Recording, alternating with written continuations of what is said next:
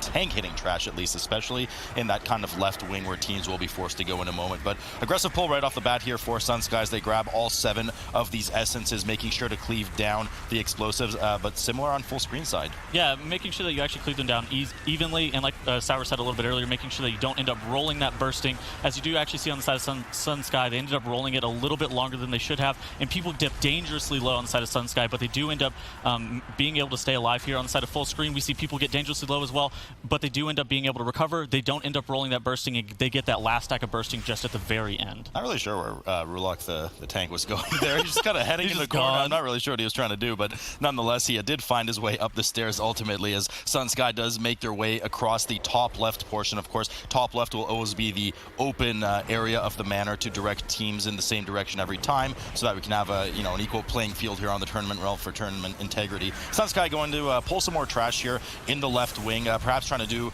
more of a let's get the first reaping approach and pull that into the boss, whilst full screen does the same thing, but actually pops their bloodlust on the exact same pull. So we have a couple captains, but there is also a soul charmer in there for the side of full screen. Really dangerous trash here. Yeah, they're very lucky that it's not a Rune Weaver and it's in fact a soul charmer. Like you were saying, that trash is actually super deadly because of the guard captains and because of the guards. Those mobs do a pretty sizable amount of damage to your tank. Plus, they will also put a damage reduction aura on them if you don't end up kicking it. So that can actually cause the pack to last for prolonged periods of time. Whenever it's pulled with a witch, you do actually see people dipping incredibly low on the side of the tank. And on the side of Sunsky, we actually see them getting incredibly low here, as their healer does struggle to try to top them back up and not end up causing wipes here, as he does pop that trank here. Incredibly low is an understatement, as it looks like some explosives actually went off, which cost not only the cheat death on the rogue, but the one somebody's trinket to proc on the tank warrior, meaning won't have those cheat death effects available for the next 6 minutes on either side. Trash is not even done with. There's a soul charmer in there for both sides, just a lot of damage. Something full screen managed to kind of chew through a bit faster, just by virtue of using that bloodlust early. So, a bit kudos to them there, but Sunsky will have that advantage on the first boss that they will likely, I assume at least, drag over with the first reaping wave. So 7% trash for Sunsky right now, whilst full screen is at, I was going to say sunscreen, something that you certainly need. Hold on. Full screen is now at 13%, going to proc their first reaping. Yeah, basically the soul charmers end up putting the candles on the ground. You actually need to move them out because the waning candles end up putting a damage reduction on the floor. And on the side of full screen, you actually do see them doing that corner pack, looking like they are doing it okay, and they end up actually, their tank ends up being in a fine spot. That's obviously a super scary tank pull because of those guards and those captains like we were speaking on earlier. We actually do see their tank looking to kite the pack, as we do see some bursting trickling in. Sunsky looking like they're positioning to pull a similar pack, but they do end up having their bloodlust still available for them, as we did actually see on the side of full screen. They ended up using it a little bit earlier.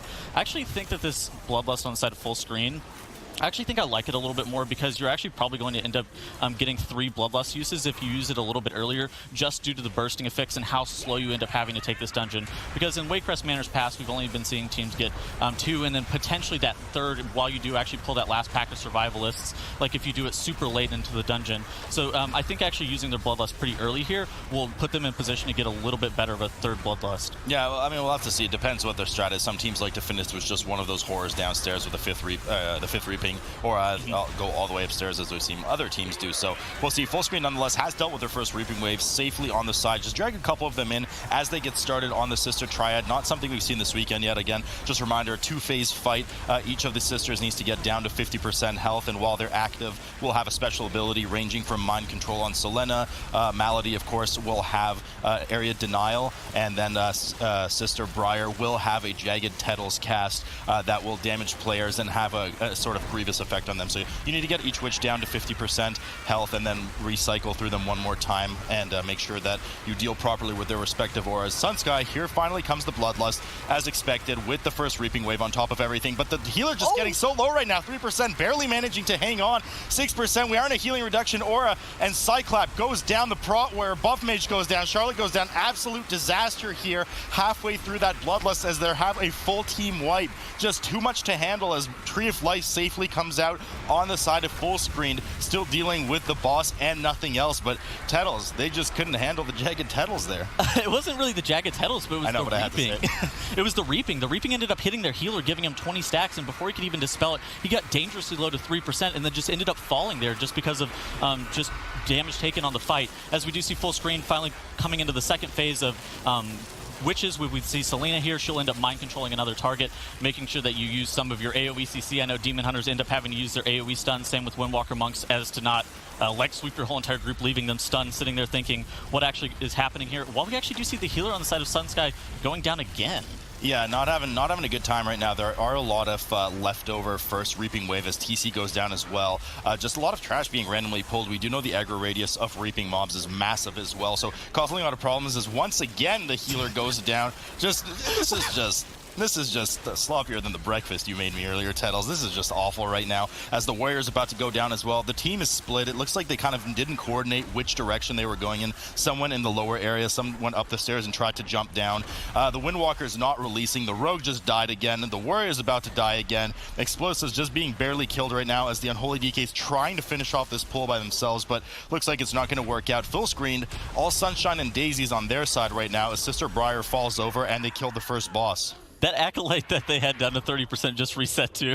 So we actually do see on the side of Fullscreen, they ended up dealing with that first Reaping a little bit better by playing it a little bit safer, not pulling all of it into the Witch Triad. I'm actually okay with how they were playing it, but Sunsky looked like, even though they did have Bloodlust, I think they were fine to pull it in the first boss as long as their healer didn't get meleeed by the whole entire thing. I mean, obviously it's easy to say, oh, that was a bad pull, but like the reason it was a bad pull is because their tank didn't get threat on the Reaping quick enough, and it ended up killing their healer, forcing a wipe. Actually, on the side of Fullscreen here, we actually do see Kegro go down, and he ends up having to run back.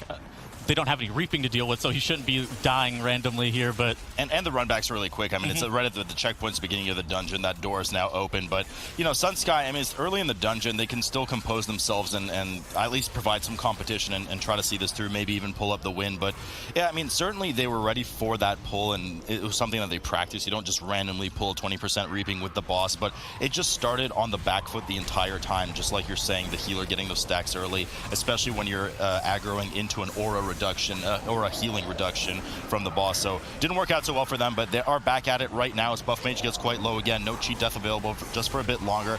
Looking to stabilize whilst Fullscreen is now pulling some of the trash in the Courtyard area. Now, there's a lot of these Jagged Hounds around, not much health on them, which is why the team is very pulling in a very modest manner here. Don't want to get that bursting too out of control. Yeah, basically so there are 6 Hounds around the room just that kind of patrol, and there's 3 that do stand with these Thorn Shapers packs. So making sure that you actually kill them a little bit earlier, because they do have significantly less health than the other mobs in the room, and then you would end up like potentially rolling a bursting stack and end up wiping the whole entire group. As we do see on the side of Sunsky, they do have all 3 of the witches down to about 50%, with Selena finally going down to looking like she's about to die here in a second. While we do see on the side of Fullscreen, we do see that Tree of Life come out as we're getting some bursting stacks from the Hounds, and we do see the Thorn Shapers and the Thorn Guards going down here. The Thorn Shapers actually need to get kicks on the effigy reconstruction, and then they also do have another cast which they put a magic buff on. The Soul Fetish. The Soul Fetish, that's right. And, you know, the Soul Fetish is certainly very dangerous, but if it goes up on, they buff themselves with it. If it goes up on the last mob that has more health than everything else and it dies by itself, the only time that the buff actually passes on and what forms into a buff itself is when the mob dies and passes on to a fellow trash member. So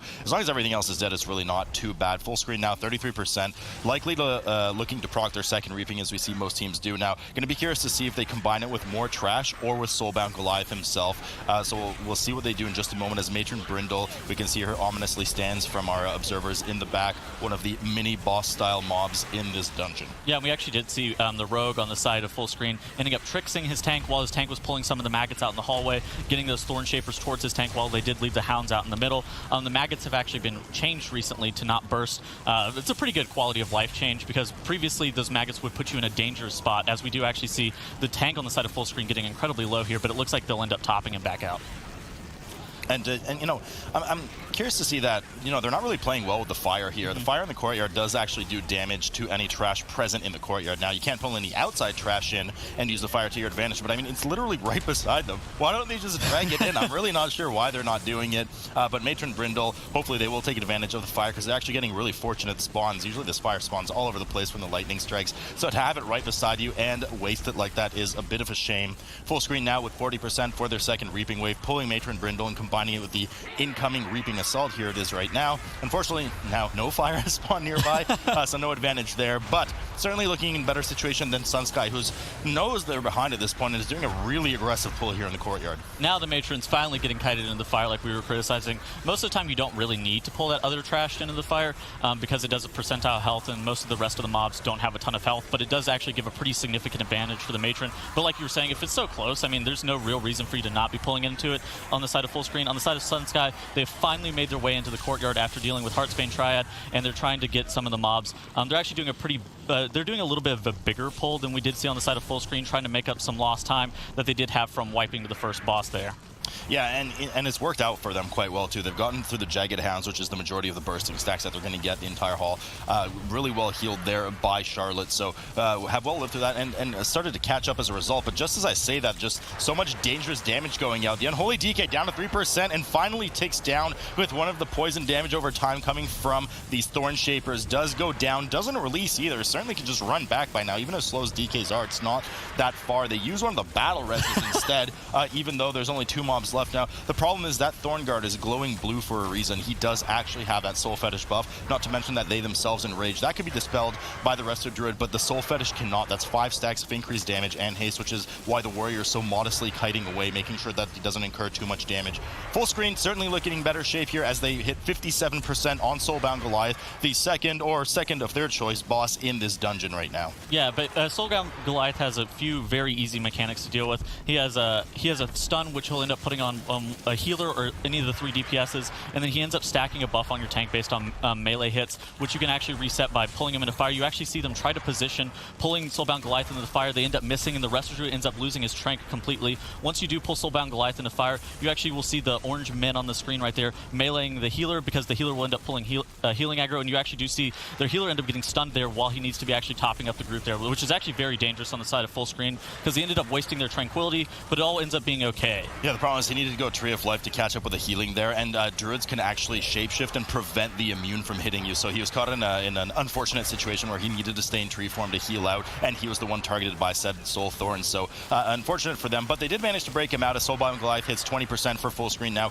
44% trash on the board for them, so they've dealt with their second reaping. Sunsky looking to do just that as they hit 39% on their trash, and still have Matron Brindle, the mini boss, present in front of Soulbound Goliath, so still quite a ways for them to climb, not to mention the extra 11 deaths on the board. Let's not forget about that one, Tettles. Yeah, they definitely put themselves at a pretty significant disadvantage on the first room of the instance here with the Heartsbane Triad. As we do actually see on the side of Fullscreen, they end up downing Soulbound Goliath, and they're kind of reconvening, getting ready for a bigger pull, as they probably will end up pulling a bunch of the maggots and the Pallid Gorgers and everything back into the hallway, as we do see they're tanking up, running through the hallway with a Shroud, looking to actually pull from the back towards the front in order to be able to reduce his damage taken over the course of the whole entire pull, which is actually a really smart adaptation on the side of Fullscreen. I'm shocked they didn't actually pull that remaining 1.5 trash packs in the rest of the hall, but nonetheless, pretty meaty pull coming in here. Gorgers are already present. Now, the Gorgers do a fair bit of damage to the tank and have quite a lot of health, but they do have a frontal called Wretch that you certainly want to avoid. Does a lot of damage, and players often don't know that it snapshots the direction, so they just kind of sit in it, especially tanks, not wanting to avoid that. Now, Kegro got quite low there, managed to heal everyone up, and is safely on his way to topping everyone up, but so much damage coming in on Rulok right now. The Warrior Dwarf, as he gets down sub 20%, finally managed to get some healing up, but the problem is Infest Caster going out by the maggots. Those are interruptible, and they will put a damage over time component for 10 seconds, whoever they get the infest on, and then afterwards you spawn 2 maggots, so certainly want to interrupt that, not to mention the amount of spits that are going out, which hit random party members, which is why so many of the members were so dangerously low there for a moment. Yeah, we actually saw Otto get 3 stacks of that spit on him, and that's what ended up proccing his cheat death there, but they really figured out the bursting algorithm here, making sure that they don't get too many stacks of bursting, rolling too many stacks, and they ended up being able to recover from that very dangerous pull. I actually wonder if they would have should have pulled that extra pack in half like you were stating and popping Bloodlust on it. I think it would have been a little bit scarier just because of like the maggots, if they do get too many spits on one target, it can end up kind of one-shotting them if you don't have like pretty heavy defensives rolling, but I actually think that with Bloodlust they would have actually been a little bit better off just to pull a little bit bigger, doing it in one less pull in this hallway, and then just kind of pulling a little bit faster. While on the side of Sunsky, we actually see them sitting at a 50% here on Soulbound Goliath, with both teams having their Bloodlust available for them. Yeah, you know, I mean, bursting or not, pulling at least a bit of trash with Rawl, for instance, especially with Tree of Life that is being run over on the side of Fullscreen, not that dangerous. I mean, they can handle a few bursting stacks, especially if they choose to use Bloodlust with Rawl and, let's say, a half trash room pull, albeit that is quite dangerous trash, but we'll see if they opt to do that, as they are rearing up for the 60% reaping wave soon enough, the third reaping wave there. Soulbound Goliath now down to 1/3 health, 35% for Sunsky, as they kind of drag it near some fire, getting ready to reset those damage stacks as needed. Fullscreen now all the way back out into the courtyard. Tree of Life has been popped here by Kegro, getting all of these mobs in, quite basically all of the trash in Rawl's room right now, making sure to babysit all those explosives. If one of those does go off, it damages your group for 50% of max HP, and you don't want to get too many of those bursting stacks. I'm hoping here Kegro doesn't run out of steam, as one of the explosives actually does go off, putting him in a fair bit behind, and here come the bursting stacks, but Rulok just taking so much damage as his Bonsomni Trinket procs there. 6 minutes CD is now gone, so he's vulnerable for those 6 minutes to just keel over and die if they get in that situation. Here comes a lot of the bursting damage. Auto helps to cloak it off as he's about to die. No cheat death available, and they do manage to stabilize with some Gorgers, but here comes the 60% reaping. I couldn't tell, but it actually looked like their tank, like he either had 2 of the Bonsomni bargain buffs, or he's actually running Treacherous Covenant. No, he's not. Okay, so he's not running Treacherous Covenant. When your Trinket procs, you get an absorb, like a... Okay. There's 2 buffs associated. Okay, that's one is like you can't use it again for 6 minutes, and one is the detriment of having it proc, essentially. If he was playing Treacherous Covenant, that would actually be insane. As we actually do... Yeah, that would be treacherous. As we do see the third reaping on the side of Fullscreen procking here. On the side of Sunsky, they're about there's about 20% trash separating between the two teams. So Sunsky getting down the boss, and now they just have the hallway trash to kind of munch through. They're a pretty significant amount behind Fullscreen, but if they do end up doing a big pull here in the hallway and maybe using their Bloodlust, there is potential for them to try to catch back up and get to Rawl a little bit quicker than we actually did see Fullscreen taking it a little bit slow and steady. They're only going to do one pack of trash with Rawl, and they do end up using Bloodlust. On the side of Sunsky, we do see Buff Mage, the rogue, ending up falling again, going through his cheat death, and now he's just laying dead on the ground, not releasing, just sitting there. Not a good place to be in, but you know, Fullscreen also had some other issues. They had 2 extra deaths, 0 battle reses on the board now, whilst we were discussing whether or not the tank was running Treacherous Covenant. So they did have, unfortunately, a couple more deaths. Won't have Bloodlust, of course, not having Bloodlust, they've used it, but battle res, they won't have that available for another 3 minutes or so. So certainly they did a fairly modest pull here in Rawl's room, only 4 extra trash mobs with Rawl. Usually you see groups, even in this bursting environment, kind of pick up 8 to 10 mobs, especially because they have varying health with those stewards in there, and it's not too difficult to deal with those bursting stacks along with Bloodlust, but took it a bit slower here. Rawl now at 55%, very irritating boss for tanking. He is stationary, and therefore if you get any goop nearby, he has a quite short melee range, so any of that goop prevents you from standing in most of the places you want to stand in, so really quite limited on space for this full melee comp as more of these bile oozlings come in. Certainly no danger for these outside of just when they die, they do a bit of AoE. Yeah, we actually did also see the servants coming in on Rawl. Whenever the servants get close enough to Rawl, he'll end up consuming them, and then he'll gain a 5% damage buff for each one he ends up consuming. So that ends up not being super deadly on the side of Rawl, except for group damage. And we actually do see TC go down on the side of Sunsky, instantly releasing, looking to get back to the group, as we do see them ending up dealing with some trash. They'll end up having Reaping proc here in a second. So that's actually really bad for them. They end up wasting a little bit more time on something that they really need to be pressuring to catch back up here. And on the side of Fullscreen, we actually do see these servants come in. You get a very good Typhoon here on the side of the Resto Druid, and making sure that they get those servants away. While it's not important that you really kill them, because 5% isn't a ton on a boss that doesn't do a ton of group-wide damage or anything on a 19, it is just like free damage that Rawl can end up doing that you can end up avoiding just by using Ursul's Vortex or Typhoon or Ring of Peace or something. I mean, ultimately they'll make their way, and most teams really don't care. Very aggressive pull here coming in from Team Sunsky on the left side, having their 60% reaping on top of Rawl with some trash as well. Bloodlust has been popped, and just trying to pump out as many heals as possible. We were just earlier when TC fell, there was a bit of struggle with healing. He actually died to some bursting stacks, not to mention the Rogue and Cyclap getting so low. And speaking of the Rogue, he actually falls over here, taking too much damage. Charlotte now 20%, needing to use that global cooldown to use the battle res on the Rogue, gets right back up. Cyclap dipping quite low now, sub 20%. Charlotte got their work cut out for them as they try to desperately heal everyone back up, but there's so much area denial coming in from the oozes. They have nowhere to stand for the melee as Dinner Bell gets interrupted right now, and finally they manage to stabilize as a round of wasting servants goes in, but we know those aren't too important as we just mentioned, so a bit of breath of relief here for Charlotte. That was looking pretty dire for a second there, Tettles. That was actually incredibly scary, but that is the pull that Sunsky needed to do if they wanted to put themselves in position to be able to capitalize on a full screen mistake moving forward in this instance. We do actually see Fullscreen entering this lower half of Waycrest Manor. We don't see too much trash end up pulling here. There's like a Matron down there and stuff like that that ends up taking a ton of time to pull and doesn't give super efficient trash count. But we do see the Mark Sisters down here, which do actually give pretty good trash. We actually do see Spider go down on the side of Fullscreen, and he does end up releasing, having to run all the way back through the instance in order to be able to meet back up with his group. So I don't... Man, that is such a far run back. I actually think he should have just like stood there and waited for the mass res, but...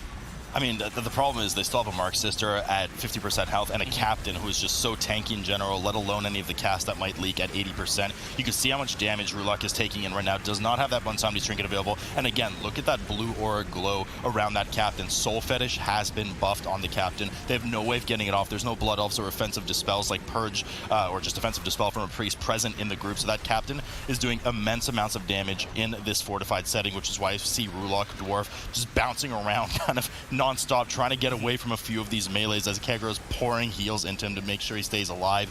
This will likely proc their 80% Reaping Wave by the looks of it, so curious to see what, if anything, they combine that with. The Sunsky is now at 67. They have killed Raw, and they rush over into the hallway, picking up the rest of the piglets and maggots that they left. Yeah, we do actually see Spider end up getting back together with his group. With them procking the Reaping Wave, it definitely makes a lot more sense as to why he ended up releasing and choosing to run all the way back, making sure that he's there to be able to deal with the Reaping with his whole entire group, make sure that they're DPSing it down, but they're electing to kill it as opposed to shadow melding it off.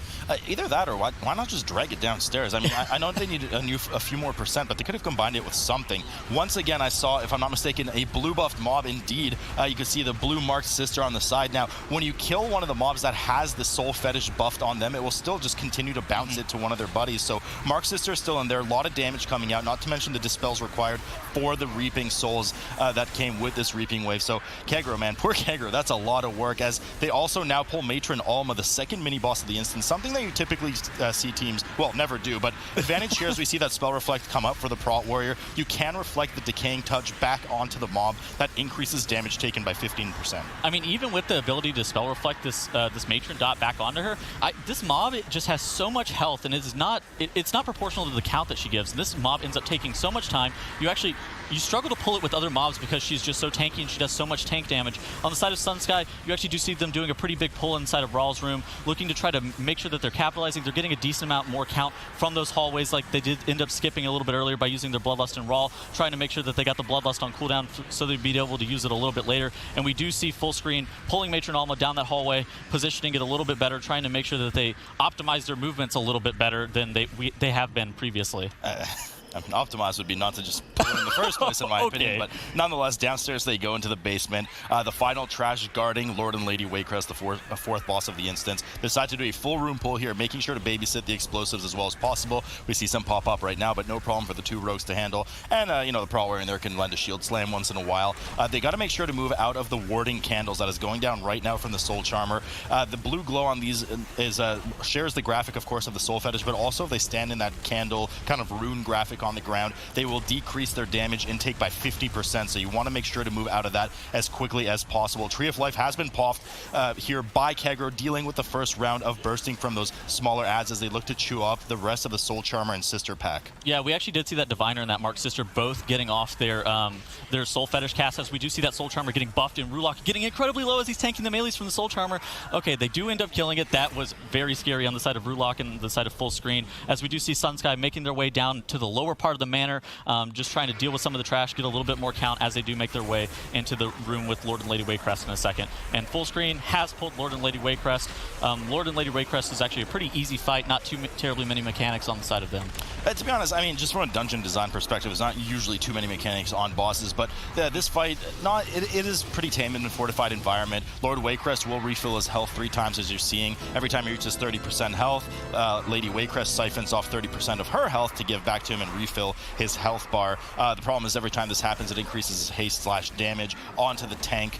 So it's something that's a bit tougher for the tank to handle, but you can spell reflect his frontal, which is quite a bit of damage reflected. Ultimately, phase 2, when Lady Waycrest reaches 10%, they will kind of reunite as forbidden lovers and try to take on our wealthy adventurers here, but to no avail, as you will just have to interrupt Lady Waycrest. She really doesn't melee very hard, and Lord Waycrest will already be so low by then. Yeah, this fight isn't super scary on like a non-necrotic, non-tyrannical setting. as we do see Sunsky end up getting down into the Lord and Lady Waycrest room. They end up doing the exact same pull that we did see on the side of Fullscreen, where they pulled all the mobs together. They look like they're doing it a little bit faster, as we do see on the side of Fullscreen the Lady Waycrest has been procced and she is coming down right now. We actually do see the tank on the side of Sunsky getting incredibly low there, and he ended up getting topped back off. So they look like they're going to be okay, and they're looking like they're positioning to pull Lord and Lady Waycrest here in a second. Yeah, so Soul Volley is interrupted there, but we do once again have the Soul Charmer buffed with that Soul Fetish. The tank says, "Witch, please," and runs away, making sure not to get hit too hard or be forced to use any defensive CDs too much before this boss fight right now. Full screened here at 5% on Lady Waycrest. Lord Waycrest dropping rapidly. Of course, they have differing health pools, which is why you're seeing Lord Waycrest die so quickly. But they will die around the same point. You know, Zyra and I talk about this a lot, Tettles, with this kind of cleave council mechanic fights. The most DPS efficient thing you can do is get all of them down together at the same time, but it's certainly the most dangerous mechanically, at least for the tank's damage intake. Yeah, I mean, on a 19 fortified, the tank shouldn't really be looking to go down, especially with this gear scaling up to 415 item level. It would actually be kind of foolish if we actually did see a tank death. With the tank being able to like reflect the wasting strike, we actually do see him pop his wall here as he ends up taking all these Gloom Horrors.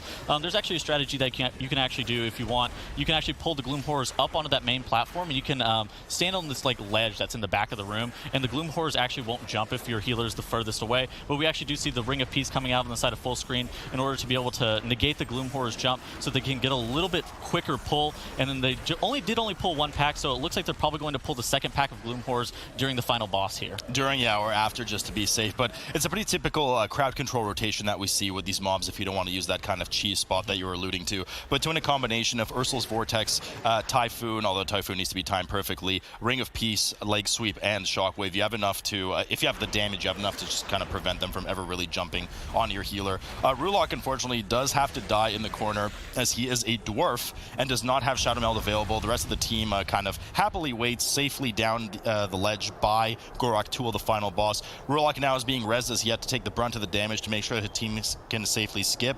Now, important to note here, Bloodlust is up, so they have it available.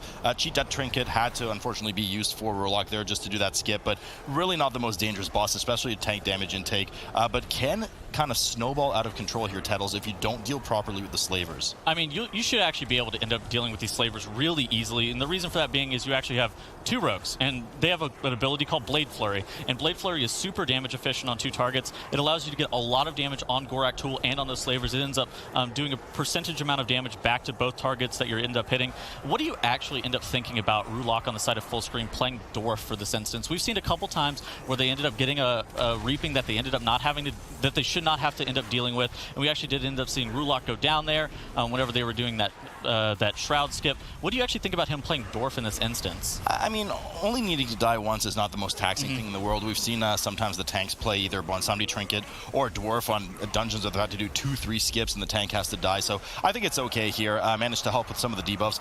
You know, we said before the dungeon started just how dangerous the trash in here is, and we've seen that be quite fatal, not only for the tank himself, but several members of the party, even outside of bursting. But Gorak Tul, nonetheless, here down to 26%. Full screen will be pulling in the two horrors in just a moment as we see Kegro run up and grab them, making sure that everything's cleaved down efficiently together. Sunsky has started on Gorak Tul, 93%. They still have a lot of trash to chew through after relative to full screen on the right side, and not to mention 11 extra deaths. So it looks like it's unfortunately too little too late. I know, mad respect to Sunsky certainly for battling back and being as aggressive as they could be, maybe even doing some pulls outside of their comfort zone, but it just did not work out for them, Tettles. Yeah, we definitely saw the Aussies end up doing just a little bit cleaner of a run than we did see on the side of Sunsky. It wasn't clean by any means, and they ended up doing the hallway a little bit slower than I would have liked to have seen, but they ended up doing like a more conservative and a more safe style that we did end up seeing from the Aussies, as they do end up dealing with these last couple of Gloom Horrors that should give them the rest of the count for the instance. That should indeed give them the rest of the count as we patiently wait here for Full Screen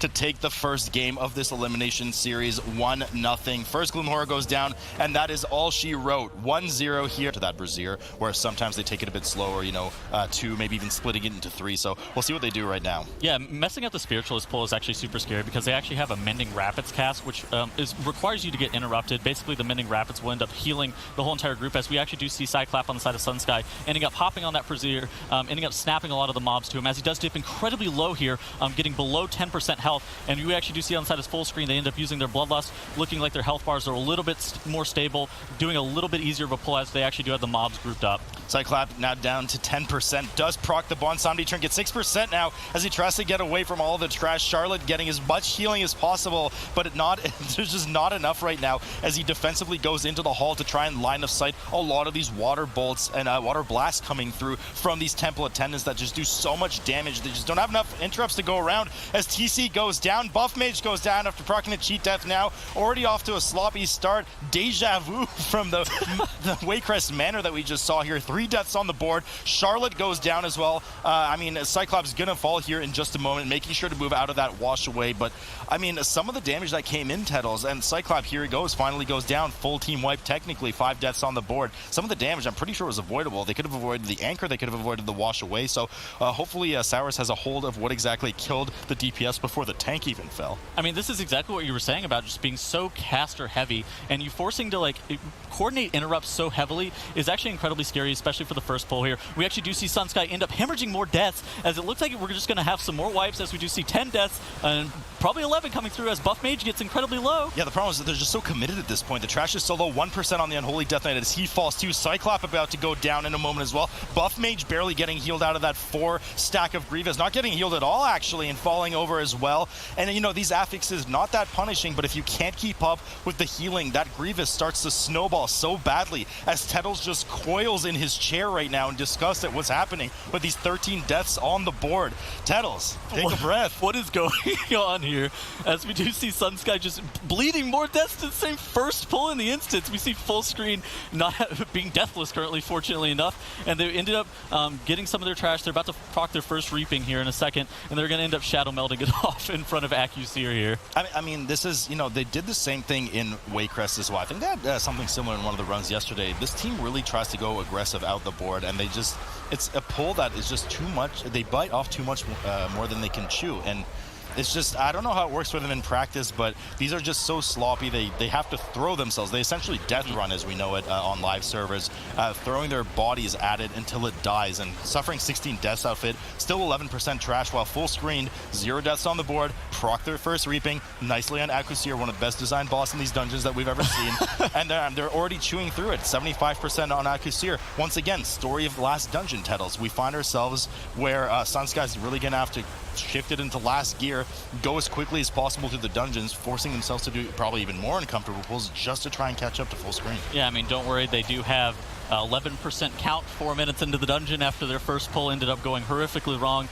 Sloot patting himself on the back here, talking about Accuseer, the best design boss in the instance, hands down, my favorite as well. You will end up seeing it converting into 3 Aqualings as soon as it does get down to 50% here. Yeah, so the Aqualings here, once you do finish that second phase, they all mimic the boss's same mechanics. The danger is now that there's 3 of them, the Surging Rush is particularly dangerous. If not one-shotting you, will punt you off the platform or into an unbattle-resable range. And not just that, but you want to make sure you stand within melee range of them, else they will pulse a ton of damage to the group. Kagro having a bit of difficulty healing himself out of this 4 stack of Grievous, while some of the damage starts splashing around the group. Team doing well to move out of these volcanic plumes. Of course, we haven't seen this one today for those at home. Volcanic means that these kind of fiery explosions will erupt from the ground occasionally on players. Anybody who gets hit by them will be damaged for 50% of their maximum health. And Grievous, an old favorite Grievous, anytime you kind of reach below that 90% threshold, you will start to accrue a stacking damage over time up to 4 stacks, which can certainly spiral out of control pretty badly, as we actually saw in the first pull here with Sunsky. Yeah, making sure that you actually just have a decent amount of awareness as the healer, and like knowing when you can DPS versus when you should be looking to top people through Grievous is very important. We actually do see Fullscreen's healer incredibly low on mana, but at the end of the day, Accuseer is going to go down here in just a couple seconds, and he'll have a moment to be able to drink and get some more mana back. On the side of Sunsky, they look like they're about to proc their first reaping here. They do have a mob still, the Templar still available, so they're actually not going to be able to meld off that first reaping of the instance, so they're going to end up having to deal with it. Yeah, unlucky for them. Accuseer is pulled right now with the rest of the reaping. We saw some of the reaping mobs leak over for Fullscreened as well when they kind of toggled aggro onto Acquisier, but Fullscreened has killed Acquisier, dealing with the 2 Gale Caller apprentices that they pulled from the side of the room in order to give themselves space to avoid and dodge the Windspeaker in the corner there. Windspeaker Heldis, that is a mini boss that most teams just never deal with, but they have pulled the initiates in right now and are cleaving them down. They actually ended up pulling Windspeaker Heldis, so basically you can actually body pull those initiates if you walk a little bit close enough to them, but you actually did see the healer on the side of Fullscreen accidentally just getting too close to Windspeaker Heldis, and it looked like those initiates padded all the way through. As you do see on the side of Fullscreen, they end up running all the way through, and they look like they're going to try to get a meld off in order to be able to reset Windspeaker Heldis. That's a really good heads-up play on their side, because that mob sucks. Good heads-up play, but also really dangerous as everybody's ticking at 4 stacks of Grievous, so fortunately they didn't have to travel too far to get that off. Fish Feast going down galore as everybody has a good old eat right now to help the healer top up. Unfortunately, it did cost Rulok his Bwansamdi's trinket, so as good of the heads-up play as it was very costly for them too. Acquisier now down to 59% with 27% trash for Sunsky as they battle to get back and climb over the 16 death hill that they've kind of dug themselves into at the beginning of the dungeon. Fullscreened, rather aggressive pull here, but we've seen more aggressive, certainly. Usually pull these 2 Iron Hull apprentices at the top, the 3-pack at the bottom, and of course the 4-pack in the room. We've seen teams, even in a Sanguine week in here, kind of do everything together, but not here. You know, the same Fullscreen team we saw in the previous dungeon. Yeah. Slow and steady, Tettles. Yeah, Fullscreen really sticking true to this turtling style where they're just pulling it slow and steady, making sure that they don't mess up. And like we stated earlier, if they have a second monitor they can see, they're like, oh no, Sunsky with the 16 deaths actually we just need to not wipe. So basically, if Fullscreen ended up wiping at some point, they're going to put themselves in such a bad position because they actually end up having to deal with the first reaping of the instance that we did see them shadow meld off. We actually did see them shadow meld off Windspeaker Heldis there, so making sure that they actually do have their shadow meld up is very important. If they actually make a mistake and they end up not having it up, because it is a 2-minute cooldown, so I mean it's up relatively quickly, but if they end up not having it up here for this elemental, they could put themselves in a really bad spot. So the 4-pack here being cleaved down by Fullscreened. After this, we will get to that pressure point, as Jack mentioned, the skip in the dungeon that a lot of teams really hiccup and fail on. This is certainly a wipe potential. Nobody ever wants to deal with this Guardian Elemental guarding the bridge. And the trick is really one member pulls it to the side, waits there by themselves while the other 4 members successfully try and run by. And then if it's the warrior tank, he tries to heroic leap back across the bridge as quickly as possible and use that shadow meld so that nobody has to incur the death. So hopefully they can pull it off, because as Tettle said, if you die anywhere in this dungeon before killing the 3rd boss, Lord Stormsong, you're all the way at the start of the dungeon. It looks like they might end up death skipping here, as we actually do see Spider end up looking like he's jockeying to pull this elemental.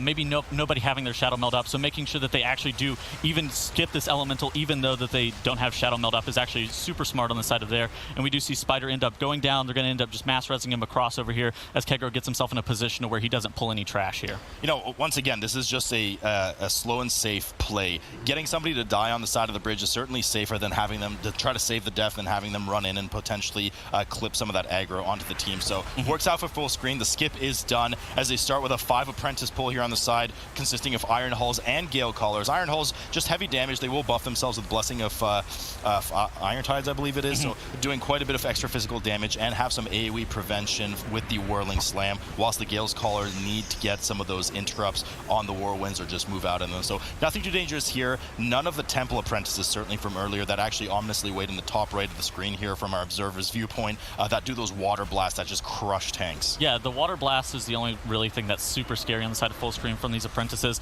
The Tempest cast, it's not that really big of a deal. It just kind of creates a whirlwind. We actually do see the second Reaping here coming in on the side of Fullscreen, and they ended up pulling it into a bunch of initiates. The initiates are just like normal mobs. They don't really do anything, and a couple of the Iron Hull apprentices here. Yeah, so this is actually usually a very dangerous pull in past weeks just because we kept having Bursting or Necrotic or Sanguine, but no problem here. Quite simple affixes relatively for this dungeon as we compared to what we've seen in the past weeks.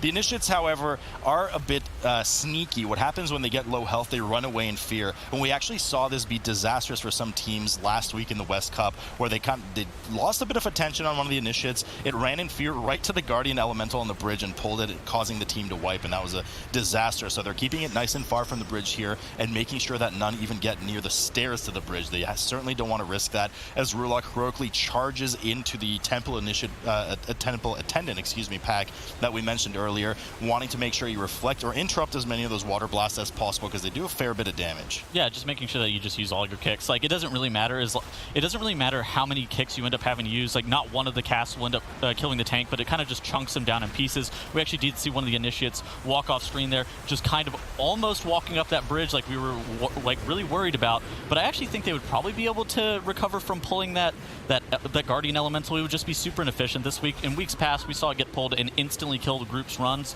just because of like bursting or other fixes. But I actually think even though there is this Grievous effects, I actually think you would probably be able to recover if everybody was like topped up and everybody, like if Kegro had all of his mana and was ready to pull this pack, I think they would actually be okay with the Elemental getting pulled. Obviously, it's super inefficient and super costly for time. He just has so much health. Yeah. You know, that's you're right. They probably would recover. Although at that point, I would probably just say, hey, healer, run away, Shadow Meld, let us die and res us. That would probably be more efficient. But fortunately, neither group is in that scenario. Sunsky has as well gotten across the bridge, dealing with their own attendants, and Buff Mage gets quite low there, 23%, starting to spiral out of control, but Cyclap goes down. Battle Res immediately comes up on the side of Sunsky. A full team wipe here would be disastrous, considering how many mini-bosses they've already skipped. Just the raw amount of damage, not only from the water blast from the Temple Attendants, but there are buffed Iron Hulls in there too, so huge amounts of damage coming onto the tank and just bursting Cyclap down. No access to that trinket, while Fullscreened, once again, slow and steady, already on the second boss here with Brother Iron Hull at 79% and Galecaller Fae at 35%, opting to do more of a get rid of one boss, let's make it mechanically easier strat. Yeah, once you actually do get rid of Galecaller Fae, this boss actually becomes incredibly easy, as you actually end up seeing a bunch of teams pull Enforcers or something, or other mobs off to the side into Brother Iron Hull, as Brother Iron Hull just kind of stands there, kind of a meat shield, not too much to him. He ends up putting a reinforcing ward on the ground and ends up doing like a hindering cleave. It's like a frontal ability, and will end up doing a decent amount to your tank, but your tank can easily kite it, as you do see Kegro here running into melee, getting that reinforcing ward and getting that debuff that Galecaller Fae ends up putting on you, getting it off of him. The Galecaller Fae debuff can actually be avoided just by kicking him, and with 4 melee kicks, you actually should never get any of the casts off from Galecaller. So Sunsky here trying to play around that Unholy DK, who unfortunately eats it to the face and goes down right as the fight starts. Probably cooldowns are popped as well, so those are gone. Buff Mage procs the cheat death as well. Cyclap finally recovers and gets buffed up, and here comes I was about to say here comes the 60% Reaping Wave, but they're actually 1% shy of it, so no more play on that Unholy DK, doing the fight as it was intended, just like Fullscreened, who has killed Galecaller Fae, will not have the benefit of that swiftness rune on the ground that she drops, 25% haste and 25% movement speed. Rather, only Brother Iron Hull's rune, which decreases damage taken by 70% for any creature standing in it, players and enemies alike, but will also negate and get rid of any debuffs that you have. So a nice trick during necrotic weeks for tank to kind of dip in there and get rid of their necrotic stacks.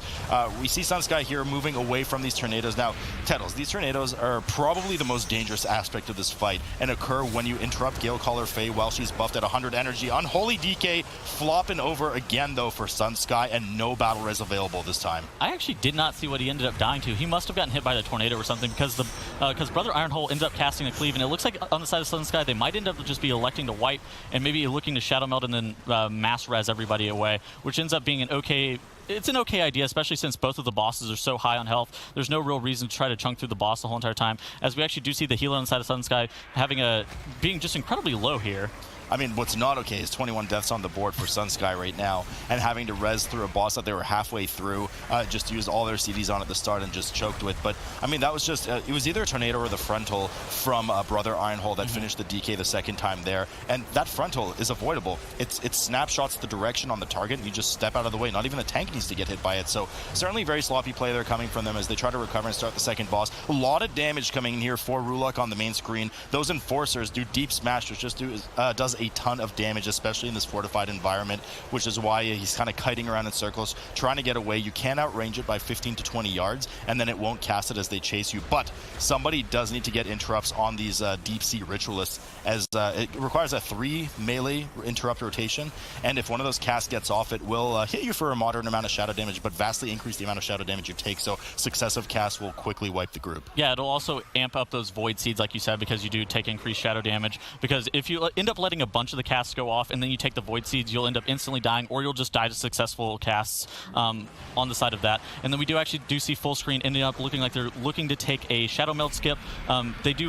They probably counted all the trash, and they did end up proccing their third Reaping of the instance, Shadow Melding it off, making sure that they're making their way through this, and they look like they're positioning to pull this Cultist Tentacle pack here. Yeah, and they've skipped their third Reaping Wave as well as a result, so they'll need to get to about 80% trash, proc that fourth Reaping Wave before going to Volzith's room, the final boss of the dungeon, so they still have to chew through a bunch of trash here, kill Lord Stormsong, which finally they will get their first checkpoint of the instance at that point. Only one death on the board for them, and it was an intended death from the Windwalker Monk earlier in order to skip that Guardian Elemental at the bridge. But this Colossal Tentacle pack, it's really not too dangerous, more just a pain in the butt because they are immobile, they just stay rooted there, and what happens is if the tank needs to get out of range for whatever reason, they'll either smack the closest melee, or if nobody's in melee range, they will just pulse on the raid. But even more trouble and woes here for Team Sunsky on the left as the Unholy DK again eating dirt on the ground while Galecaller Faye at 2% about to fall. At this point, I think they're just committing, trying to kill the boss off with a 4-man, but just so much time lost here.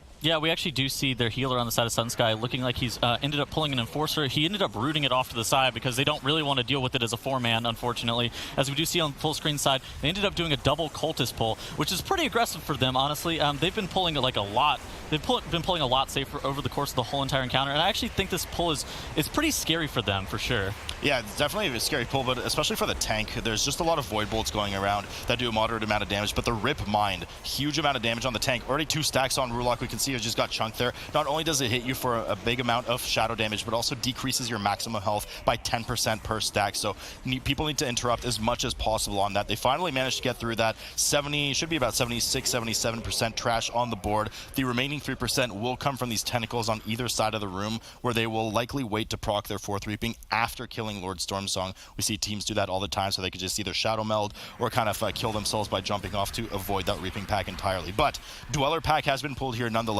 Could be a fairly nasty amount of spike damage here sometimes as we see Rulok dip. Yeah, it's only dangerous if you actually get incredibly high stacks on this from these Abyss Dwellers. On the side of Sunsky, they end up actually 4-manning, relatable, they end up 4-manning down the second boss in this instance, and they end up mass rezzing off their DK here. You actually did see their healer elect to use his Shadow Meld, and it actually looks like, they ended up using a Okay, yeah, they ended up Shadow Melding and he ended up rezzing him out.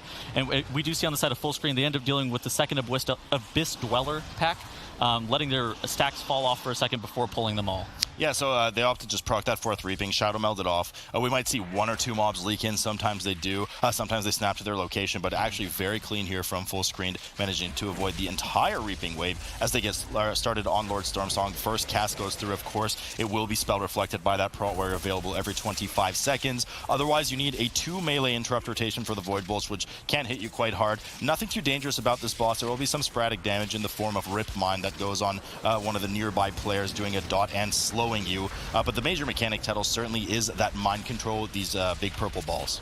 Yeah, that's very unfortunate that Otto ended up not having his cloak available to him, because you can actually cloak that Mindbender off, and it doesn't end up going on you. It ends up saving you a decent amount of time and a decent amount of damage, as the first set of orbs that you end up soaking with that Mindbender, you actually end up having to get cleaved down by the rest of your group, and you end up standing there throughout the most of the duration of the cast. So the cast is like a 20-second cast, so making sure that you get cleaved down in melee after you do absorb the balls is just super inefficient there. So maybe you just didn't have his cloak up from that Abyss Dweller pack, or the Lashers, or whatever they're called. I think they're Abyss Dwellers. He probably just didn't have his cloak up from them, so that actually ended up costing them a decent amount of time, but it's not going to end up costing them too much over the course of the whole entire instance. Just a minor optimization that they ended up missing out on. Sunsky has gotten to 60%, exact same kind of a break point as Fullscreened. Shadow Meld, the 3rd Reaping Wave, often is dealing with the same full trash bridge plus Dwellers afterwards to get their 81%. So from here on out, pretty much the same trash strategy for both teams. I mean, it's limited in terms of option. Rip Mind hits on Spider here, Fullscreened. No Dispel, a bit of a late Dispel finally comes out of Kegro, getting rid of that slow movement that affects the players with Rip Mind that goes out. Here comes another round of balls as players make sure to move out of the way. Don't want to get this shadow damage, and especially get stunned for like 5 seconds or something. A lot of damage lost there as Lord Stormsong reaches 5%, and the players kind of huddle up near the pool, getting ready to go for a swim here in a moment. Yeah, they're definitely going to be making their way here to Volzith, getting their first checkpoint of the instance. This is actually very important for them. them. This actually puts them in a really good position because if they do end up wiping for some reason on Volzith, which actually can happen because your healer is in like a pretty vulnerable spot without a bunch of health.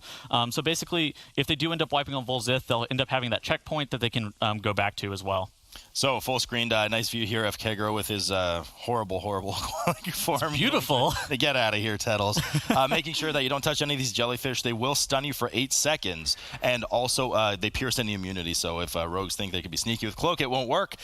Players just need to kind of avoid that radius and make sure that they move right by as the mass stealth comes up here. Don't want to pull any of these eel packs too early because of the way the mechanics work on the next boss, Volzith, there is a substantial damage buff that goes to the healer whilst decreasing their maximum HP, stacking up to 9, so 90% maximum HP loss, but a huge amount of damage increase, which is why you see typically teams skip all the trash in here temporarily, start the boss, deal with the boss's first phase. The boss sits there casting, doing nothing once you complete the phase transition, and then you clean up a lot of the trash and then return to the boss. Yeah, basically the slow and steady style as Fullscreen has pulled Volzith here. The healer will be getting that buff as Sloot was talking about here in just a couple of seconds, and then they'll end up going down into a phase here. It's also important to note that while that Shroud was not necessary, they're going to end up pulling the eels with that buff. The healer can't go into melee and use cat abilities because those eels will end up putting like a shadow dot on him and instantly killing him, so that's actually super scary. That's only if the tank is out of range, right? So it's one of those, it's kind of like, the shield bearers in Atal, for instance. If their active target is not in range, they will hit it a closer proximity target instead, but certainly very scary if the tank needs to get away and the healer needs to be quite careful. Now, during this phase transition, the players are put in their own phases. The Spider Monk unfortunately goes down in the DPS phase, so the 3 DPS are trapped together with denizens that need their cast interrupted every, I think it's a 12-second cast, so you need 2 rounds of interrupts, else they will hit for a moderate amount of shadow damage on the group and also heal to full. Battle Res comes in finally as the tank and the healer finish their phase transition, go to help the melee DPS, and everything looks like it should be recovered here.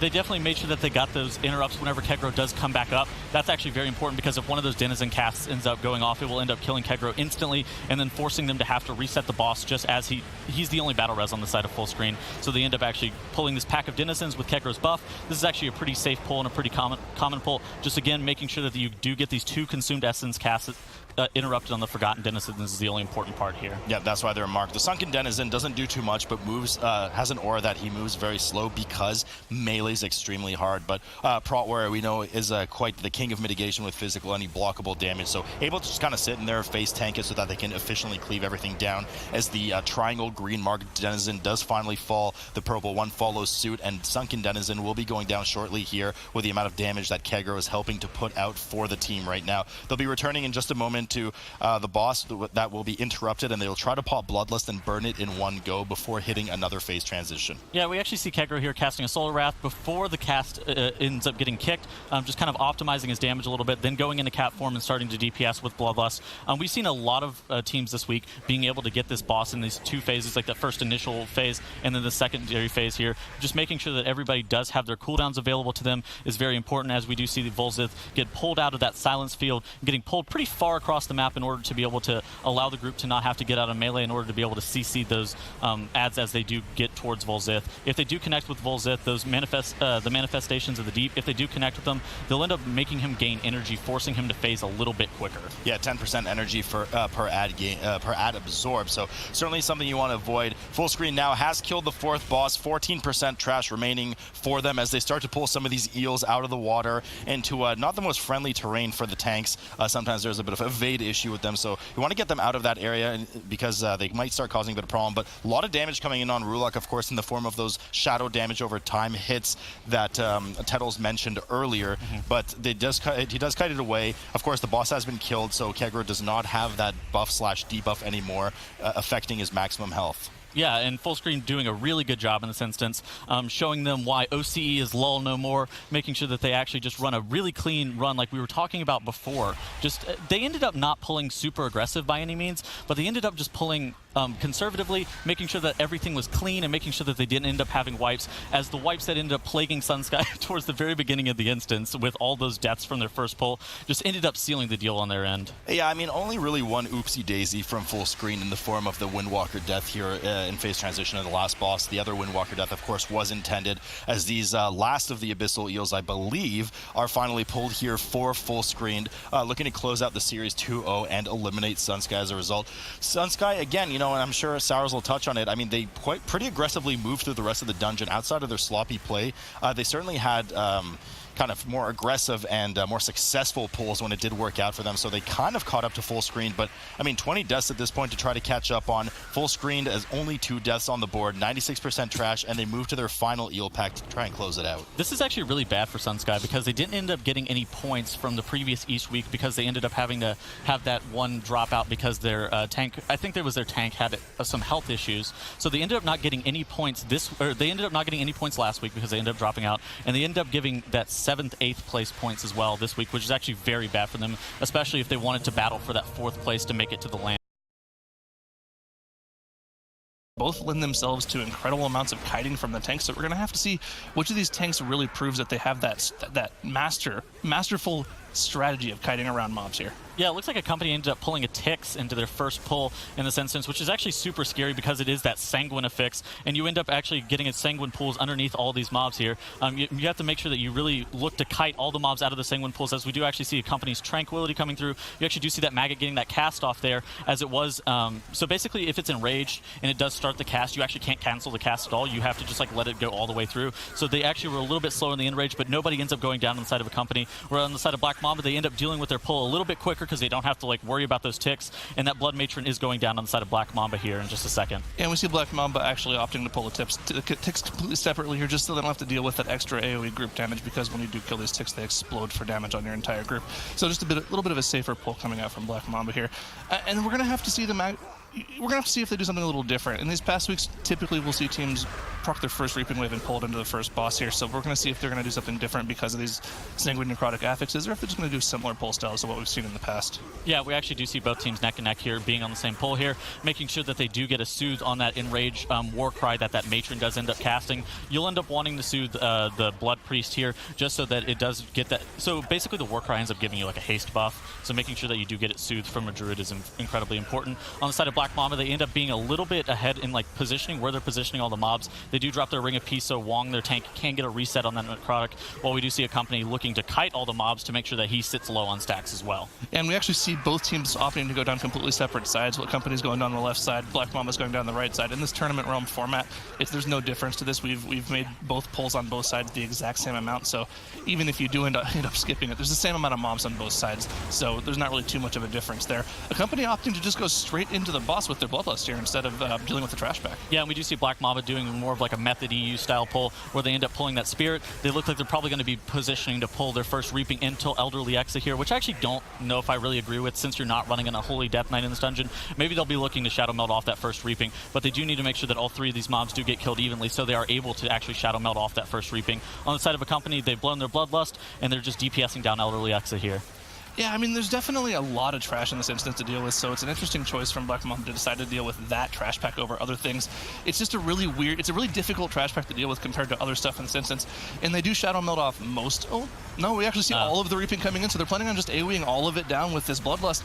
And, I mean, in this Tyrannical Affix, that's not really an efficient use of your Bloodlust. You want to make sure you're DPSing the boss down, not all of the extra Reaping trash that comes with it. Yeah, so I mean, while Cleave is normally pretty efficient, it's just super scary to have your tank sitting high on those Reaping stacks, so making sure that you actually not only kill the Reaping off very quickly, you don't want to like instantly kill it all, but making sure that you actually do kill it off is actually incredibly important. And we do see the tank, or the healer, end up going down on the side of Black Mamba, as the tank looks like he's positioning to reset Elderly Exa here. Another reason that this trash is so scary is because of the kicks on Elderly Exa. Basically, you can't spell reflect it because it'll end up getting absorbed by the by the Grave Bolt cast, and we actually do see the tank on the side of Company going down as well, but Elderly X is sitting at 3%. They end up using the Battle Res and are going to end up being okay. Yeah, they probably didn't have to use their Battle Res there as a total safety thing, or maybe just like a, I don't know. You have to know in this situation when the boss is at 3% that you should be able to finish off the boss with your Rogue Cloaks or maybe even a Karma out of your Monk. So I don't think that was a good use of Battle Res from them. But I mean, we were talking about how dangerous that Reaping pull was for Black Mamba there. You don't have to do that. You can just Shadow Meld the Reaping off, and because they went for that dangerous play, the dangerous play they didn't even need to go for. Yeah, they could have just Shadow Melded it off. That's such a bad play because you can't Spell Reflect Elderly Exa too.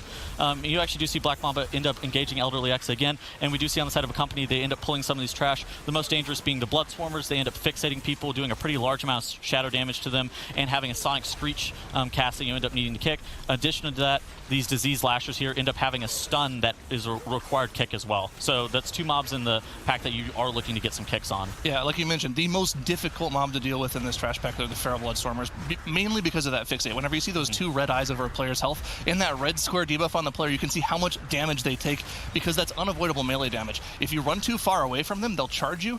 If you're too close to them, they'll melee you. But you can actually kite them around a little bit. If you're in like mid-range, 10 to 15 yards away from them, they'll just sort of run after you. So we'll see a lot of teams use their Ring of Pieces, their knockbacks on these Feral Bloodstormers here just to make sure they're not taking any extra damage. Keep an eye on that Druid's health here for Accompany. If he gets hit by any of those melees, he's going to be dropping quickly. Yeah, and here comes the Reaping for Accompany, while Black Mamba is sitting at 31% on Elderly Exa. Man, just resetting that boss with Bloodlust is just so unfortunate on the side of Black Mamba, while Accompany positioning themselves to where they're able to, after they deal with this Reaping, they're end up going to be able to pull a little bit more trash a little bit eeasier as they do pull that Disease Lasher and that Living Rot. The Living Rot doesn't really do too much, but the Disease Lasher definitely needs to make sure they get interrupted, and we do actually see that Feral Blood Swarmer getting pulled into this Reaping pack as well.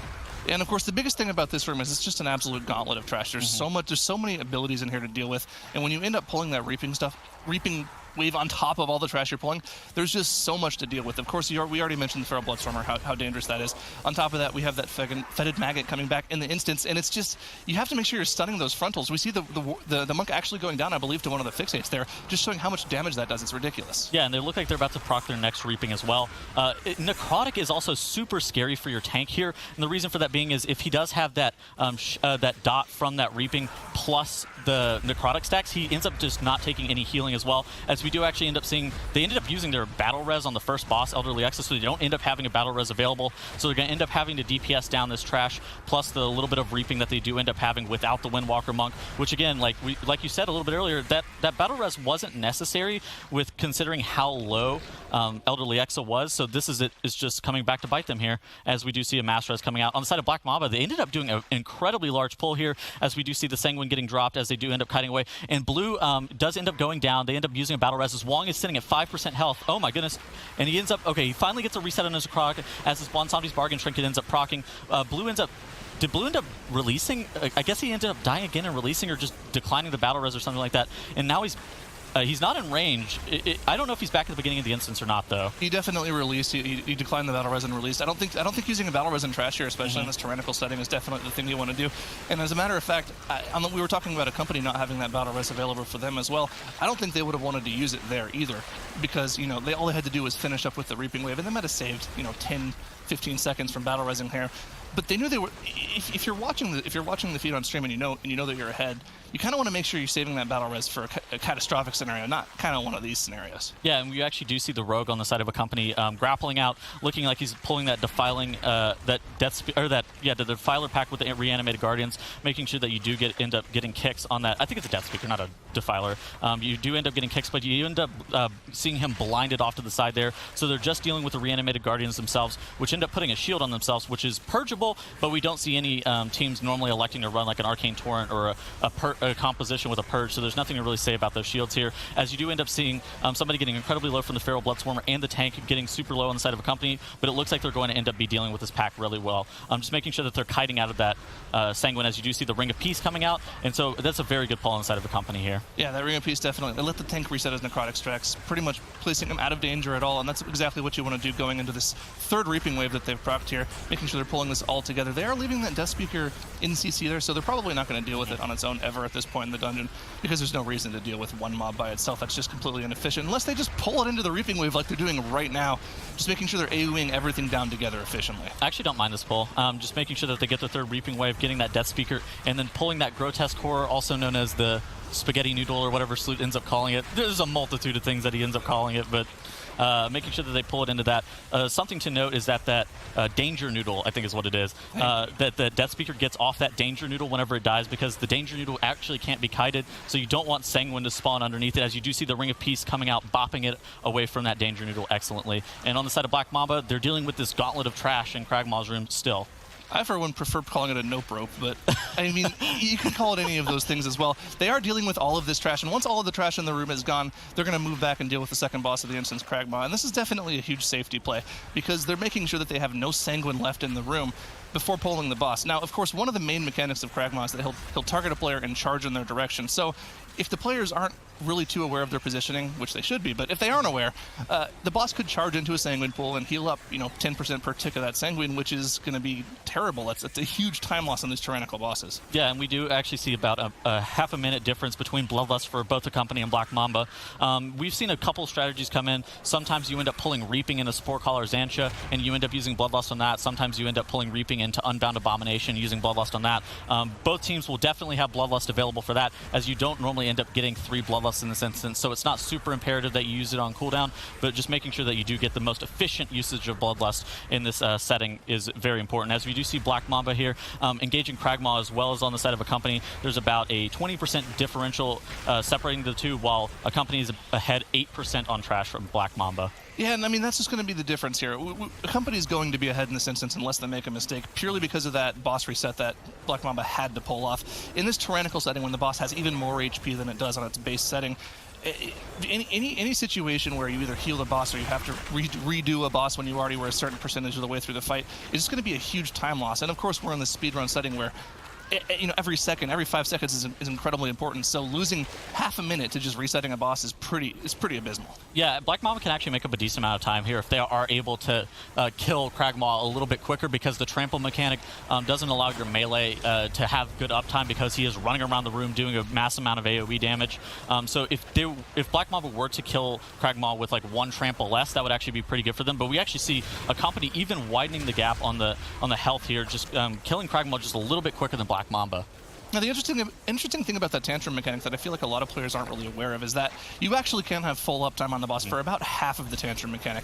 The way that tantrum mechanic works is the boss will tantrum towards the center of the room first, and then once he reaches the center of the room, he'll go in random directions afterwards. So you can actually have full melee uptime for the first half of the tantrum or so, and then once you've dealt all that melee damage and he kind of starts going in random directions, everyone can split up and start stomping all of those little bugs on the ground then. Yeah, you definitely need to make sure that you end up stomping on those maggots, as it will end up spawning ticks. And the ticks actually end up being super scary for their tank, because not only do they stack necrotic, but in addition to that, they end up just doing a large amount of damage, as they do put a bleed on him as well. And you do see on the side of Accompany, they look like they're going to end up stomping all these maggots as well while the tantrum is coming out, even though Kragmaw is at 10%. They might have been able to commit and kill Kragmaw here, but they're definitely just taking a little bit more safer of an approach, while we do see on the side of Black Mamba, they're getting a tantrum as well on the side of Kragmaw. And I think that is the third tantrum for Black Mamba, so you can see just how far behind they were compared to Accompany's third tantrum. So they're definitely just ahead in general. Their DPS is slightly higher on the side of Accompany. Now, we can't really look at the damage meters here because they did pull that Reaping Wave into the boss, so it's a little bit different. But Accompany is just kind of going through just a little bit quicker with the added addition of that boss reset. Yeah, that boss reset actually put Black Mamba so far behind. Just losing your Bloodlust, forcing just a couple deaths there. I mean, your Bloodlust there is the most important thing. In addition to that, like pulling Reaping into that boss just makes that boss so much slower, because you can't end up spell reflecting that Blood Bolt back into Elderly Exes. So there's just like a multitude of things on the side of Black Mamba. While on the side of Accompany, you actually do see them doing a pretty big pull here, making sure that they do end up getting kicks out on the Defiler and the Death Speaker. The Defiler has 2 main kicks that it does need interrupted. It's that Shadow Bolt Volley, and it's that Wicked Curse Curse, making sure that you end up getting both of those interrupted is important. On the side of the Death Speaker, just making sure that you get that Rise Warrior, Rise Fallen, or whatever it is, interrupted is also important here. In addition to the Raise Guardian cast that he also has that Wicked Frenzy cast, which empowers one of those skeletons that we were talking about earlier. You need to make sure you purge that off or stun that off. Just make sure that the tank doesn't get pummeled by that one skeleton while he has the buff. But they do deal with it relatively quickly. There's only 2 or 3 mobs to deal with, which is pretty easy in general when we're talking about most of these pulls in the dungeons. I mean, the real inhibitor for a lot of these pulls has to be the amount of interrupts you have available in your group. But moving on, Accompany has now procced their 4th Reaping Wave, and they're dealing with these 2 Defilers, and it looks like they're just going to deal with the Reaping Wave on top of the Defilers here. Massive AoE coming out from them. I actually don't hate this. So the reason that Reaping ends up being kind of scared with Sporecrawler Xantia is you want to end up timing those upheavals in order to be able to kill the mushrooms, whereas if you have to kind of panic and deal with Reaping while you're trying to get those upheavals and that frontal cone out, and we actually do see Black Mamba end up getting a cast out from that Nope Rope, and their healer does end up going down. It's going to cost them a wipe on the whole entire thing. That is so bad on the side of Black Mamba. Oh man, they have to run all the way back. We were talking about how dangerous those noodles are. I mean, they actually got 2 AoE casts off. Now, the secondary effect of that Shadow Bolt Volley going off is it puts a debuff on your group, making you take increased damage from the next one. So letting 2 of them go off on your entire group, if there's any extra residual damage going on in your group, you're just going to go down, which is what we saw happen to them. Their healer instantly died, and once your healer's dead in these particular group comps, you don't have a battle res for your healer, and you don't have anyone to heal your group except for the monk, but those Vivifies aren't doing anything. Yeah, and we do see Sporecrawler Xantia getting bloodlusted without any reaping or any trash on top of it. I actually don't think this is the worst possible thing. I think there could be a little bit better of efficiencies that on the side of Accompany end up choosing, but they end up choosing a little bit safer of a style, which is something we were a little bit critical of prior to the cast. We thought that they ended up pulling too aggressive, too much high risk, high reward style, and they ended up getting punished for it significantly. So they're playing a little bit slower. Bloodlusting Sporecrawler Xantia is okay because you end up having a decent amount more melee uptime with Bloodlust, and you end up making this boss go down a little bit quicker. The upheavals, of course, not allowing the melee to sit with good uptime on the boss, so using that Bloodlust, getting through Sporecrawler Xantia as quickly as possible is actually not one of the worst things that you could be doing. Yeah, I mean, I don't really know if I like the Bloodlust on Sporecrawler Xantia, because when you look at the difference between Sporecrawler Xantia and the final encounter in the dungeon, Sporecrawler is definitely a lot easier of an encounter. I mean, the only reason I could possibly see them wanting to lust Sporecrawler is so that their tank doesn't have to use as many cooldowns on this boss, so we can use them for a big pull right afterwards, because the major difficulty for Sporecrawler is pretty much there's an immense amount of tank damage here once you've dealt with all the mushrooms. Yeah, but on the side, after this boss, you end up having to deal with the Unbound Abomination, which is the final boss in the instance, and you always end up 95% of the time you end up pulling Reaping into that last boss. I feel like it would just be a little bit better used on Unbound Abomination, but like you said, there is some merit to pulling it into Sporecrawler, but I do think it's actually a little bit worse. As we do see on the side of Black Mamba, they're doing a pretty decently sized pull here with the Defilers.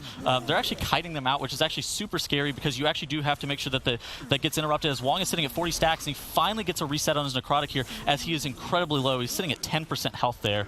And then on the side of Accompany, Sporecrawler Xantia is sitting at 30% health, and they look like they're going to be killing this one pretty soon. Yeah, I mean, they just have to deal with pretty much one more cycle of abilities on the side of Accompany here, which is weird because we usually see teams without Bloodlust just go through 3 cycles of abilities here, so you gotta wonder if that Bloodlust was worth it at all for them.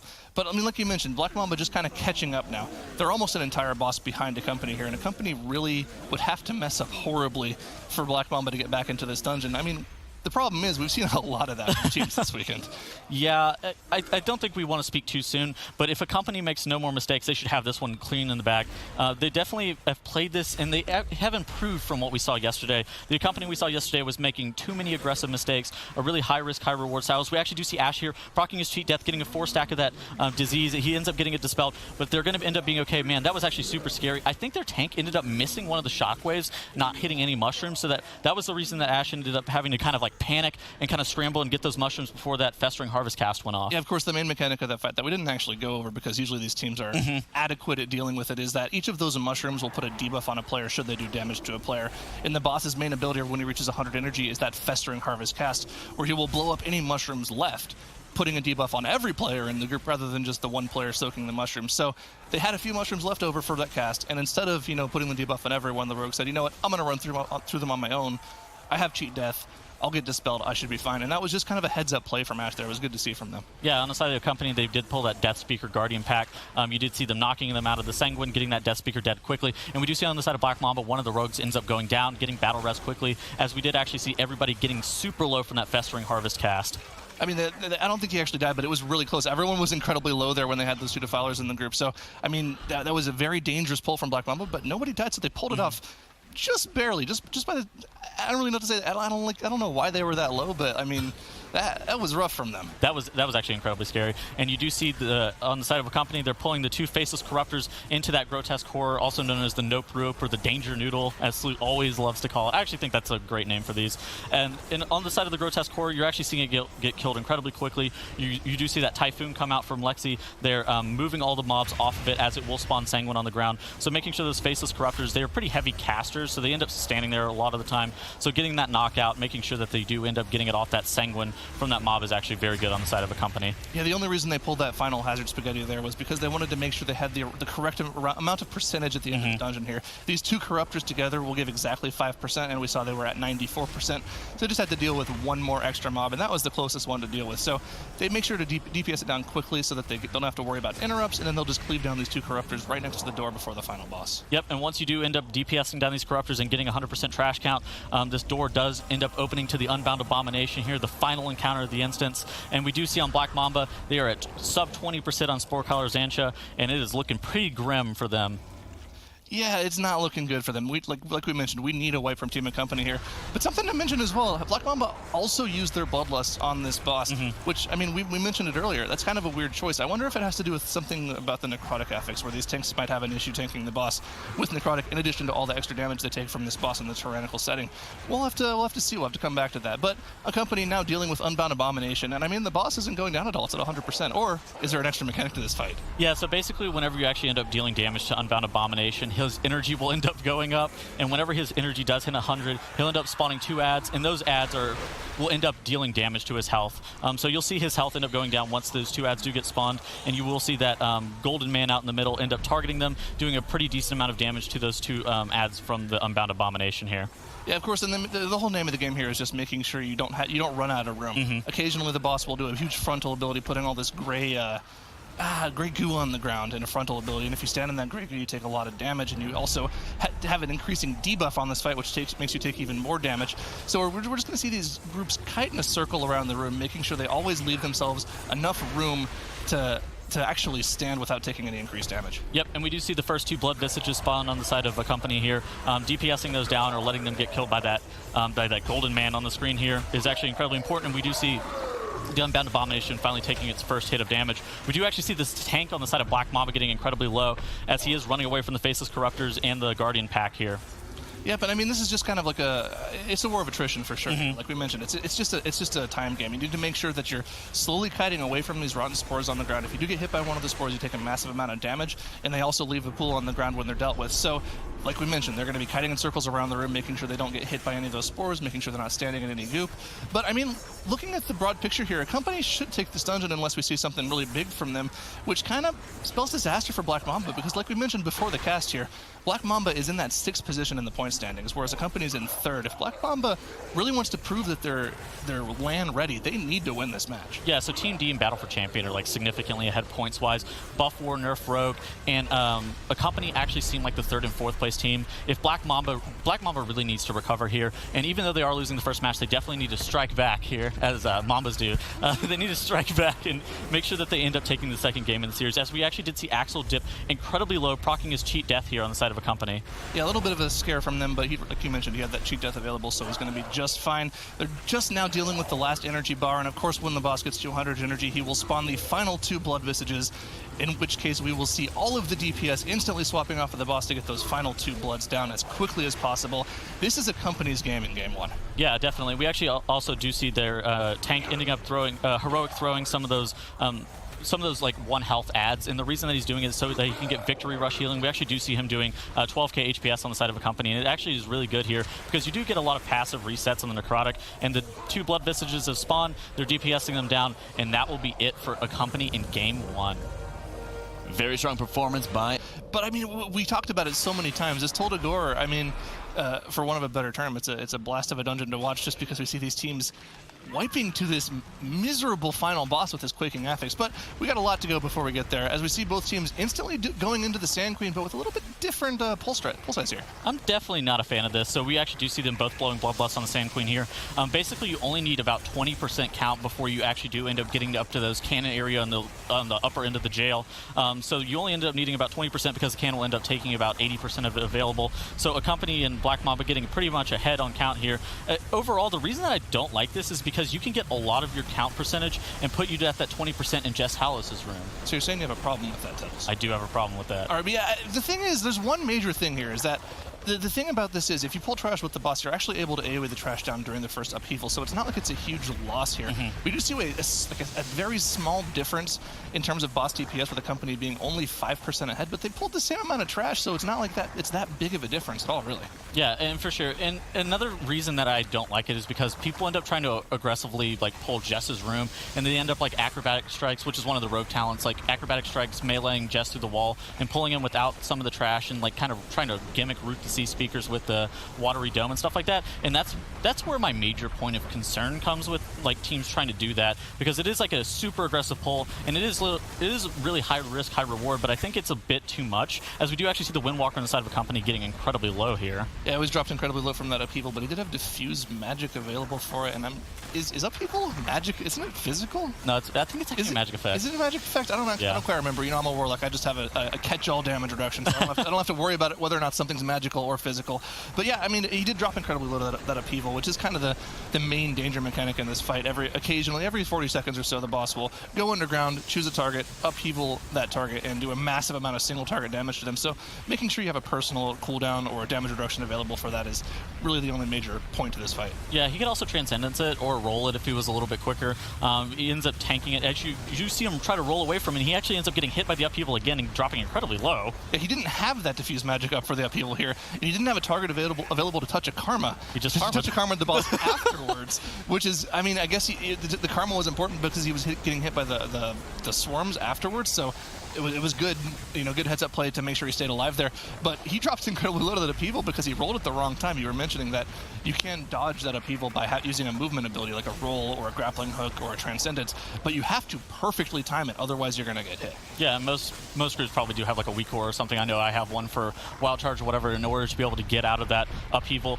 We actually do see similar percent on the Sand Queen here as they do both Burrow here, and we do actually see the exact same trash count from Black Mamba and Accompany. Actually, we do see the tank go down on the side of Accompany. They end up using the battle res on him, and that's so bad. Them end up wasting their battle res. He went down to the upheaval. We were just talking about it. He leaped to get away from the group, but he could have leaped to dodge the upheaval. I don't understand what's this is just sloppy play from Accompany.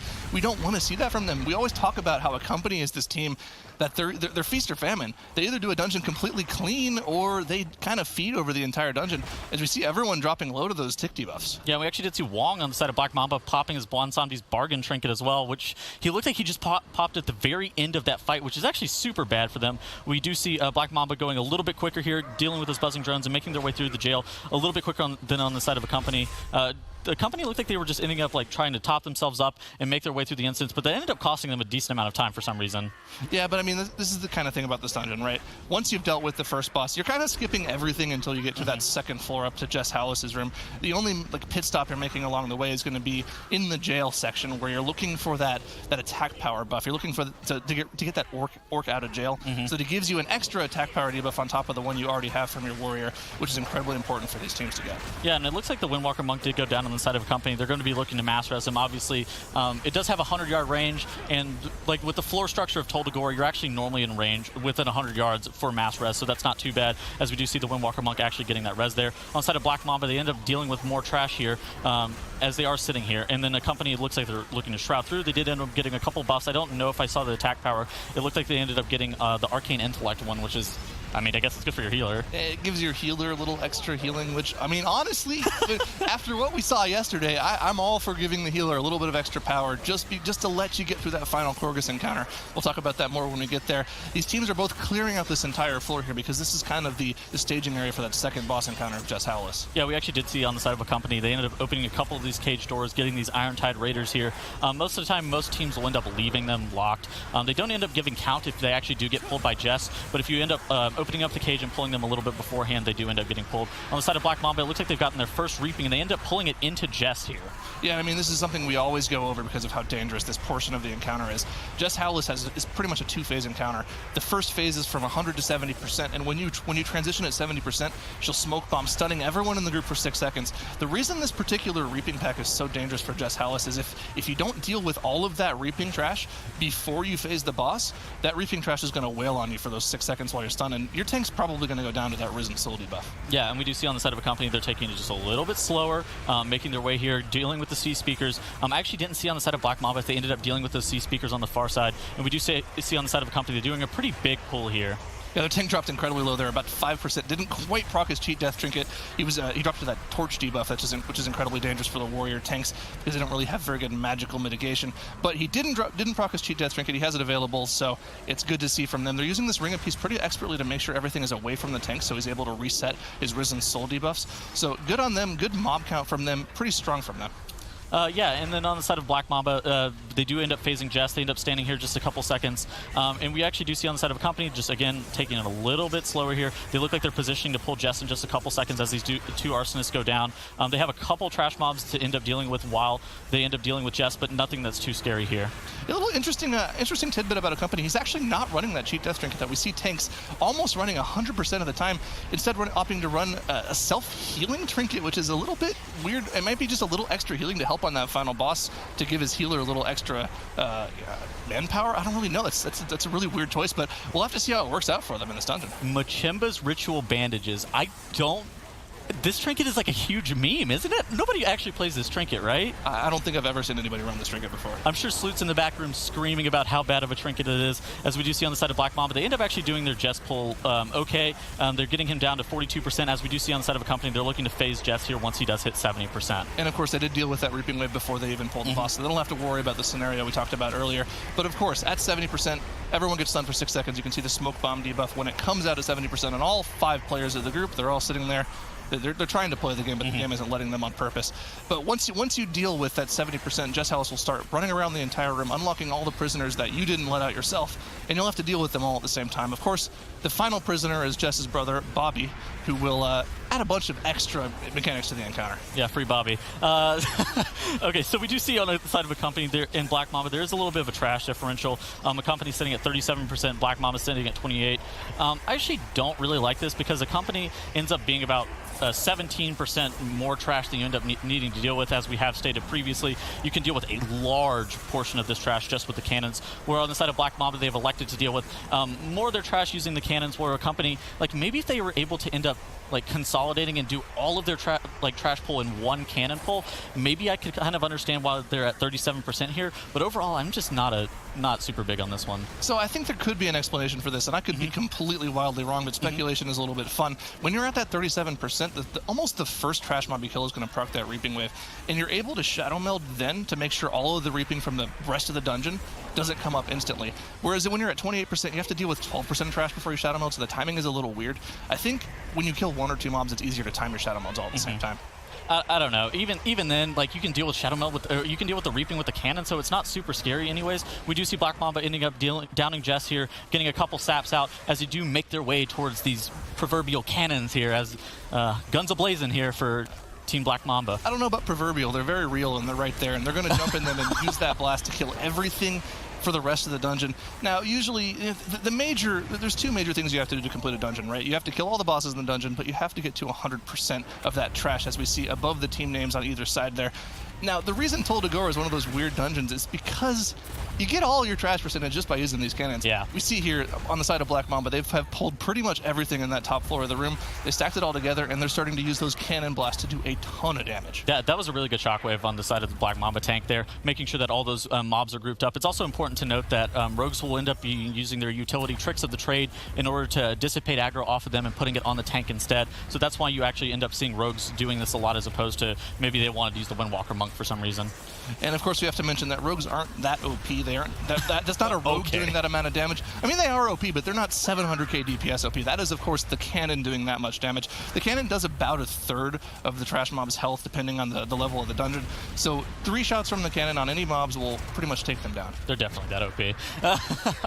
Maybe not 700k OP, but on the side of Accompany, we actually did see their tank getting some of those mobs. As you do see this Marine and this officer here sitting in a stap and a paralysis while they are awaiting the mobs to end up trickling in here, as we did see the tank end up pulling it. On the side of Black Mamba here, they do end up getting one of their reaping, and they end up doing another pretty sizable pull here, trying to make sure that this Flamecaster ends up not killing people. The Flamecaster is one of the more dangerous mobs because he'll end up casting his blaze on the rogues, ending up getting him super low there, which was actually very scary on the side of Black Mamba, but it looks like he's going to be okay. Actually, he's getting meleeed there by those Risen Souls as he did jump out of the cannon there for a second, so that was very scary. Yeah, he hopped out of the cannon to retrix the tank and then hopped right back in just to make sure he didn't get any extra proximity aggro there. But I mean, we're seeing the similar thing from both teams. In these 2 minutes that we've been, joking around about the cannons, both of these teams have gone from about 20 or 30% trash percentage, and they're going to go all the way up to probably above 90, 95-ish percentage. We see a lot of teams going to like 91 if they want to deal with the rest of the trash in the instance, or we see some teams just going to about 86, something like that. Yeah, and on the far side of the Black Mamba screen, we actually do see the other rogue in the cannon as well, trying to make sure that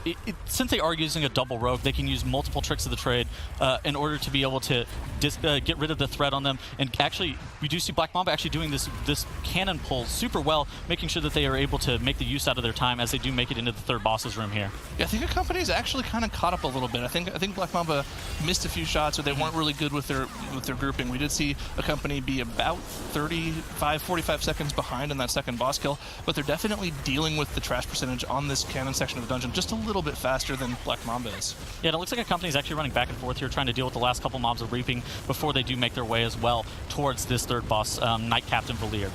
Yeah, and we do see Accompany hitting that 91% trash percentage like we mentioned a little bit earlier, but their tank ends up going down. He's got shot by the cannon! He got shot by the cannon. You're not... The thing about this cannon, we mentioned, it does a ton of damage to mobs, but it also friendly fires. You can't shoot your teammates, not in the MDI. Come on, man. I'm pretty sure you could spell reflect the cannon shot and insta-kill the rogue if their tank was feeling a little malicious there. I mean, would it do damage to the rogue or would it do damage to the cannon? Because the cannon does have a health bar. I'm pretty sure it does damage to the rogue. Boy.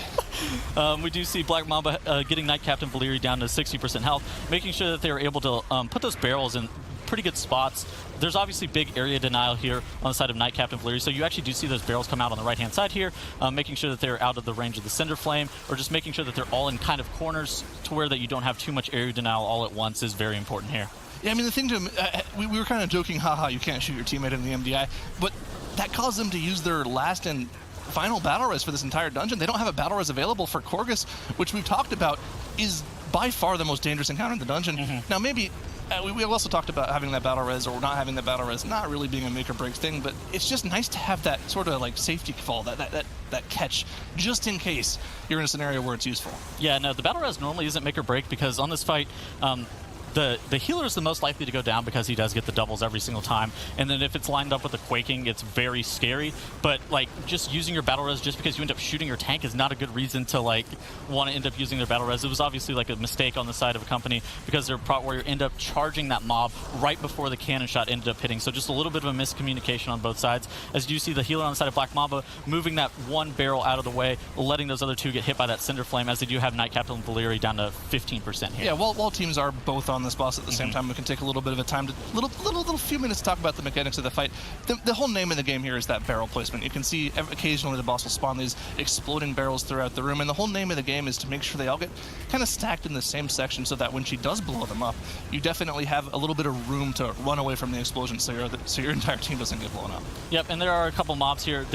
Black Mamba is at 88%, so you only need about 12% more in the dungeon. There's a couple mobs here that you end up being able to get that 12% right here, as you do see the tank on the side of Black Mamba, Wong, end up shockwaving, stunning those mobs. I think they should be looking to kill the one last mob after Overseer Korgus does end up going down, but they're going to get most of the rest of their count right here. Yeah, and do they have the right? I believe they have exact mob. Yeah, they do have exact mob. Usually people will skip that one warden. They'll keep it sapped, but each of these wardens does give 2.5%, I believe, properly. So I believe that 92% you see on the screen is 92.5%, so this should get them to exactly 100%, and we'll probably see them just safely deal with this fifth and final Reaping Wave just on its own here. Yeah, most of the time we don't see people end up dealing with that 5th and final Reaping. Most of the time they end up backtracking, but on the side of Black Mamba, they do end up proccing it here, which is kind of strange, because overall, I think the Reaping ends up costing you a little bit more time than backtracking does at the very end, but we do actually see Black Mamba choosing a little bit different of a strategy. On the side of Accompany, they are at 15% here on Knight Captain Valyrian. Right now, they're just kind of praying for a miracle, praying for Black Mamba to wipe here on Overseer Korghos, which is by far the most dangerous boss in this instance. We talked about how dangerous this boss is. I think it might be just a safety play to deal with that final Reaping Wave, because as we saw yesterday, wiping through this boss, even on a 19 tyrannical setting, is very real with the Quaking affix. So, I mean, I feel like if you wipe to this boss, the last thing you want to deal with to add insult to injury is to run back to the boss, get ready to go again, and then have to deal with Reaping. Now, we see very, very interesting positioning for Overseer Korghos out of Black Mamba here. Usually we see teams tank the boss in the corner of the room so they don't have to deal with this cannon blast mechanic, but they're dealing with it in a weird... I don't think I've ever seen this positioning out of any team ever, actually. I mean, maybe it's okay because the rogues do end up having the grappling hook and the monk can transcender roll, but this is... I don't know if I really like this. You actually do see their healer standing up top next to this cannon in order to be able to dodge it, in order to not get shot. You actually do see some damage coming in on the side of Black Mamba. They do actually have their Bloodlust rolling right now, so everything's going to be okay here. We do see the healer end up sidestepping, and you actually see the cannon getting shot straight at Overseer Korghos, causing everybody to have a little bit less downtime, or a little bit less uptime, which I actually do not like how they're taking this boss. Okay, so let's explain why this is bad, okay? Yeah. So the main mechanic of this fight is that Heartstopper Venom. We can see under each of the player health bars on the top screen, you can see that little gray bar. If that gray bar fills up to 100, you're stunned for 8 seconds. And the way you fill up that gray bar is by movement. Any character movement. If you get knocked back, if you run, it fills up that bar. The major mechanic to this boss is almost every single one of his abilities, especially those explosive rounds, those 3 orange circles we see go out, those knock you back. So the reason we see teams taking the boss in the corner is because you can kind of have your back to a wall, so you don't get knocked back, so you don't fill up that aura. And this is just kind of a weird thing from them. They have to actually worry about their movement by taking the boss like this. Yeah, they definitely need to worry about their movement. I guess it might be a little bit easier for the Resto Druid in order to be able to very clearly see where he should be standing with this cannon, but you can actually tank the boss a little bit further up onto the stairs, as you do actually see it on the side of Accompany, in order to be able to sit in that spot and not have to dodge the cannon, not have to move at all. There's also a couple spots, if you actually do tank the boss, where you can actually just not even move out of the cross ignition and just stay stationary the whole entire time, which is normally a decent idea. But on the side of Accompany, they do have Overseer Korghos bloodlusted and down to 75%, while on the side of Black Mamba, they do have Overseer down to 40% here. And of course, I mean, we do see them getting it down to about 40%, which means they're doing pretty good so far, but they could just get doubled to oblivion here, which we do see them getting actually a double blast here, and Blue dropping incredibly low to 1%, but he is able to just barely be kept alive by the healer there. Heads up healing from them. I mean, you can see how much healing this encounter requires. 45k HPS out of the Resto Druid. Yeah, just barely being able to hold on here, as you do see Blue, the Windwalker Monk, soaking that Deadeye shot as well. If you do have other classes that can dodge, like a Demon Hunter, he can actually take every single Deadeye in order to actually be able to Blade Dance it and dodge it. You do see on the side of Black Mamba, they are getting another explosive round. Obviously not super scary because it's not overlapped with a double plus the Quaking, so they're going to be okay on the side of Black Mamba, as they do get Overseer Korghos here down to 20%, and we are on the final break point here for Black Mamba. I don't want to say it because I was about to say it yesterday before the wipes went out, but all eyes are on the Resto Druid here. As long as he can keep his team alive for this last 15%, Black Mamba should take this game 2 and look good going into a game 3. All they have to do is make sure that they keep their group alive and get through this incredibly dangerous encounter. Yeah, basically doubles end up occurring because of how the explosive burst is synced up with the Azerite rounds cast. Basically, if you end up having that explosive burst come out before the Azerite rounds like you're seeing on screen currently, they're going to get a double. So basically making sure that you don't end up having that double lineup with Quaking. As you do see Black, yeah, this is actually dangerous for Blue here. Blue is incredibly low here, and he does end up going down, but on the side of Black Mamba, they do have a battle res, so it's actually going to be okay. I mean, I don't even know if I'd use the battle res there, just with 2 people that low. You're at 3%, you're at 5%. They do end up using it just kind of a safety precaution. It was definitely a little weird not having the... I guess they didn't have the explosive rounds coming out, they just have a double. But even with that death, they are able to get through the dungeon cleanly, deal with it. Overseer Korghos moves on. It's Accompany versus Black Mamba in Waycrest Manor. Game 3 to stay in the tournament in this Waycrest Manor dungeon with pretty nasty affixes too. This bursting explosive, both of them are mechanics you have to deal with. You can't really ignore either of these affixes. Yeah, we actually do see both teams electing to pull these soul essences here.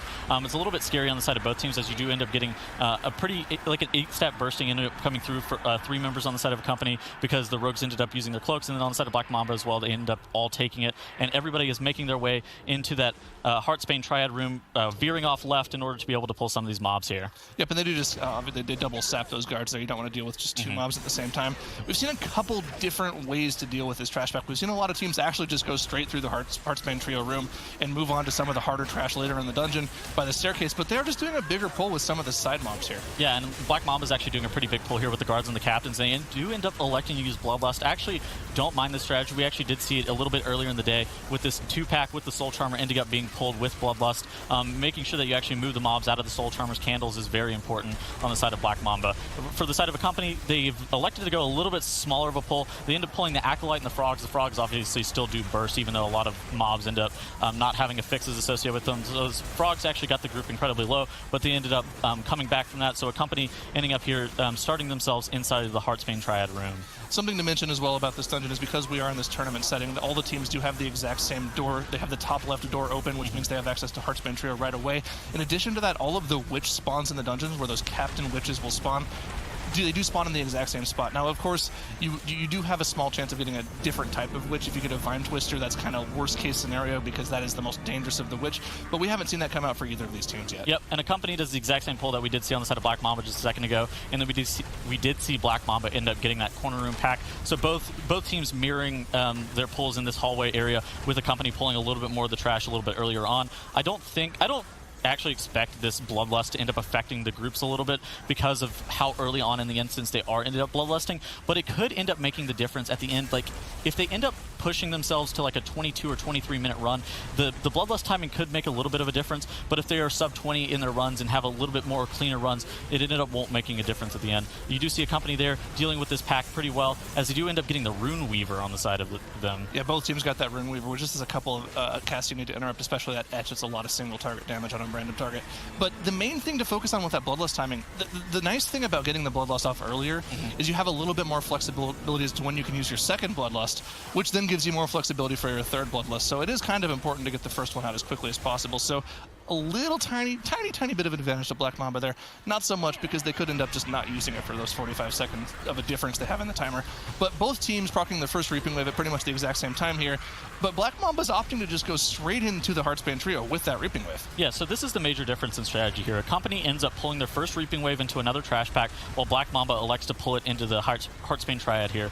And I don't know if I really love this, because you do end up getting a pretty sizable amount of damage from Spell Reflect on the side of Black Mamba, but they end up dealing with that Reaping excellently. The healer positioning himself to where he doesn't end up getting melee by a bunch of the Reaping mobs, so that's actually very important. But on the side of Accompany, you actually do see everybody getting incredibly low there. It looks like one of the explosive orbs might have gone off, but they're going to end up recovering here quite well.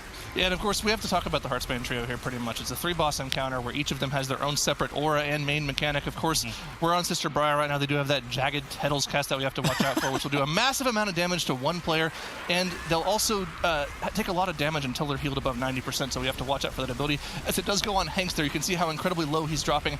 Now, of course, the most dangerous part of this encounter is going to be that Jagged Tettles on a player as they transition into Sister Selena, because Sister Selena's aura that we mentioned is reduced healing. So if you aren't able to get that 90% healing, 90%, the player above 90% health, and remove that debuff from the player, you're going to have a harder time doing it with that healing reduction aura on you. Yeah, in addition to that, Selena will end up casting Soul Manipulation, which ends up mind controlling a target. We did actually see one of the rogues end up getting mind control there. You have to DPS them down below 50% in order to be able to break that mind control. So just making sure that you're in melee, using your leg sweep a little bit early so you don't leg sweep your whole entire group is pretty important on the side of that. For Accompany, we actually see them DPSing down Sister Briar here. Obviously, the Jagged Tettles cast, very dangerous. While Black Mamba here on Sister Briar below 50% health, so they're going to be killing this Heartsbane Triad here in just a couple of seconds. Yeah, of course, you're only able to do 50% of their health at a time, so they'll each pass this Iris around. And the one that has the Iris is the only one that can take damage. So they'll pass it at 50% health, and of course they'll pass it off after they die. So you have to go through pretty much 6 of these small phases.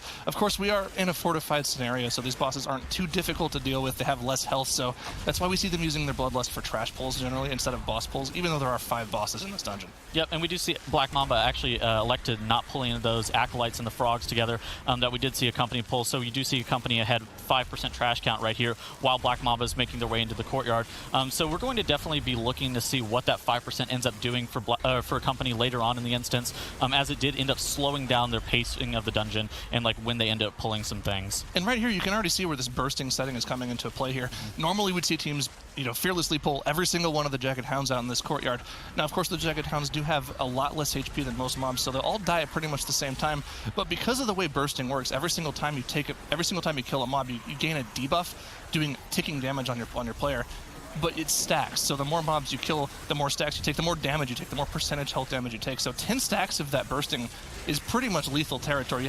So we see them pulling smaller, just to make sure that they don't kill themselves pretty much. Yeah, and we actually did see on the side of Accompany, they ended up pulling the Acolyte and the rest of the frogs into the bottom half of Heartsbane Triad there, getting a couple stacks of Reaping, but they ended up being okay there. Black Mamba here already dealing with the courtyard, a little bit ahead of percent and a little bit ahead on some of the more difficult mobs here in the courtyard area. So basically it's going to be, how can Accompany catch back up, and what do they end up pulling? As they do see on the side of Accompany, they end up pulling 6 Jagged Hounds here, making sure that they don't roll over these bursting stacks and making sure that everybody's able to get topped up here. Yeah, and they do pull. I did see it. I saw that as well. We did see one of the rogues ran off into Rawl the Gluttonous' room, pulling the boss, instantly vanishing, resetting aggro. What that does for that team is that it's going to open up all the doors, so they have all of the trash for the rest of this upper portion of the dungeon available to them. Interesting, we see a lot of the top teams doing that just so they have bigger trash pulls available to them, which is interesting because they are 5% ahead in trash count when they came to this courtyard.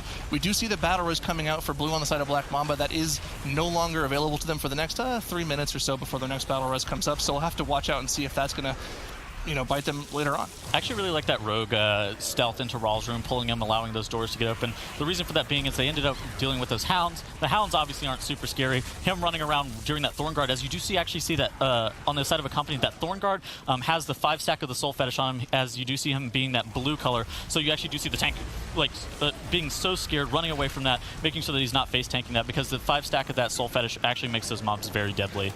And the thing here is that even though Black Mamba killed the boss about an hour, not quite an hour, it could feel like an hour sometimes, they killed about a minute earlier than Accompany did, they're kind of in the same point in the dungeon in terms of trash percentage. They both still have to deal with this mini-boss, which we see Accompany has already pulled in the form of Matron Brindle to move on to the Soulbound Goliath. But Black Mamba's opting to just kind of pull other trash. They're not worrying about going to Soulbound Goliath right away. Yeah, it's definitely interesting to see on the side of Accompany. They ended up CCing those 2 Thorn Shapers with some paralyses or saps or whatever else, and then they ended up pulling them into the bottom 50% of Matron Brindle. I was wondering to see if they were going to keep it CC for the prolonged duration, but it ends up looking that they're just going to get more efficient cleave, making sure that all 3 mobs get DPS down evenly. Yeah, I don't really know if that's really something you have to worry about with Matron Brindle, because the main mechanic to Matron Brindle, of course, is that you see these fire splotches around the room. You're able to kite Matron into those fire splotches to make her take even more increased damage. So CCing the 2 Thorn Shapers doesn't really make too much sense to me. I feel like you kind of want to cleave them down as much as possible. We did see a Soul Fetish cast actually get off for one of these Coven Thorn Shapers. Now, that Soul Fetish is incredibly dangerous because it increases the damage of the mob it goes on after that mob dies by about 100%. So we'll have to watch out for that when that Thorn Shaper goes down.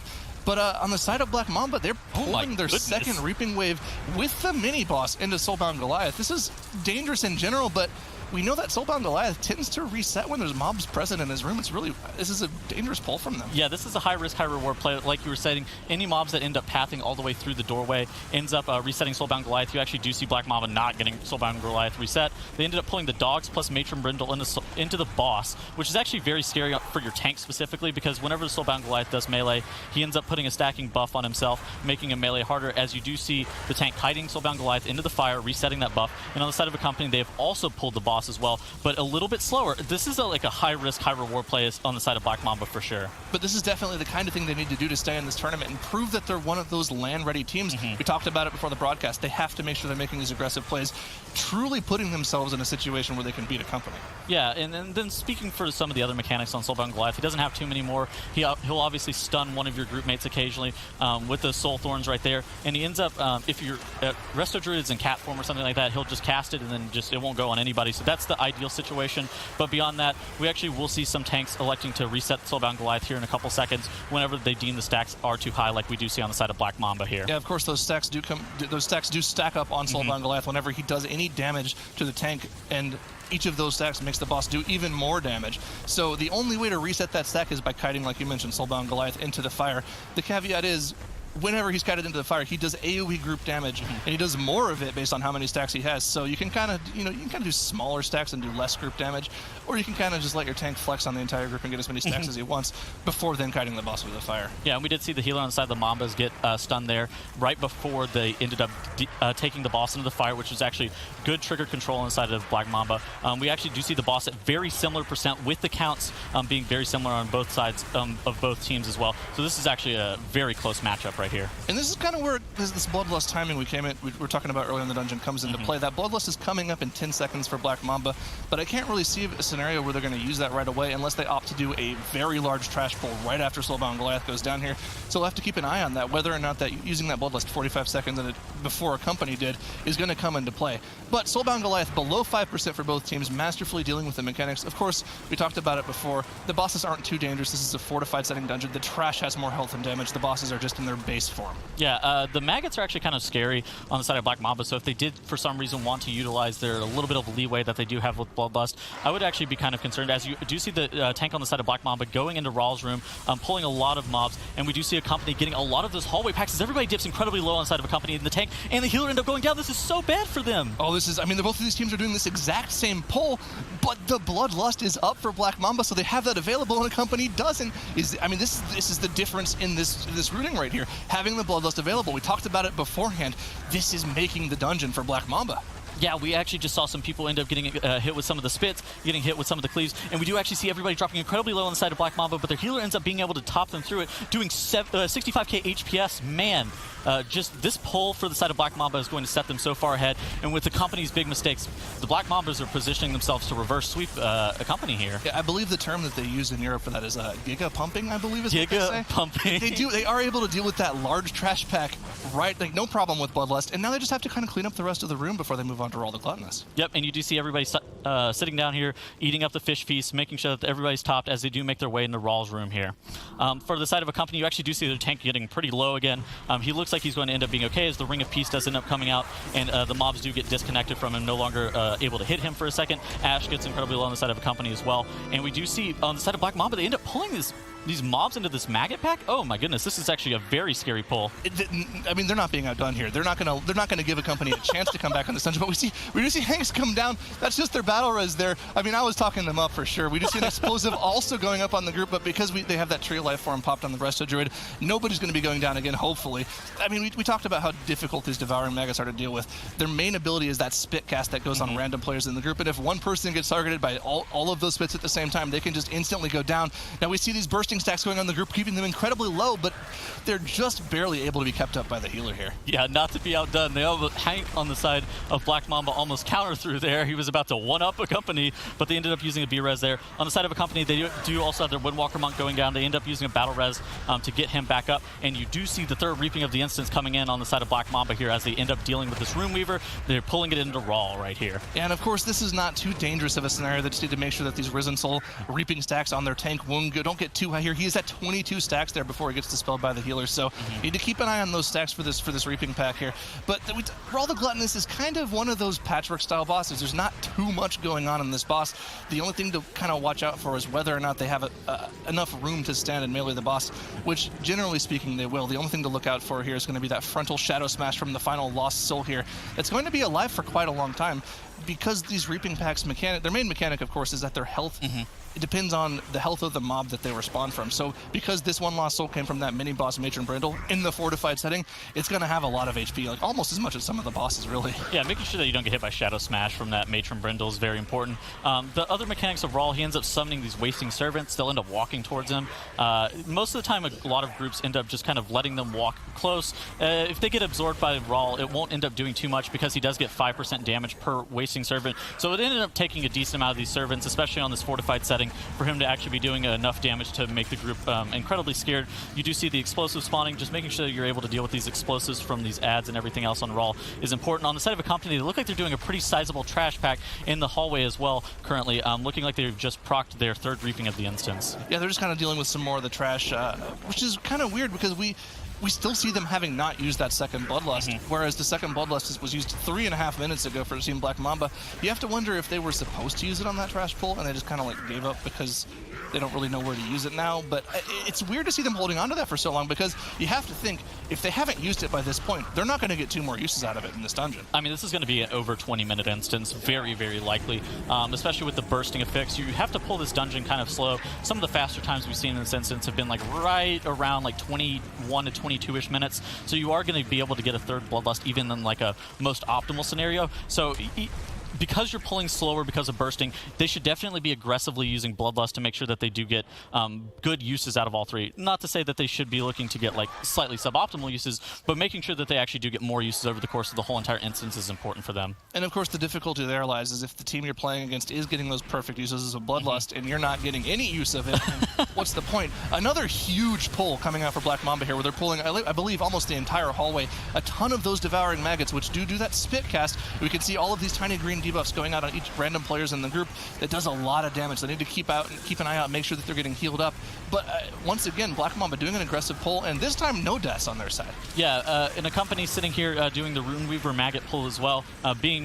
They're still chugging along, even though they did have a pretty big wipe there and a pretty large setback. On the side of Black Mamba, that very large pull that we were discussing goes incredibly well, as we do see their healer cranking out 55k HPS here, which is no slouch of a pull, having to deal with all the bursting, having to deal with all the spit casts, making sure that they're doing everything, executing it just incredibly well. We actually do see their healer has been running Tree of Life for most of the instance. I don't know if he ended up popping it there, but he has been popping Tree of Life for larger pulls, and I think it's just a good adaptation on his part as well, in order for them to be able to do bigger pulls more frequently, kind of offsetting the Tranquility usage with the Tree of Life in order to be able to heal through these large bursting stacks. And now that they've dealt with all 3 bosses plus most of the trash in this upper half of the instance, we do see Black Mamba moving on to the basement section of the dungeon, where they'll have to deal with a little bit of trash if they want to get perfect trash count. But it looks like they're just going to opt to go straight down to Lord and Lady Waycrest's room. Now this does mean that they're going to have to deal with about 9% of trash after they deal with the 2 final bosses, so we're probably going to see them port back to the start of the dungeon after dealing with Gorak Tul.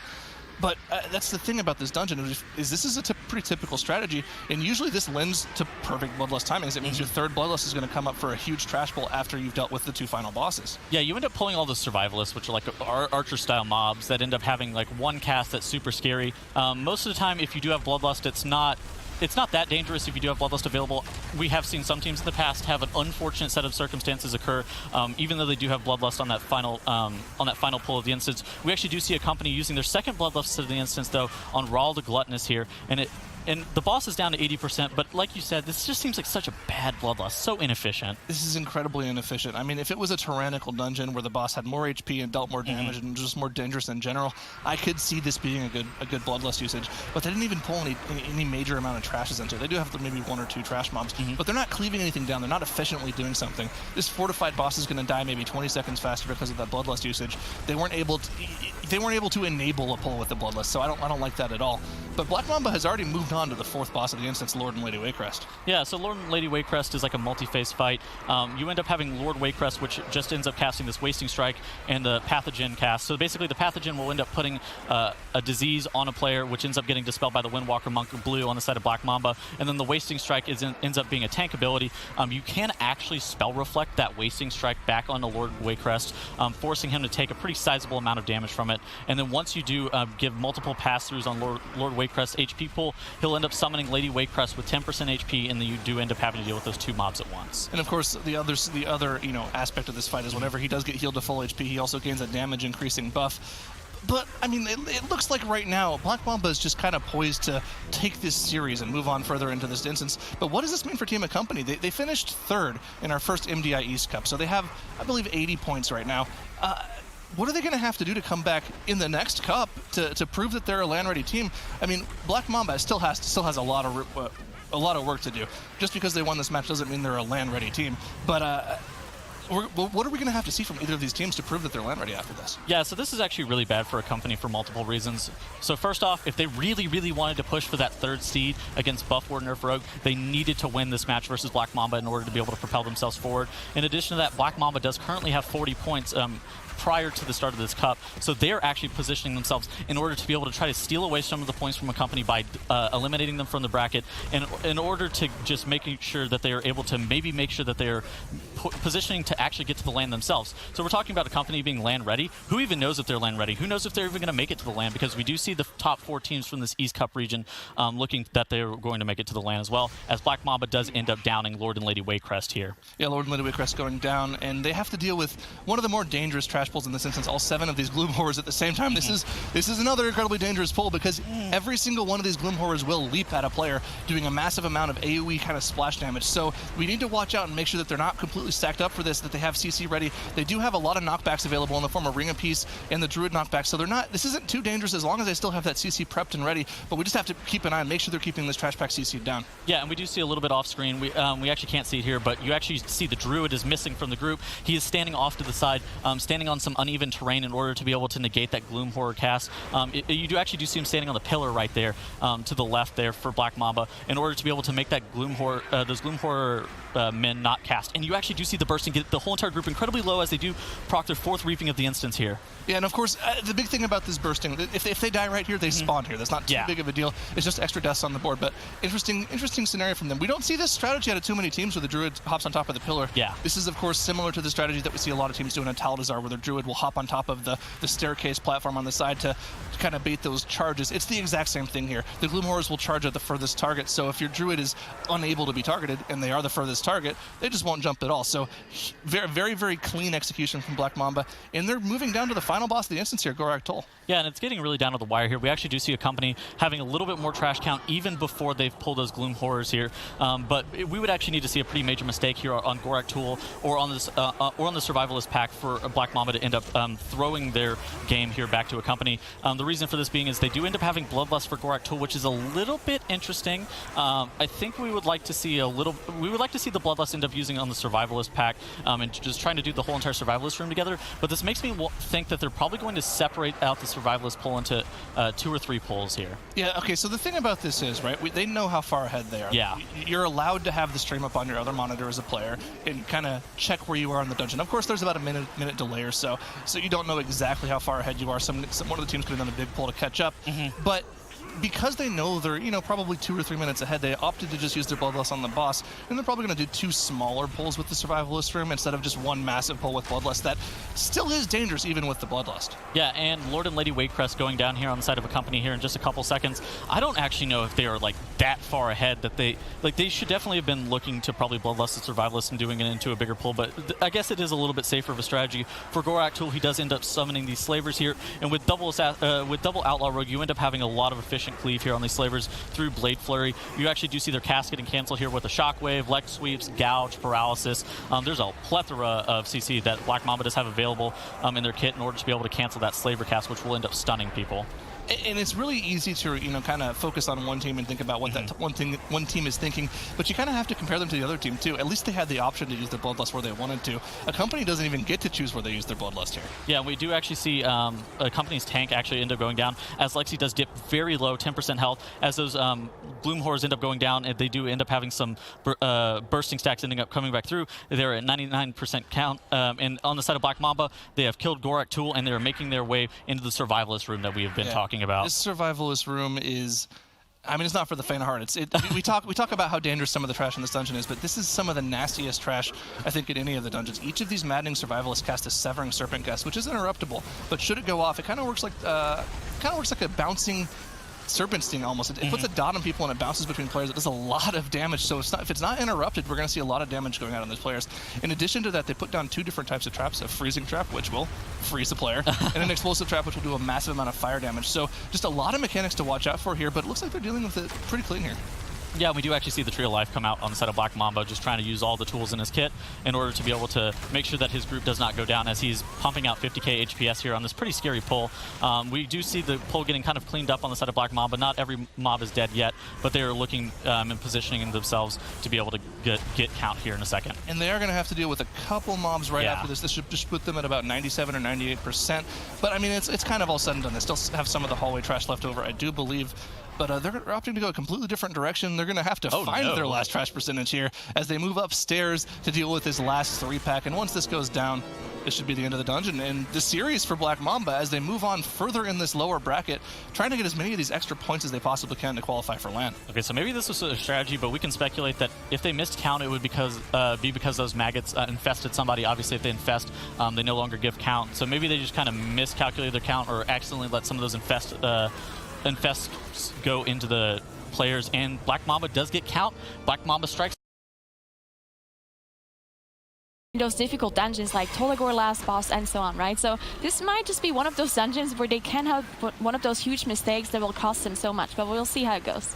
And instantly here, neither of these teams opting to use a snap strategy that we see a lot of higher end teams do to make sure that they gather around all these caster mobs together. But I think the thing that I want to talk about, we saw Fullscreened do this dungeon quote-unquote clean earlier. It was slow, and I mean, when we're talking slow, we're comparing them to Team D, of course. Team D did this same exact dungeon, 19 Shrine with these affixes in 19.5 minutes in one of the first matches yesterday, and that is blazing fast. I believe Fullscreened's time was about 25.5 minutes, so we're talking 6 minutes slower than Team D. So as long as Buff War Nerf Rogue kind of owns up to that potential is where they were able to compete with Team D yesterday, they should take this dungeon. That's why I mean, I'm convinced, that's why Twitch chat's convinced, I think that's why we're all convinced that Buff War Nerf Rogue should take this series, but of course, they need to do it clean. Yeah, I totally agree with you. I think Fullscreened is definitely not going to change up their strategy here. Definitely going to do the same thing as we've seen from them before. Just going slowly, going cleanly, trying to not make any mistakes, while Buff War and Nerf Rogue, as you said, just need to step up. They need to do those huge pulls, but they also need to be clean. That's the name of the game here for Buff War and Nerf Rogue. They can't really make any mistakes because we've seen in the past just how costly mistakes in Shrine are, especially if you skip a bunch of reaping waves, as it happens all the time in Shrine. If you have a full wipe, you just lose 5 minutes or something. It can be very devastating. Yeah, but when you're 6 minutes slower than the fast team, is losing 5 minutes really going to matter as long as you're clean for the rest of that time? We will have to see, but both teams instantly did a similar pull at the start where they got about 11% mob count, but just different scenarios. Fullscreen opting to instantly pass the elemental and move down to that boss trash, whereas Buff War Nerf Rogue is doing more of like a necrotic strategy where they're opting to pull more caster mobs. Now, of course, they're probably not going to deal with the reaping wave that has all those caster reaping mobs in it. They'll probably just shadow melt it, but this is still a dangerous pull nonetheless. Yeah, we actually see a rogue going down. Actually, no, it's a monk that went down Fullscreen side. I think we applied the caster curse again to Fullscreen. As we say, they're playing slowly, but actually cleanly, and as we say that they lose a player. Now, Buff War and Nerf Rogue, on the other hand, they proctor 20% reaping. They are doing this living current skip where they just walk through all the way to the boss, and then they use their Shadow Melt, but something went wrong, so they lose 2 players here, which is not a super huge deal because the healer's actually alive. So, of course, they lose 10 seconds, and we have to cast a Mass Rest here, but thankfully the healer at least got the Shadow Melt off. Yeah, it looks like both the Rogue and the Monk were like unsuccessful in their skip. They were too slow, so if they opted to go even further, they would have put the rest of the group in combat and made the Shadow Melt skip completely useless. So kind of a heads-up play just to make sure that they didn't, mess up the entire run there. They did, of course, incur 2 deaths, but they still do have their battle res available, fortunately for them. We do see that Fullscreen has now procced their first Reaping Wave and are kind of getting ready to pull the first boss here with that Reaping Wave. Yeah, so Buff War and Nerf Rogue having even more problems because the Shadow Melt didn't actually reset all of the Reaping mobs. There was 1 or 2 caster mobs left that just continuously cast in the whole group and applied the Grievous, so they had to rest him again. And now everyone is alive though, so now they can continue to pull. But Fullscreen, on the other hand, as we said, they played slower and they played safer, but they're already in a boss. They are ahead at this point, while Buff War and Nerf Rogue is actually pulling a huge trash pack into the boss here with Bloodlust. Now, this is kind of an interesting scenario to talk about, right? Because we know, well, Buff Nerf Rogue also probably knows that Fullscreen's Shrine of the Storm time wasn't really that good. Now, obviously, we don't know if that was Fullscreen's best time. We don't know if they could definitely go faster than that. But knowing you're up against a team that doesn't really have a particularly good time in a dungeon, it's this weird psychology scenario where you know you don't have to do anything spectacular, but because you know you don't have to do anything spectacular, you kind of start bleeding deaths left and right. You make mistakes where you lose 20 seconds here or there, and it ends up adding out through the dungeon, and it makes a dungeon a lot more competitive than it needs to be. So we'll have to see if they're able to just kind of get past that and make sure that they're playing clean throughout the rest of the dungeon here, even though they had that mistake early on. Yeah, definitely. So Buff Nerf Rogue, of course, didn't use their Bloodlust as the very first big pull that they did, while Fullscreen did a smaller pull than Buff Nerf Rogue to start, but committed their Bloodlust to it. While Buff Nerf Rogue just saved the Bloodlust, chose to save it for this very boss pull here, where they pulled the trash on top, and they did it very cleanly. Now, pulling trash on top of this first boss is pretty risky because there's a bunch of casters that cast this water blast and needs to be constantly interrupted. You have the Templar that will cast a shield around everybody if it's not interrupted, it's protective aura, but they've dealt with it pretty well. They only have the Templar left alive, and now we see the intermission. Yeah, we do see Spider-Monk going down on the side of Fullscreen, and they don't have that battle res available because he did also die on the trash earlier, so they're going to have to finish off the rest of this boss with just 2 DPS, which is just going to slow them down even more compared to how we saw them do their dungeon earlier. So, I mean, fortunately for them, the boss is pretty much almost over. They only have to deal with this one final Aqualing, and then, of course, the final boss himself, Aquaseer, will respawn with about 10 to 15% health. But it's still a huge time loss for them. They have to make sure that they're playing... We keep harping on this so much. You have to play clean in these dungeons. These small mistakes will add up throughout the course of the entire dungeon. Definitely. And we see... I'm not completely sure what happened with Fullscreen, but they didn't seem like doing any crazy pulls here. They just pulled the boss without anything else, right? But Kegro is pretty much out of mana here at this point, so I'm not sure what exactly happened because he only did 13k HPS. Maybe he was spamming his Sunfire and his Moonfire to just contribute to damage instead of going to cat form here. But on the other side, Buff Nerf Rogue, they are done with the intermission here. They're 30% trash, so not only did they pull trash on top of the first boss when they pulled it, but also pulled the apprentices here at the very last second. So they are getting a lot of trash percentage, and it's very efficient, of course, to pull it on top of the boss, even if it's riskier, of course. And of course we see that pretty standard 4 Tide State Initiate pull where they go down and body pull the small mobs around Gale Collar into the boss, just to kind of evenly pull them down, and then they're able to skip the mini boss right afterwards. I mean, I'd say that the mistake that Fullscreen made with their Monk dying on this boss without a battle res is worse than the mistake that Buff Nerf Rogue made, because Buff Nerf Rogue is out much further ahead than Fullscreen does. Definitely. We see Buff Nerf Rogue already done with the boss here. They're using their Shroud to go through. Now, this is a very similar pull that we've seen from a lot of teams where they just kind of pull the whole hallway together. Now, they do have to be a little bit careful because, of course, in this very tiny hallway, if you have so many mobs, there's a lot of a lot of volcanic, and then you have the Grievous on top of that. But it shouldn't be a problem here for both of those teams to deal with this trash, as Fullscreen actually plays it a little bit safer and pulls it back out, because, of course, if you pull it back out, you're gonna have more space to dodge abilities and stuff. While Buff Nerf Rogue just don't want to do the backtracking, just playing it riskier and just tanking everything inside. And correct me if I'm wrong, but it looks like Buff Nerf Rogue also did a slightly larger pull, pulling all 3 packs, whereas Fullscreen, I believe, only pulled 2 of the packs. I could be wrong, but they're playing a little bit too safe, I feel like, on the side of Fullscreen, and I feel like that's one of those things that contributes to their slower dungeon timing, whereas Buff Nerf Rogue has that, high seed mentality of, we're just going to go as hard as we can because these affixes aren't really difficult. Now, we do see Buff Nerf Rogue is now doing this skip that we've seen so many teams fail at so many times throughout these tournaments, that they proc their second Reaping Wave at 40%, they move to the bridge where his tank will kite everything, and then they all jump past all the trash and all proc their Shadow Meld at the exact same time, skipping everything. Perfect execution from Buff Nerf Rogue. Yeah, very well done here to do the skip properly, as on Fullscreen side, they of course didn't pull this trash pack that was left to the first boss, so they have to deal with this trash pack here in front of the bridge to proc their Reaping Wave, if it's even enough, I'm not completely sure, but then they have to do the skip afterwards. And now Buff Nerf Rogue pulling the whole area here, or almost the whole area, the first room, and this is a huge pull as well. Yeah, all of the dangerous mobs, all of the big caster mobs, all the non-initiates, the ones that just kind of melee the tank, all of these caster mobs all together is incredibly dangerous. This is the same kind of pull we saw at a Team D in their blazing fast Shrine of the Storm earlier this weekend. But if they're able to pull this off, we've been talking so much about how Buff Nerf Rogue is this team that should have beaten Team D yesterday, and I feel like this run is kind of proving that they're a team that's on pace with Team D and BFC, just by nature of the pulls they're doing. They're doing the same pulls, they're pulling them off as clean as those teams did, and this is just really impressive in general from them.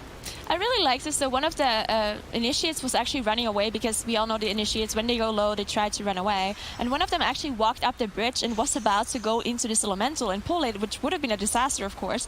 But the monk saw it happening. He went over to the initiate and used his CC, his in-cap, on the target to make sure it doesn't go over. So very well done here by Buff Warrior Nerf Rogue, paying attention to all those small details, which we've seen teams before wipe to. So definitely impressive here by Buff Warrior Nerf Rogue. While Fullscreen didn't even proc their 40% Reaping Wave yet, and it really seems like Fullscreen is playing somewhat like live server strategies that you play on high-level keys without really thinking about any speedrunning strategies for this tournament. They're just really playing those safe strats and the ones that we just know from live servers, really. And I'm kind of keeping track in my head here. If I remember properly, Team D engaged this boss when they had about 4 minutes and 40 seconds left on their Bloodlust yesterday. So Buff Warrior Nerf Rogue is only really about 20-25 seconds behind where Team D's time was, which is incredibly impressive considering how fast it was. They were just kind of blazing through this dungeon. We did see Fullscreen, like you mentioned, opting to do much smaller, safer pulls. I wonder if this strategy on their side is just kind of like, you know, we're just going to do our safer, smaller pulls and kind of hope the other team messes up, because we mentioned it before in Shrine of the Storm. Whenever a team messes up in Shrine of the Storm, it's a huge, like, 3, 4, 5 minute debacle to get back to where you were in the dungeon. Most definitely, that is their strategy here, as we see Buff Warrior Nerf Rogue already engaging with the boss here, as Gale Caller Faye is on 35%. On this boss, you really just gotta watch out for Gale Caller Faye, as the Brother Ironhall doesn't really do anything special except the frontal that you watch out for, but the Slicing Blast you constantly cast needs to be interrupted. Unless you want to actually make it go through, because if you interrupt it while she has the buff, you see those tornadoes spawning. And we see Buff Warrior Nerf Rogue choosing to interrupt all of them. That's why there's so many tornadoes in the room. We've seen some of the Western teams actually just let some of them go through, have the tornado spawn, but maybe because of Grievous actually applying to the whole group, if you let it through, maybe they just choose to just dodge the tornadoes instead. Yeah, Grievous definitely makes that strategy a little bit more dangerous to deal with. Of course, Grievous is a dot that's applied to any player in the group when they're below 90% HP. If they continue to stay below that 90% HP threshold, that Grievous will then stack up to a maximum stacks of 4. And when a player's at 4 stacks, as you can see their monk is here, they kind of just start taking a lot of residual ticking damage. And if everyone in the group is in that Grievous setting, it's just it's a huge dealer for their healer to be able to get everyone back above 90% HP. So that's why we see them not opting to do that Slicing Blast strategy, probably. But as they dealt with Gale Caller Faye and they only have Brother Ironhole left, well, this is a pretty typical strategy. We'll see the healer just kind of move away, set up the next pull, set up this this third Reaping Wave so that they can then skip onto the last part of the dungeon, pretty much. Yeah, I really like that the pull of the Enforcer here, because this Enforcer actually patrols around quite a bit, and it's not pullable all the time, because if you pull it when it's too close to another pack, it will pull the pack too. So we saw Loda actually just running off as soon as he saw that it's pullable and just pulled it straight there. And now, as you said, once they kill this Enforcer, they will proc 60% Reaping, and they will do this huge skip where they skip Trash, plus, well, actually they're missing a little bit of percentage, but they could get it by just having those small mobs killed here. Yeah, and of course, they did just barely miss that 30% Reaping Wave, but they're probably going to proc it on this wave here. And then they're probably, once they've procced that 60% Reaping Wave, we usually see teams just instantly skip onto the bridge section of the dungeon. But I mean, you know, we could see a little bit of a swap up from here from Buff Warrior Nerf Rogue. But I'm eating my words instantly. They just go ahead and skip right instantly, even using the Ring of Peace to make sure that these Enforcers don't deal any damage to them on their way up. And we are going to see them Shadow Meld just to de-aggro both the third Reaping Wave and all of the trash they just ran by. This might have been a little bit of a miscalculation, or maybe they missed something early, because this seemed kind of inefficient to go there and kill those small mobs to proc their Reaping. Maybe they missed some of the droplets earlier or something. We will have to see later on. But in the end, it didn't cost them so much time compared to Fullscreen, who were, of course, still working on the second boss. While Buff Warrior Nerf Rogue, of course, pulled off the Shadow Melt perfectly, skipping the trash, plus the Reaping mobs, and now they're working on the Spit Trash, which can be dangerous. Yeah, of course. The major things to look at here for are definitely those Mental Assault casts. It's a frontal AoE ability. If you get hit by, you'll be stunned for 5 seconds and take massive damage. So we'll usually see the tank or any of the DPS sidestepping that Mental Assault. In addition to that, in this first pack, there's these 2 giant tentacles that they have to deal with. If the tank ever moves out of aggro radius of those tentacles, they will start slamming the ground and dealing massive AoE group damage. So this is kind of a dangerous pack in general, but we do see them very cleanly dealing with it. Now, we keep comparing Buff Warrior Nerf Rogue to Team D. If they're really as good as Team D, I want to see them do this huge aggressive bridge pull that Team D did where they pull both of these two packs together, but it looks like we're not going to see that. Yeah, I don't think we're going to see that because usually if you do the double pull, you want to make sure that while you're dealing with the tentacle pack, you want to make sure that you distract the patrol so they're right next to each other when you pull them. Because if you pull one pack and then you pull the other one and then they all like spread out, it's going to be much more difficult to pull off. So we see a route coming out from the rest of the to make sure the pack is standing still over there so they can deal with the right pack first and then move over to the left. Now, if you route a pack to make sure that it's not moving, you actually want to make sure that you're rooting the leader, basically, because if you route the wrong mob, the other mobs are going to keep moving. But he definitely rooted the right mob here, and that's why they're standing still. I definitely made sure everyone else was following the leader there. But, I mean, this comparison is really interesting, right? Because we don't even know if they could still hold that pull in their back pocket here. They could have just not done it here because they know how far ahead of Fullscreened they are. Maybe. So they could just keep it in the back pocket for, a Shrine of the Storm match against one of the stronger teams later on and just be like, oh, we're actually, 40 seconds faster than you thought we were.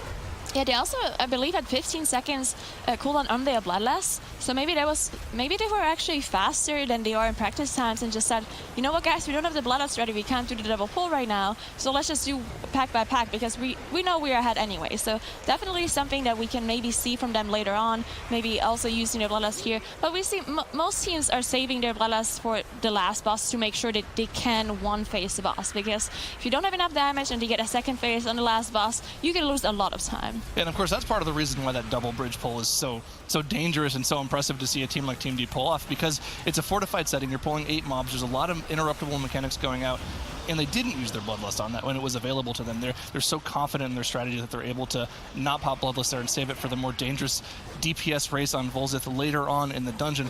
We do see Fullscreened now finally doing their 60% Reaping Wave skip with Shadow Meld moving onto the bridge, but they're probably a full 2 or 3 minutes behind at this point in the dungeon, and Buff or Nerf Rogue, it's all on them here pretty much. They just have to make sure they don't make any mistakes.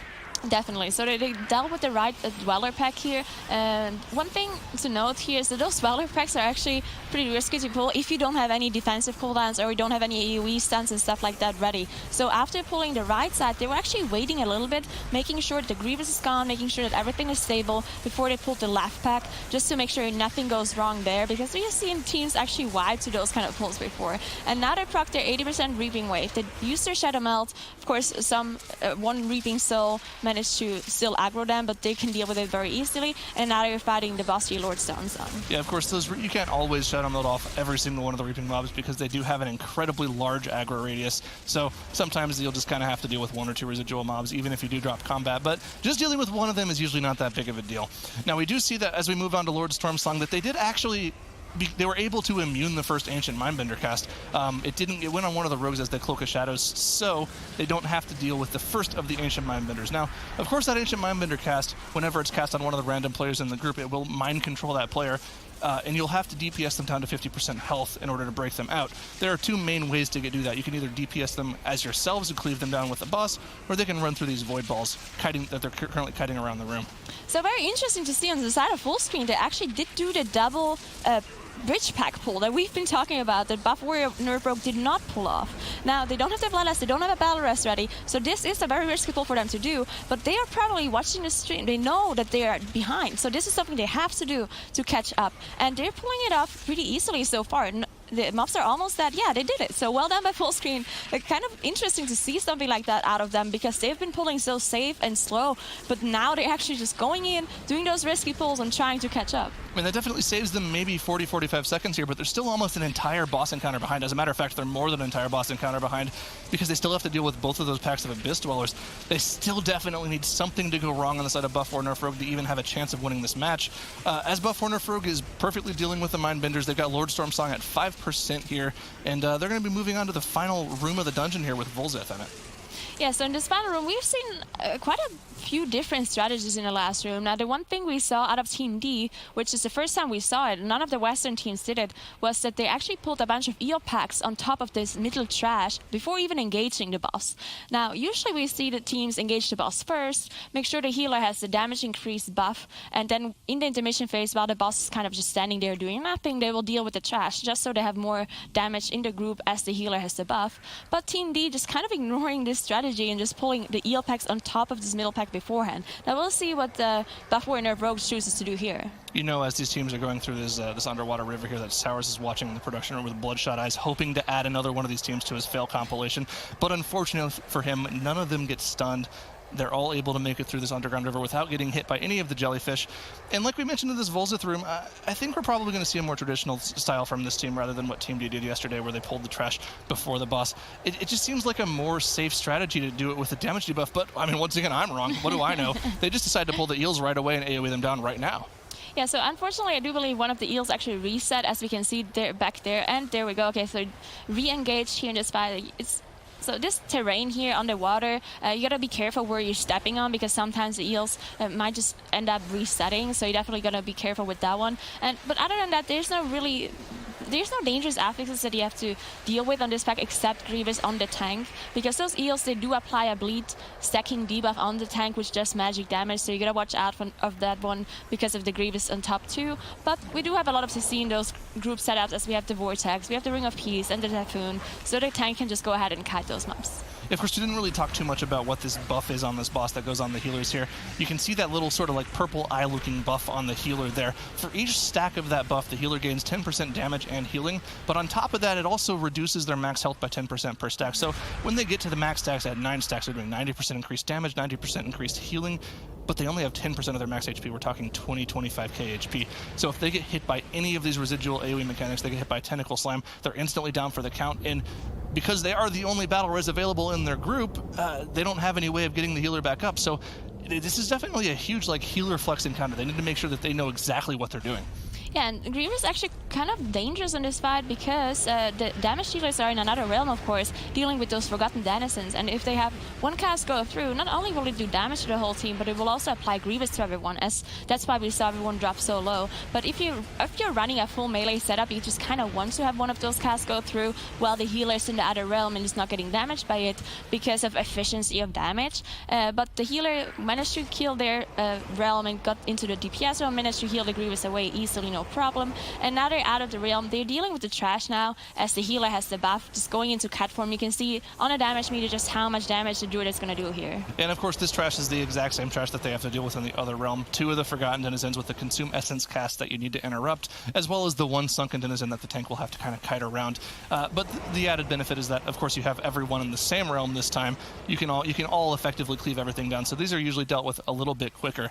Now, after they deal with these 3 packs, sometimes we'll see teams do a little bit different things. Sometimes we'll see teams pull the eel packs with that healer buff, or sometimes we'll just opt to go instantly straight into the final phase of the boss, interrupt the boss, and just pop their Bloodlust, getting ready to DPS down that last 71%. We do see them waiting a little bit here. They might have been waiting for cooldowns just to make sure they had them up right away, but definitely still they need to make sure they cleave this down, just completely DPS this boss down before he goes into his next intermission phase.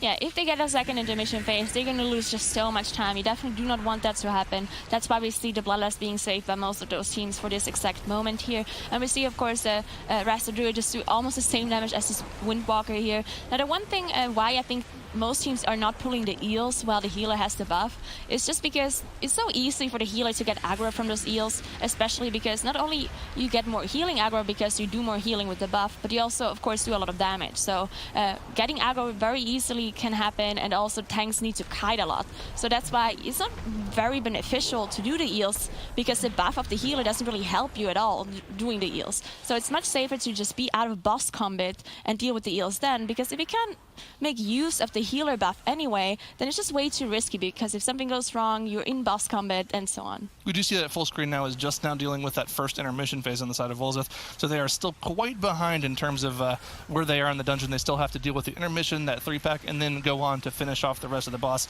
But Buff War Nerf Rogue, all they have to do is deal with the rest of these eels, and they're done with the dungeon, and a pretty dominant Game 1 performance. All they have to do is run over to this final pack and deal with maybe 1 or 2 of the eels. Yes, unfortunately, 99%, so they're missing 1 eel, as you can see the skull eel coming up here. But yeah, very clean run by them. They do have 2 deaths, but that was from a miss skip at the very start, so very clean run by Buff Warrior Nerf Rogue.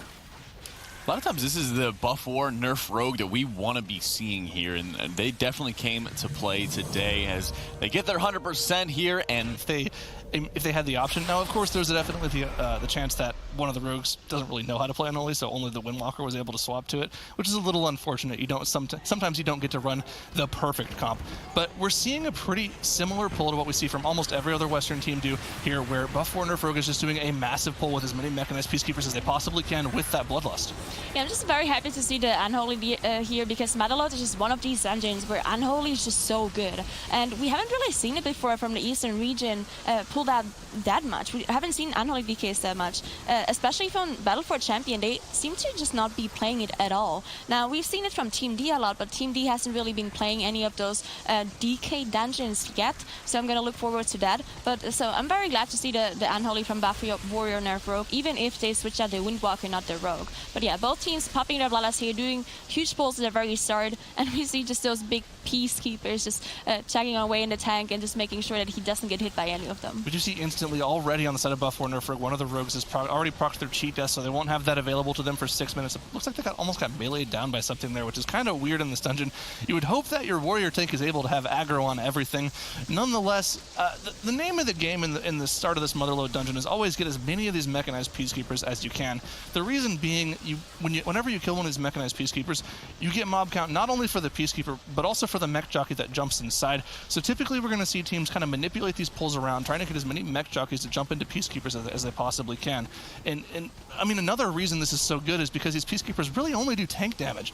And so many of these trash mobs just have dangerous abilities that you have to deal with. Yeah, definitely. That's why we see all those Peacekeepers, and that's why you get so much value out of this DK, out of him having so much AoE damage. And of course the affixes are also very dangerous here, on top of just the trash being risky too. You have the raging, so if you do huge pulls and all of them get into raging at the very same time, you're going to be in trouble if you miss an interrupt, or if the tank gets hit by something, or if those thugs are just charging around, charging the same player, something like that. And then you also have Necrotic, of course, which is just very dangerous for the tank in general. And of course already there, the first Reaping Wave, you can see the power of the Unholy DK instantly jumping up to 500,000 DPS, just putting out 9 million damage like it's nothing. Just the AoE, exponential increasing AoE from Unholy DK is why they pick it in this dungeon, because there's just so much trash that they have to deal with.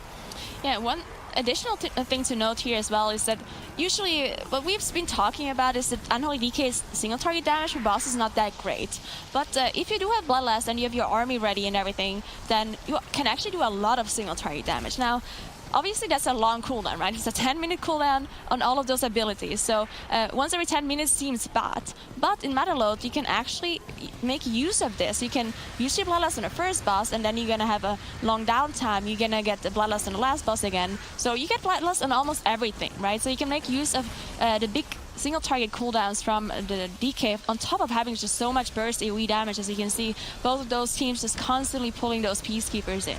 Yeah, and I mean, the thing to mention as well, when we talk about the DK single target damage, yeah, it's pretty underwhelming, but when we talk about underwhelming single target, we're talking maybe, 10 to 20% less single target damage, whereas on these AoE pulls, you can just look at the size of the DPS bars for each of these teams. That Unholy DK is just massively out DPSing everyone else in the group, but we see both of these teams doing massive pulls here, and both of their tanks dropping incredibly low.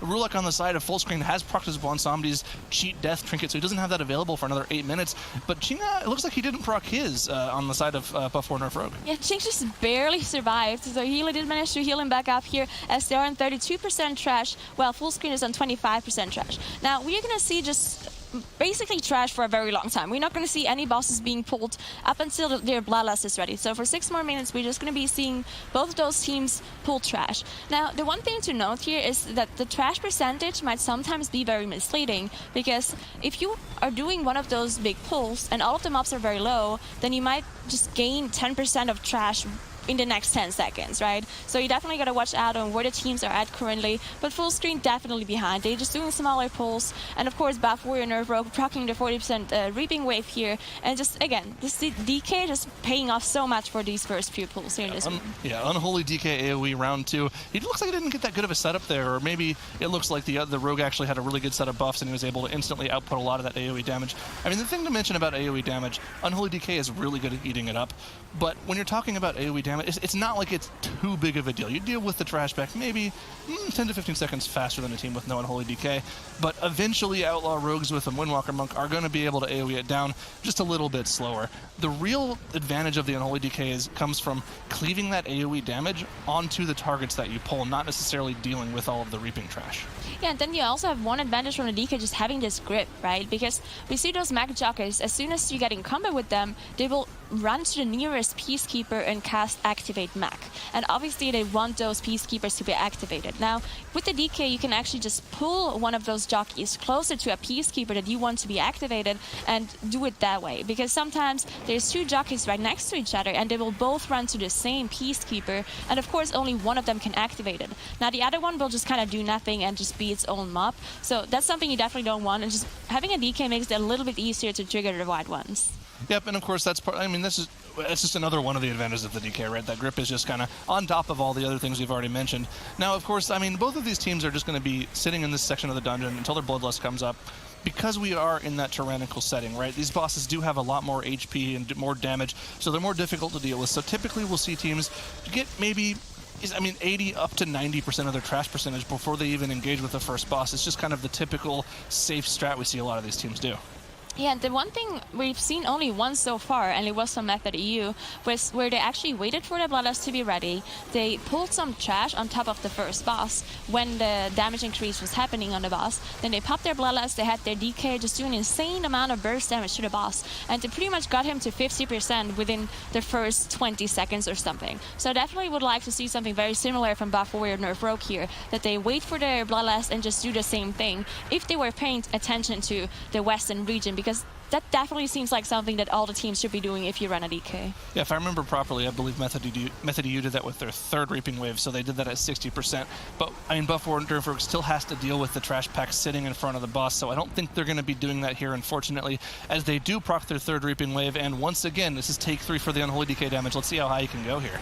And we see Fullscreened, of course, just being a little bit behind still. With a little bit, I mean quite a lot. They're 20% trash behind. They just got their 40% Reaping Wave. Well, of course, the DK is doing an insane amount of damage, as you mentioned, to this Reaping pack here on top of other trash. And this is, again, like the Reaping damage is not really that necessary. Like, even if the numbers are big, and even if the Reaping mobs are dying very fast, that is not really why you have the DK there, because it doesn't necessarily matter how fast you kill a Reaping wave. If you kill it in 10 seconds or if you kill it in 12 seconds, that's not going to be a huge deal.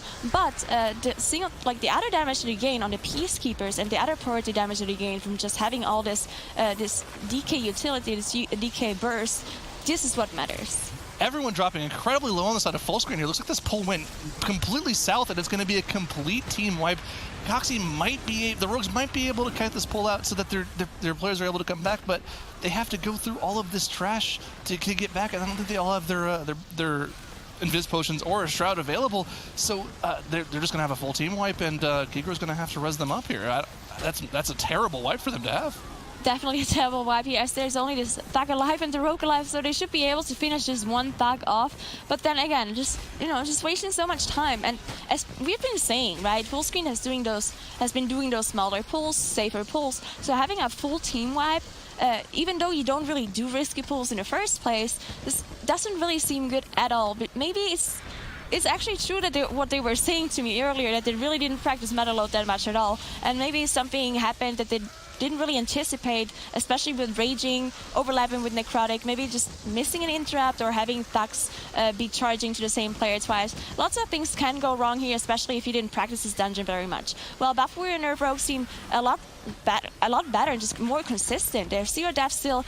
They're on their way to proc their 80% Reaping Wave, and the Bloodlust is ready in 1 minute, so they're probably going to pull the boss when the Bloodlust is ready. Yeah, we'll have to see what they plan on doing with that Bloodlust here, as they will proc their, like you mentioned, they will proc their 4th Reaping Wave with this pack here, so they'll probably plan on either pulling it into the boss or maybe even Shadow Melding it off. If they do want to pull it into the boss, they're going to have to kill both of these Peacekeepers at the exact same time just to make sure that they get that efficient Reaping spawn of all of the mobs at the same time. But I mean, wide angle full screen here. I mean, Buff Warrior Nerf Rogue is massively far ahead in the dungeon here. They've got no deaths so far. They're a full Reaping Wave ahead. They're about to proc their next Reaping Wave, and they're getting ready right now to go into the first boss. But Jing does drop pretty incredibly low there, but he didn't proc his cheat death trinket, so he's going to be just fine. Alright, so they did proc the Reaping Wave, they're going to the boss now, as you mentioned. Now, they didn't really get out of combat unless they Shadow Melted to get their pot in. Now, pot usage is definitely something you gotta watch out for, because if you just constantly keep chain pulling, you're never gonna get reset and out of combat to use your pot. But now you can see on the boss, you gotta watch out for the DK damage here, as the boss actually gets the damage increase on him, and then the DK will be popping the cooldowns, but they don't have their Bloodlust ready actually, so it will be a little bit lower than it usually should be. Yeah, that was actually a really incredibly dangerous moment there. They had 4 of the Tormented Souls casting Grave Bolts in the back when everyone got knocked back by the boss's Static Shock ability, meaning all 4 of the Grave Bolts went off. If all 4 of those Grave Bolts decided to go on the same target, we would have seen one of these players insta-gibbed. Now, fortunately, they do have both of their battle resists available, so they would have just been able to res them up. That would have just been a little hiccup in a already clean dungeon so far. But looking at the coin-operated Crowd Pummeler, like you mentioned, they didn't have their Bloodlust available for that AoE pull, but I mean, I think if they were planning on using their Bloodlust on this boss, they would use it right here for the second damage taken debuff that they're about to gain on the boss. Yeah, I just feel like this has to be a mistake. They're not using it because they were waiting so long to go pull this boss. They had their Bloodlust ready. The DK was popping his army, which is a long cooldown and just so much single target damage, and they're just not using their Bloodlust. So either it was a mistake, or they're planning on doing a huge pull right after this boss, which is very risky too. And we've seen Team Battle for Champ actually did the pull right after this boss. That seemed very risky to do. So maybe that's why they're saving their Bloodlust here, just playing this fight a little bit safer. But yeah, I'm sad to see that they didn't do the same strategy as Method you did, because I just feel like killing this boss like a minute or even 2 minutes faster just by pulling those neutrals on top of the boss and get the extra damage is just so worth it. Yeah, and I mean, the thing to mention as well is if they don't use their Bloodlust here, we'll have to question whether or not they'll get a third use of it off in the dungeon. Using it on this boss with all the trash you have available between the second, third, and fourth bosses, there's a lot of time that's going to be taken there. So we'll have to see where they plan on using this Bloodlust and whether or not, because of this choice, they'll be able to get a third usage in. Of course, we haven't really talked too much about what the boss mechanics are here. The main mechanic are these foot bombs that the boss will throw out every now and then. There's 3 of them, and each one of those foot bombs, when it explodes, will apply a debuff to the target that increases their damage taken by 50%. Now, of course, as a player, you're able to kick this foot bomb into the boss and stack that debuff up to 3 times, which makes you do 2.5 times increased damage to this boss. So even in this tyrannical setting, you're able to do a lot of damage to this boss. Okay, so at this point, they're still not using their Bloodlust. At this point, they can't be forgetting about it anymore. I'm pretty sure they know for a fact that they are not using it here. They are saving it. Now, the pull after this boss, the trash after this boss, we've seen Battle for Champ do it, as I said earlier, but they didn't really use their Bloodlust for it, and it seemed very easy when Battle for Champ did it, but you definitely just need so much control and so much CC and to make sure that you do this pull properly. You know, it wouldn't surprise me if what they're saving their Bloodlust for is either one of 2 things, like we mentioned, this huge pull right after the first boss here, or if they're just saving it for the second boss, because like we've mentioned so many times with this triple melee DPS comp, the first part of the second boss here is so incredibly dangerous to deal with, but they are doing a massive pull right here, and they are popping their Bloodlust for this giant pull here. Yeah, so as I said, this is the same pull Battle for Champ did without their Bloodlust, but this is just something you had to watch out for. They didn't even pull all of it. There's some Earthscrapers in the back that didn't pull, but these mobs here, especially with Necrotic and Raging at the same time, you just gotta watch out. You see Ching just dropping so low, and you see the DK actually going down here as he got aggro most likely. Jing just having so many Necrotic stacks, and he goes down too. This is what I've been talking about, just all the mobs going into Raging at the very same time, having those rock lances, those random throws being targeted to players. They're just losing so much time here, especially because when they release, they can't go back because they skipped this trash here at the very entrance of this room, so they can't go back. I mean, Ching was kiting there to try to reset his necrotic stacks. He was at 28 necrotic stacks, which means he was taking 56% reduced healing, and he reset his stacks, but he wasn't able to kite away from them. So that was a full team wipe from Buff War Nerf Rogue, and it's definitely the kind of thing that's going to let Fullscreened get back in this dungeon. But I mean, just looking at how much more efficient and clean Buff War Nerf Rogue has been in this dungeon, they should be totally fine. They're still quite a bit ahead. They're an entire Reaping Wave ahead of Fullscreened, because Fullscreened still has to deal with the last 30% of the coin-operated crowd pummeler here. Yeah, this is just so weird to see, to be honest, because, you know, just saving your Bloodlust for this very special moment, and you know this is risky, and you still just wipe to it as soon as they get into Reaping. I'm not completely sure what happened there. We just saw the DK getting one shot. I assume it was aggro while the tank was kiting, but then just everything falling apart when you miss this huge DK damage, because of course they're building their whole strategy around the DK cooldowns. So if you do those huge pulls, you pop the Bloodlust, and then you have the DK die before he managed to get out the damage, that is obviously going to spell disaster. So now they had to release, they had to kill the trash that they skipped earlier, and now they have to just go pack by pack because they don't have their Bloodlust anymore, they don't have their offensives anymore. So now they just have to go slower here. But as you mentioned, Fullscreen just so far behind still that it's still Buff Warrior Nerf Rogue in the lead. And Buff Warrior Nerf Rogue pulling the rest of the trash they'll need for the entire dungeon. I believe this will get them to that 100% or close to it, probably 99 or 100%. Once they've dealt with this trash, they will more than likely skip up to the second boss of the dungeon and kind of just go boss to boss to boss to finish off this dungeon. Yeah, most likely. We're just going to see bosses from now on. Now, the only two teams that we have seen do different pulls in the R&D wing was actually Method EU and Method NA, and we saw that it went really wrong for Method EU, where they had a couple of, I think it was 17 deaths or something like that. So no other teams so far except the Method teams actually pulling anything in the R&D wing, as you see Buff Warrior Nerf Rogue reaching what I believe is 98%, meaning that they're pretty much done. They only have to kill a couple of more mobs to get it. Yeah, we saw pretty explosive failure in the R&D wing from Method EU last week's West Cup #2, but I don't think we're going to see a lot of teams have the confidence to pull that R&D wing because the trash in that section of the dungeon is, I mean, it's pretty largely unexplored, to be honest. Most people in beta just saw that trash and they're like, we're not going to deal with that ever because we can just clear the rest of the dungeon out and be totally fine. But interesting choices here from Team Buff Warrior Nerf Rogue. It looked like they wanted to completely skip that Stone Fury, but someone brought it out of combat. Hopefully they're able to, I mean, they're not able to shout here because they're in combat with a Stone Fury. They wanted to blind it, drop combat, and shout up to the top. Okay, now they're able to Shadow Meld and blind up, shout up to the top. That was just a little hiccup from them. It was a little weird to see. But what we're probably going to see from them is to deal with one last mob at some point between these last three bosses, and then they'll proc their fifth and final Reaping Wave, and they'll be able to move on from there. We do see the DK actually going down because he was unable to Shadow Meld there, it looks like. Yeah, so they're going to lose a little bit of time here to rest his DK up. And as you mentioned, they only need one more mob to proc their Reaping Wave. Now, what I didn't see a team do yet is actually pull the sharks in this right lake here. As you can see on the right side, there's actually sharks swimming around, and they do give quite a bit of percentage. So I wish one team would actually just try and pull those sharks to get their last 100% Reaping Wave. Not sure if it's ever going to happen, but we see Buff Warrior Nerf Rogue on 99%, dealing with Astaroth here. And of course, the thing to mention about the beginning of this encounter is that it's the most dangerous part of the encounter. All four of these Earth Ragers will fixate a random non-tank target in the group, and should they melee that target, it'll apply a stacking bleed debuff. Now we see probably the best case scenario for this team here. The DK is not fixated by any of these Earth Ragers, so he's allowed to freely AoE away while the rogue and the healer kind of have to kite in circles away from the mob. And the thing to mention about this Necrotic affix is that it's even worse. If you get hit by one of those Earth Ragers, not only do you get a stack of the bleed debuff, but you also get a stack of Necrotic. So we're seeing these groups just kind of run in circles like madmen until the Earth Ragers finally get cleaved down. Okay, so on the other side on Fullscreen, we kind of missed a complete disaster on their side as they were also trying to pull them up after the very first boss, and they accumulated 16 deaths while pretty much dealing with this pull here. As we said multiple times, this is very risky and dangerous, as we see the tank dropping so low from just having one of those casts go through from 80% HP to pretty much 5% HP just because of the raging affix. So we just see how difficult this is. Now, not only is Fullscreen behind almost an entire boss, but they also have 17 deaths at this point, so they definitely have a lot of catching up to do here. I mean, they attempted to do that pull without Bloodlust, and they ended up paying for it. They just kind of death run the last 10 or so deaths of that trash pack just to make sure they get it down, and it looks like they're also opting to do the same thing where they're getting to 99% trash with this last trash pull here.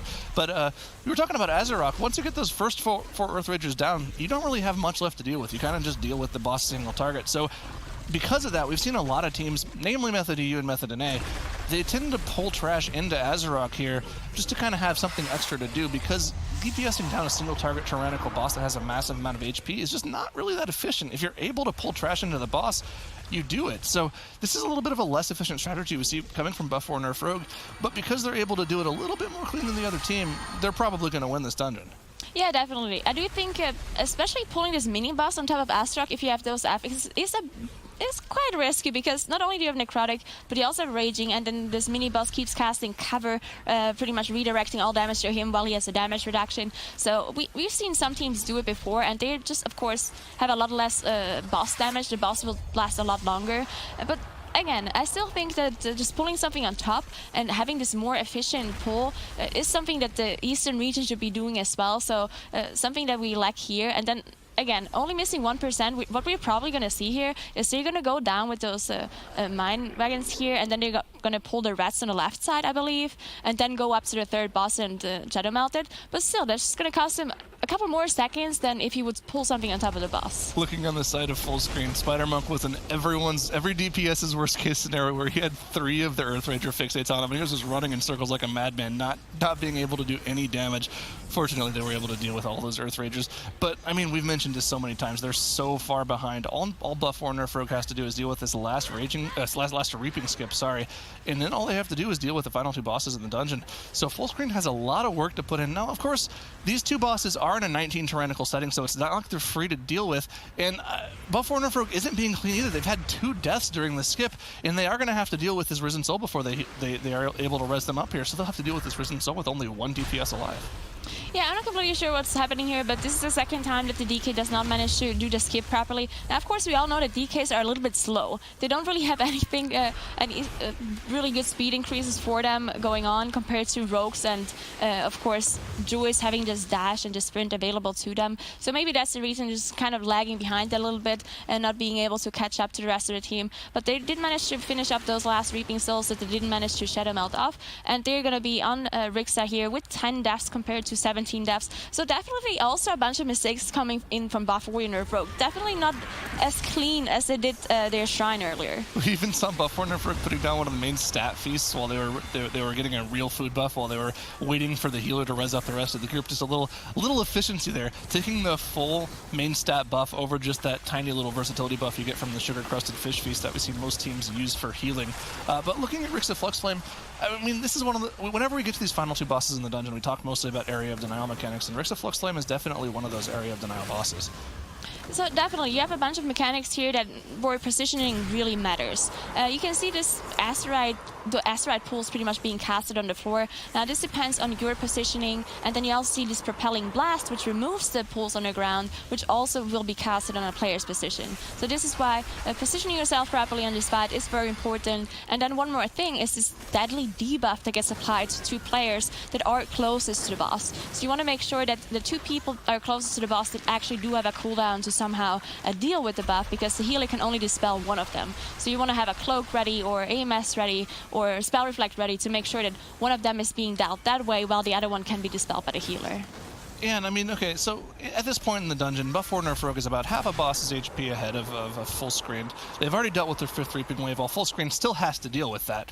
And on top of that, Buff or Nerf Rogue also has that added kind of cushion of 40 seconds from the 8 extra deaths that Fullscreen has on their side. So we kind of have to look at this going forward. I mean, Buff or Nerf Rogue winning this match puts them in the sole 3rd place position when we're looking at land points for the first global land we have coming up after these cups. What is it that this puts this team behind the top 2 teams in the Eastern region? Are they going to be able to actually compete with Team D and BFC, or are they just going to be like a solid 3rd place team? I do think there's still a little bit of work to have to do to compete with the first 2 teams, but they've been showing that they're doing really well. Now, the only times we see them struggle a little bit was when they did those risky pulls, as we saw in Motherlode happening here, or when they just had this close match against Team D, where they unfortunately wiped to the last boss in Tol Dagor twice in a row. Now, I have to say that, people say, oh, you can't be wiping on this boss twice in a row. But let's be honest here, having Quaking and having a bunch of bad RNG with this double explosive burst, things can happen, right? And Loda has been quite a bit unfortunate on Tol Dagor last boss, as they got like 4 or 5 doubles in the whole fight, which is the chance of that happening is very low. So I do believe the RNG wasn't really on their side, and I think this team has a lot of potential. I definitely think if they continue to improve and if they continue to have those good strategies and those good moments, then they can probably compete with Team D and Battle for Champ as well. I mean, we keep talking about those doubles on that boss. I mean, dealing with 1 double is impressive. Dealing with 4 or 5, even getting to that point where you're able to deal with 4 or 5 is incredibly impressive. So it's not like this team is a bad team. Obviously, they had a little of a hiccup in that dungeon. Probably more than a hiccup, honestly. But we just kind of we're trying to like put this into perspective, right? Like they are a good third place team. They are able to compete with Team D and BFC, but we'll just have to see them close out this dungeon. I mean, looking at this Motherlode time, it's really not all that impressive of a time. I feel like the affixes that they have to deal with aren't necessarily too dangerous.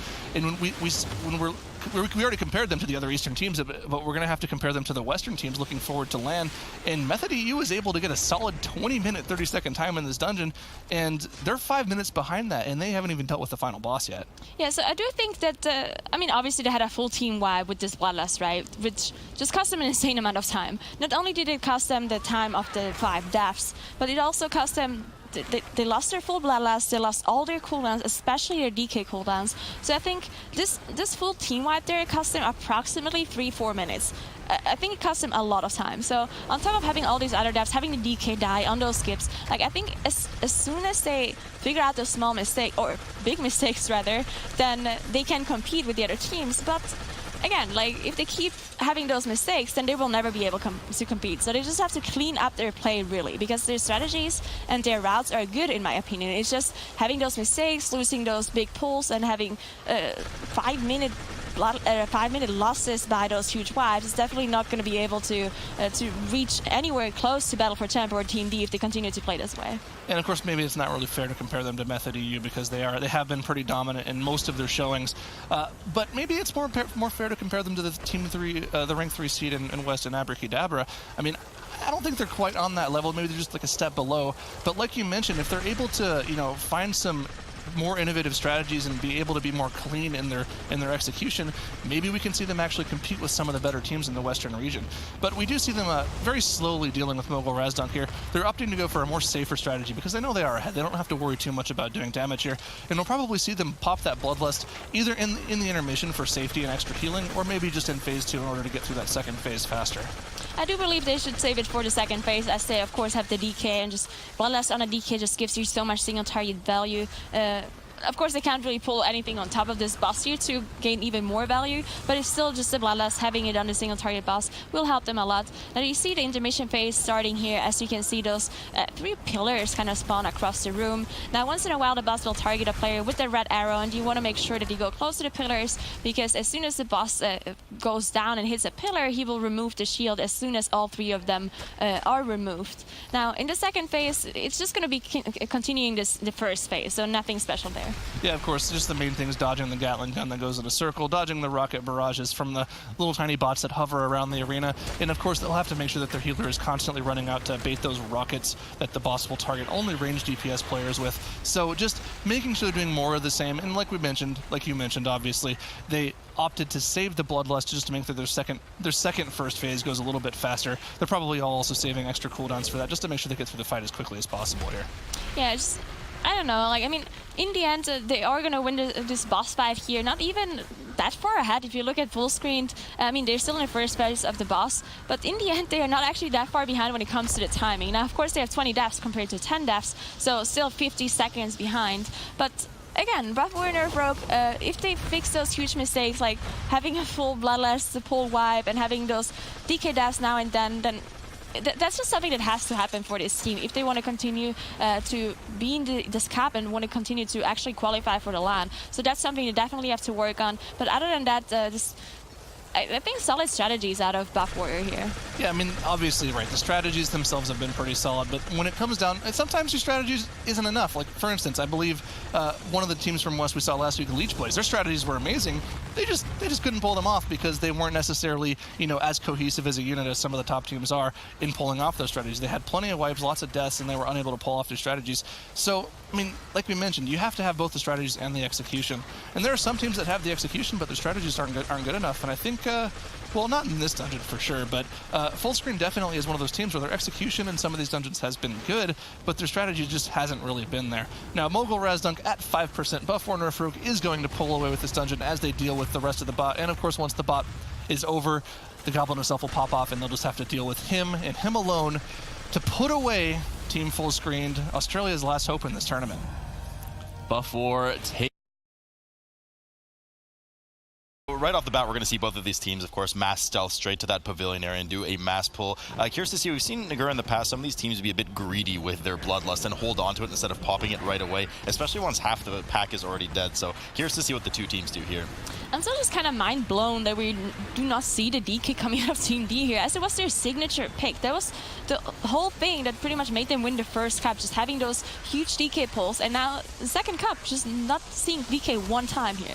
I don't know. Yeah, I mean, whatever they're thinking, I'm sure they have a good reason for it. I'm sure they didn't accidentally not pick a DK. They probably have the power to confirm. But 4 mechanized peacekeepers coming in right now. Just a reminder, of course, we are in that enraged affix, so any trash mob that goes below 30% health will deal 100% increased damage, and then necrotic, stacking, healing, debuff, and damage over time on the active target, usually the tank. A lot of damage coming in from this enraging, and part of what's so scary in this dungeon isn't just the tank damage to go. We talk about it day in, day out. It's the splash damage on the group. You have the charges from the thugs. You have losing my mind. The vendors? Yes. No. Well, the vendors I was going to mention, of course, with the spritzer, but the assassins. Oh no. Peacekeepers. No, we're going around the same once over and over. Grease gun from the mech jockeys. Got it. Jack, I got it. Grease gun from the mech jockeys. Yeah, going out, just splashing onto random members of the group too with enrage. It just easily plops one of the DPS over, especially the monk. We all see the monk suffer so much in these dungeons because they don't have that kind of net safety from the cheat death. Yeah, so we see, of course, the necrotic also being a huge problem here.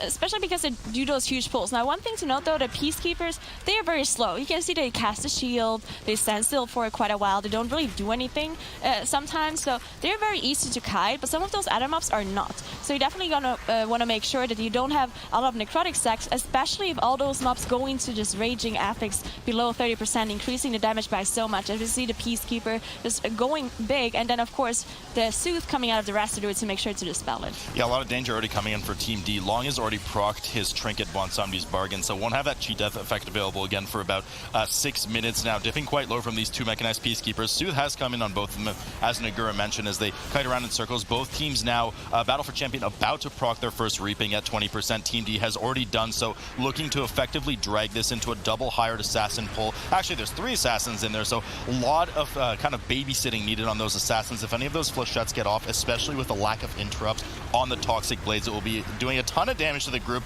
as we already see 2 stacks leak onto the group. Long is running for his life right now. So much damage coming in from these mobs as Ab desperately gets a dispel on from those reaping stacks. You see Battle for Champion also just finishing off their pull, getting their 20% reaping wave, pulling it on top of some other trash. So both teams are very close to each other here, even though it looks like Team D procced their reaping wave quite a bit earlier, but it was really only a couple of seconds in between those two, and anything can really happen because it just depends how efficient and how big you can do those trash pulls, as they're going to be in this area for a very long time, probably still 7 minutes until the Bloodlust gets ready, and then they're going to go to their first boss. Yeah, we've seen the more kind of traditional routing out of these East teams in the Motherlode this week, so expect to see somewhere in the nature of mid-80s to mid-90s% trash before they even engage onto the first boss, the coin-operated crowd pummeler. Team D now at 35%, finishing off that quite dangerous pull that almost had Long eating the floor, essentially, and getting ready to proc their second reaping. Battle for Champion lagging just a bit behind, doing their own series of pulls, but 5% behind on trash. And in such a trash-rich dungeon, Nagura, you know, we usually don't scoff too much about 2, 3, 4, 5%, but here it's a pretty big deal just because of the amount of count you need. Definitely. We see Team D doing a little bit of a smaller pull here, though, where they only have 1 Peacekeeper and double Thug, while Battle for Champion is dealing with this double Peacekeeper and some more trash pull here, while they actually chain pulled something. I'm not sure if it was intentional, as the rope drops very low, and Jack also dropping very low, and it's almost...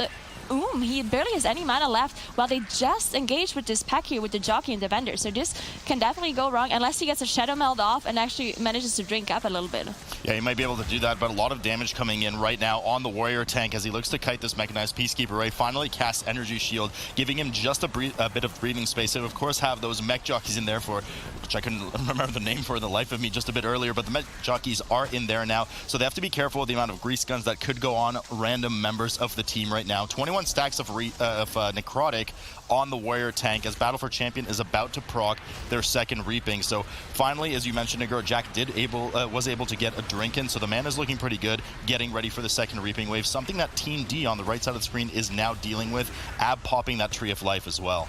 Yeah, Team D dealing with their second reaping wave here as they pull it on top of some more trash here. Now, not again, I think it's kind of a smaller trash pull on top of course, having the reaping. Now, definitely when you're dealing with the reaping wave, you don't want to pull too big, as you know, there's just so many nameplates and everything is going on. And if you want to also interrupt all the vendors, you want to interrupt all the assassins, you want to deal with all the thugs and dispel the raging, you don't want to have too many mobs at the same time. So definitely when the reaping is up, you want to pull a little bit smaller, make sure that you're controlling the mob pulls properly. These are the best players in the world. You have to expect that they're able to read multiple nameplates, depending on how much they're stacking, of course. But Battle for Champion, 46% now, as they backtrack just a bit here with one more mechanized Peacekeeper that's about to die, getting ready to proc their third reaping wave. Team D just slightly ahead. 2 more mechanized Peacekeepers about to go down, providing a rather substantial boost to their trash. Now, one of the benefits of this, of course, we talked about a million times, is that they're purposely killing the Peacekeepers because you get the trash count from the robot itself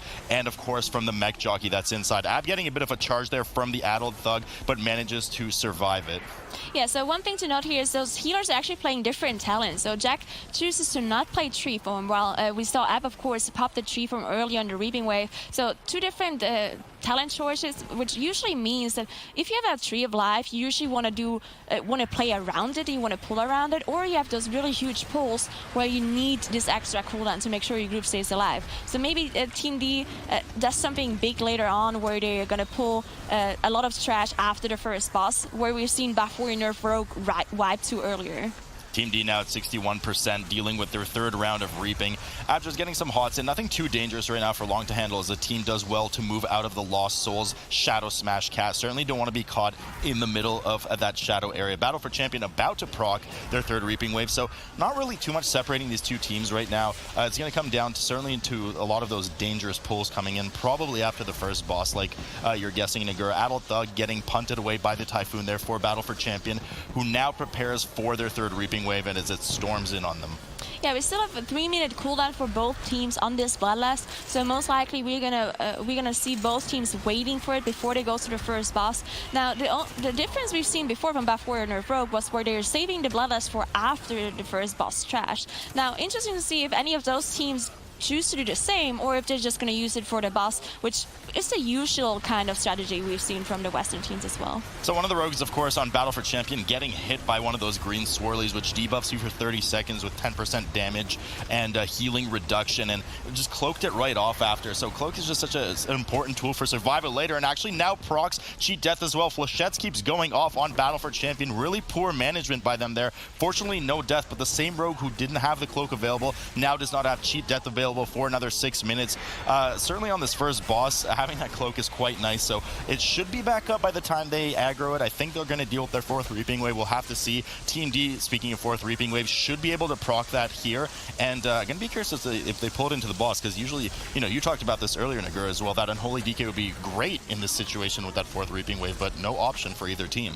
Yeah, still kind of want to know why they're not pulling out this DK here, as they were just known to do it, but maybe it's because their Windwalker is playing the DK, and maybe they just want the utility of the Monk. Maybe the rogues just are not able to play Windwalker or DK, so the only option for them is to play double Rogue DK or double Rogue Monk. And maybe they just choose to have this Windwalker, having the utility of it, especially in a Necrotic Raging, where the Ring of Peace is just so important, instead of having the DK and having the more damage. So maybe that's the reason why they're doing it. Frankly, I don't know, which ironically is abbreviated IDK, but Team D now on coin-operated Crowd Pummeler, 97%, waiting on... They actually don't have... I was just about to say waiting for their Bloodlust to be popped, but they don't have their Bloodlust available yet. Might use it with a combo of Foot Bombs a bit later on, but we do know these Foot Bombs give a 50% damage increase debuff onto the boss ×3, so you want to kick the last one in at the last second to extend to the 2-stack and go forward. Their Windwalker Monk on Battle for Champion getting charged by the Thug there, dipping to 12% health. Fortunately, no death as they proc their fourth Reaping Wave right now. Yeah, so definitely we see both those teams, Battle for Champ and Team D, just being a lot faster than the previous Motherlode we've seen, as they pulled the first boss already having 80% trash and just not having this Bloodlust ready, meaning they were approximately 2 minutes faster than Buff Warrior Nerf Rogue from the series before. So definitely very fast on both of these teams, as Battle for Champ is on 85% trash, and they're just kind of dealing with the Reaping Wave here, not even engaging the boss. So maybe they're waiting for their Bloodlust to be ready, but Team D definitely ahead here. here at this point. Team D actually was pretty close there. They missed one of their foot bombs on the boss completely and managed just to kick it in at the last second. So about akin to the same skill that we see Jack having in soccer, just missing his target completely. Team D now moving out of the coin piles, making sure that the boss does not absorb any of them, because every coin pile that is absorbed will give a 10% damage increase permanently to the boss for the rest of the encounter, multiplied by Tyrannical on here. And some of these static shocks can be quite a daunting task for the healer who wants to get in there and get some kitty DPS going, especially during the fire debuff. Coin operated crowd pummeler at 85% for Battle for Champion, who has just, you know, a 5% trash lead. We said it's not, it is kind of a big deal in Motherlode, but with the size of the pull that we're probably going to see after this first boss, probably not the biggest deal. Yeah, so Team D actually popping their Bloodlust here at the very end of the crowd pummeler, so definitely don't want to save it for a later trash pull. Interesting to see that they're just popping it so late, especially because I assume not all of the DPS have their cooldowns ready at this point around, as Battle for Champ also popped their Bloodlust, but of course they pulled the boss later, so they most likely have their cooldowns up for Battle for Champion side. Now Team D about to kill the boss here, and now all eyes on them, because we've seen things go very wrong for this trash here.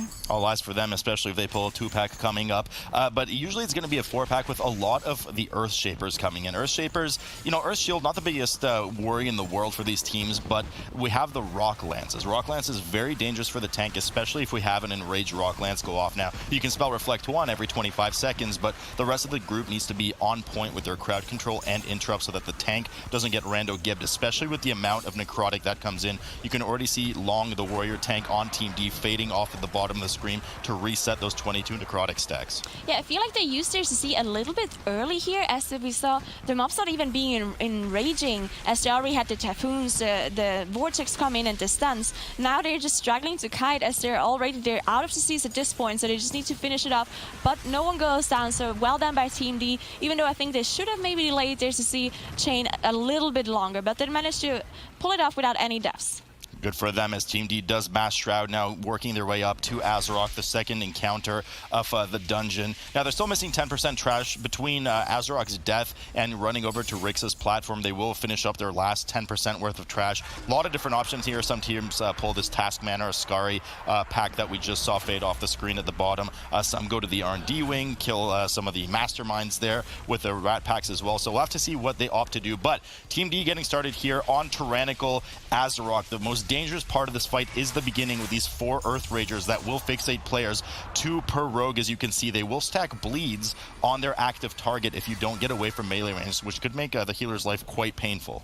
Yeah, definitely. But usually, especially if the fixate is on rogues, they can deal with it pretty well. As we see, the double fixate on one of the rogues and a fixate on the other rogue. So they should be able to kill them as they are really low here. And once those Earth Rages are down, it's really not that difficult of a fight anymore, as long as you dodge the frontals, which for those kind of players, it really shouldn't be a big deal. Now, the 10% trash that they're missing is actually quite a lot. I don't think this one pack with the mini boss is going to be enough for that, for triggering the reaping. So maybe we can see an R&D pull coming out from Team D here, which is going to be very interesting, because we've mentioned before that Team D definitely used a lot of strategies from the Western region, and it's like the only Eastern team that really adapts their strategies all the time. So definitely can see something like that coming out of Team D. Battle for Champion stealthing up the hill as well, getting ready to pull Azeroth in just a moment, but I'm just distracted here. Team D actually bumped one of the Earth Ragers that spawns periodically throughout the fight and just opted to kind of crowd control it on the side. Not really sure why. I guess it's just extra safe, but it's not particularly dangerous to have just one of them and passively cleave it down with 2 rogues and a Windwalker, and of course the Warrior with that Thunderclap. So nonetheless, they break it now by default, because the boss will enrage and pick one of the Earth Ragers to do increased damage, but also take increased damage. So once that happens, the players happily join it on top of the boss and cleave everything down together. So they're just opting to play it a bit safe here. 30% on Azeroth for Team D, and then we can finally see exactly what they want to do with their trash. Yeah, so both teams on Azeroth now. Battle for Champ has 2% more trash here, and I just want to mention that both teams actually having 0 deaths and playing very clean here. Even if Battle for Champ is a little bit slower, but both of them just playing very cleanly here, which is something we didn't really see from those teams yesterday, as they had a lot of wipes and a lot of those dungeons having this sloppy play. So I'm glad to see that both of those teams cleaned up their play a little bit and just having those 0 deaths here, and I really hope I didn't jinx them now. Nagura, don't speak too early. Of course, we do have King's Rest as the third map of this series, should we get to it. So we'll have to see then if they've certainly cleaned up their play. Azarok now 1%. It looks like, I guess, they're not dealing at all with the Skari Taskmaster pack. They're just opting to move straight over to the mine cart and avoid the mines with the cart, as we've seen, unfortunately, some people not be able to do that. But right down the hill they go, and they're going to complete their 10% here with a pretty big pull. Now, you know, it's kind of becoming a trend lately for some of these bigger R&D pulls to complete your last trash, and oftentimes, at least on live servers, most people just stay away from this entirely. You got the Masterminds in there, you got the Echo Blade cast in. There's just so much danger in here if you don't kind of do one of those kill it before it kills you things. You just have a very finite window before you run out of crowd control and get overtaken. Yeah, let's really hope they don't pull on Method EU here as they deal with this R&D wing.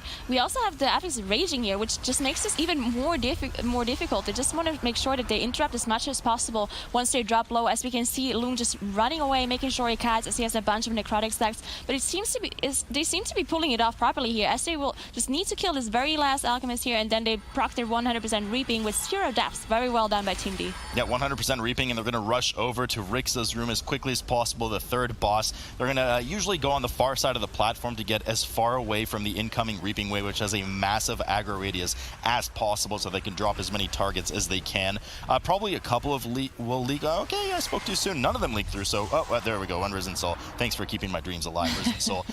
They do come in, but they don't care about that. They pull it right on top of Rixa, who does pure fire damage onto the tank, non-blockable, so rather easy to get chunked here as a tank. As we see speaking of tank, Battle for Champions tank goes down right now with Azarok at 1%. Just a bit too much damage from the enraged mobs on top of the boss. Fortunately, Azarok does die, claiming their next checkpoint, so the warrior was able to just release at the last second, but he's not going to have his cheat death trinket available, that Bonsomni's bargain, for another 6 minutes now, and they still have 4% trash, probably about 2-3% once the Taskmaster dies. Team D looking in good shape here, 83% on Rixa. Yeah, so Battle for Champ choosing to do the strategy where they pull a mini boss on top, but as I said, it is very dangerous to do, especially if you have Raging and Necrotic. Just having those stacking Necrotic stacks on the tank, especially with the boss, he can't really kite, right? You can't go away and just reset your stacks. So that's why we see the tank just going down there, especially on top of Raging too. And now they're gonna proc their Reaping Wave here on the rats on the left side. Then they will also go to the next boss and use their Shadow Meld to make sure they skip their last Reaping Wave. As Team D is already at 60% on Rixa. Rixa, yeah, 60%. So the team doing really well to rotate the chemical burns here. Can dispel one of them as it goes on to long right now, and the next one can either be pre-immuned by the rogues. We can have the monk deal with it as well. Spell reflected by the warriors. A lot of options there to deal with the secondary one, whilst the first will always get dispelled by Ab. Team doing well, of course, to direct the propellant blast, bait it in the direction of where some of the goop is on the ground, so that they have enough real estate to work with, because some of it will get covered by default from the pipes. Bit of a sloppy skip here, unfortunately, for Battle for Champion, as 2 of their members do go down. Cheat Death had to proc, unfortunately, for the rogue as well, who won't have that available for likely the rest of the dungeon. Jack getting his AoE res off, making sure everyone's nice and healthy, ready to go for Rixa, who is now down to 1/3 health remaining for Team D, who is looking very dominant here. Yeah, a little bit of sloppiness coming in from Battle for a Champ here, as they had the first tank death. Up until that point, they had 0 deaths, right? Then we see a tank death come in, we see 2 DPS death come in while they do the skip. So definitely they need to shape up a little bit, as they're already behind by quite a bit. On a tyrannical setting, 60% boss HP is a lot of time that they need to put into here, because of course, single target damage can't be increased that much no matter what you do. You can't have anything more efficient, especially with everyone having 100% trash. So you can't really pull anything on top or anything like that. So at this point, it's only going to be 2 bosses in between them and just finishing this dungeon. Not the best bait there for the propellant blast, as a couple of the members get caught in the goop that goes across the platform. One of the rogues very close to proccing that cheat death, but they do get away clean from it. And it's not even just the single target requirement that's a kind of a burden to overcome for Battle for Champion now, but 15 seconds of death as well. So, I mean, Team D's going to need to have a bit of sloppiness to their strat and the rest of their run right now to have any hopes for Battle for Champion to catch them. And it looks quite unlikely right now with how clean their run has been. They're getting ready here. They actually pulled the very first War Machine, so a bit of a sloppy sloppy skip coming up, but shouldn't be a problem for them as long as they all get to Mogul Razdunk's platform. They will be able to Shadow Meld all of this enormous amount of evil trash that will be chasing them, and get ready to pull the last boss in just a moment. Yeah, so once they get the Shadow Meld up, hopefully this time around nothing goes wrong with the Shadow Meld. Hopefully everyone does have it ready and do manage to reset. As you see, all of the mobs de-aggroed. Now, App is only on half mana, but he managed to sit down and drink a little bit. So usually this boss not too dangerous as long as you don't get hit by mechanics that he can avoid. As long as you don't get hit by the Gatling gun and stuff like that, then the healer can be fine with the mana percentage that he has right now. You know, as you said, that 2 of the DPS got hit by the homing missile, so unlucky for them. But the tank, of course, pre-positioning the robotic head here in one of the areas where you don't have to move him too much because the boss is a pain to move with the frequent cast between Gatling gun, homing missile, etc., and his rather large melee hitbox, so that the team can just kind of rotate around said hitbox depending where these Boomba bots drop their missiles with the rows and columns and just avoid it without having too much mobility needed for the boss. Getting ready to get to that 50% phase. Their Bloodlust is coming up. I'm gonna go ahead and assume that they're gonna use it on phase 2. It's usually the more DPS effective means to use it. Using it during the transition just for the 2 Sky Scorches is the safer thing to do, but certainly not very efficient. Yeah, most definitely we're going to see this team, Team D, the #1 team from last year. I'm pretty sure they're going to choose the more efficient way over the safe way, even though they probably know that they're ahead at this point. But it's really not that big of a difference, right? They're 40% difference, so if anything goes wrong for Team D and they have a wipe or app dies, anything like that happening, then of course Battle for Champion is going to be right at their heels. So they want to make sure that they kill this boss easily here without any wipes or anything going wrong, as they almost reach 50% where he goes into the intermission phase. Battle for Champion not too far behind, though, at 90% on the same boss. Still 3 deaths on the board versus Team D's clean slate of 0 as they enter the transition phase. Boss will become largely immune to damage with that yellow shell around him, and the players will have to run over to these kind of pylons that go down with these large orange swirlies and bait the boss's drill into them. Once all 3 are destroyed, they will be returning back to phase 1, trying to finish off the boss and clinch the first match. Yeah, so Team D definitely is... Gotta say, like, their strategy here is very good. Even, I mean, they just kind of watch the Western region do Motherlode and just say, oh, they're pulling something in the R&D ring. This is interesting. We should try this too. So they try this Western strategy, and they pull it off perfectly in this tournament environment, just showing that they're so cool and their mentality is just perfect. As they had a lot of struggles in other series before, in this King's Rest and in Tol Dagor, just barely winning against Buff Warrior Nerf Rogue, just by a very close margin in this Tol Dagor where they wiped to the last boss, just keeping their cool and making sure that they're performing here and doing those risky pulls still with this R&D wing pull. Just having 0 deaths in this dungeon, just very impressed by Team D here. Yeah, it's actually very, very clean. You know, they could have just had an off day yesterday or something. Who knows? I mean, we'll know for sure if we get to King's Rest, right? Which I hope we do. But Team D now at 25% on the board. Bloodlust is halfway through as well. They did indeed save it for the second round of phase 1 as they look to close out this first game. Unfortunately, Battle for Champion just not fast enough. A bit of sloppiness with those 3 deaths is all it took against this very polished Team D team. They're looking now to restart their phase 1. They're just finishing up their transition phase, but probably too little too late here, Nagura. Yeah, most definitely. It's going to be Team D pulling off this first game here. Now, there's still 2 games to go, so Battle for Champ can definitely catch up here, but it's going to be hard compared to a team like Team D, who are just playing so cleanly in this very first showing in Motherlode. Now, one thing to mention again, this DK, right? So I just want to see Team D just even improving more and just getting one of their rogues to play DK so we can see the Windwalker plus DK. And oh man, you are really hung up on this DK. But none through some of these matrons, Nagura. Definitely very dangerous, along with combinations of the Maggot Pack. We're probably going to see Bloodlust come up, but we've seen some teams be really greedy and hold on to it, and Battle for Champion does just that and holds on to it. Yeah, Team D actually pulling those ticks on top, which is very interesting because of this Sanguine affix, right? If you see those ticks just going down, just putting those pulls everywhere, but we saw a very good, well-timed Typhoon coming out of App here to make sure the mobs got knocked out of the Sanguine as soon as the ticks died. So very well done and very good knock management by Team D. Now, one thing to note here is that they have a Ring of Peace and they have a Typhoon on both sides, so they should be able to deal with the Sanguine properly, but there are some mobs, and of course bosses too, who can't really be knocked, so definitely still got to watch out for that one.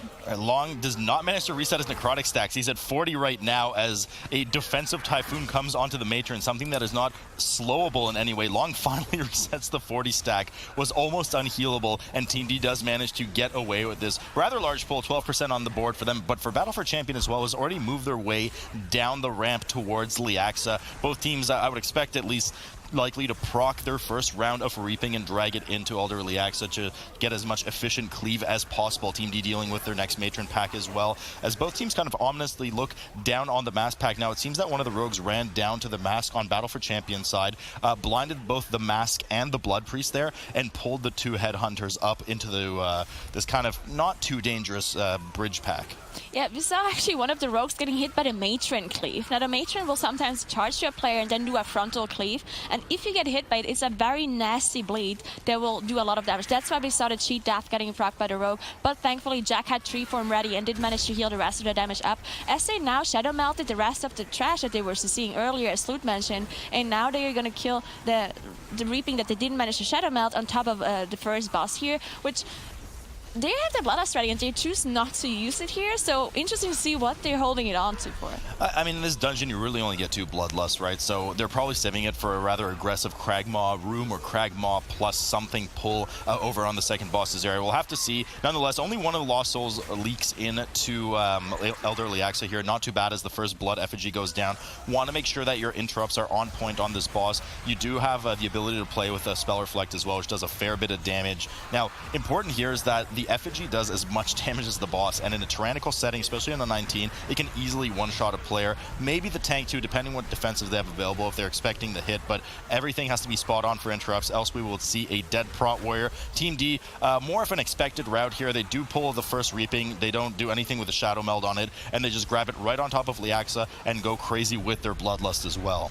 Yeah, so both Prot Warriors actually choosing to use the Spell Reflect for the effigy here, making sure that the effigy dies very fast. Now, we've seen some other teams actually save their Spell Reflect and only use it on the boss instead of using it on the effigy, just to make sure the boss dies faster. And of course, using it on the boss every single time will be more efficient because you'll just have more boss damage. But using it on the ad will be safer, so you have less interrupts that you have to do on the ad. While Team D actually does have, did use their Bloodlust and Battle for Champ didn't, but they also have 3% more trash on Team D's side. Yeah, so definitely quite close between these two teams right now as Battle for Champion downs Liaxa first and gets ready to hustle over to Kragg Maw's room. The Mass Stealth comes up from them, not wanting to deal with this either Tick pack or, of course, the double Bloodstormer pack on the right. Nobody ever wants to deal with those Bloodstormers. Let's talk about those for a moment.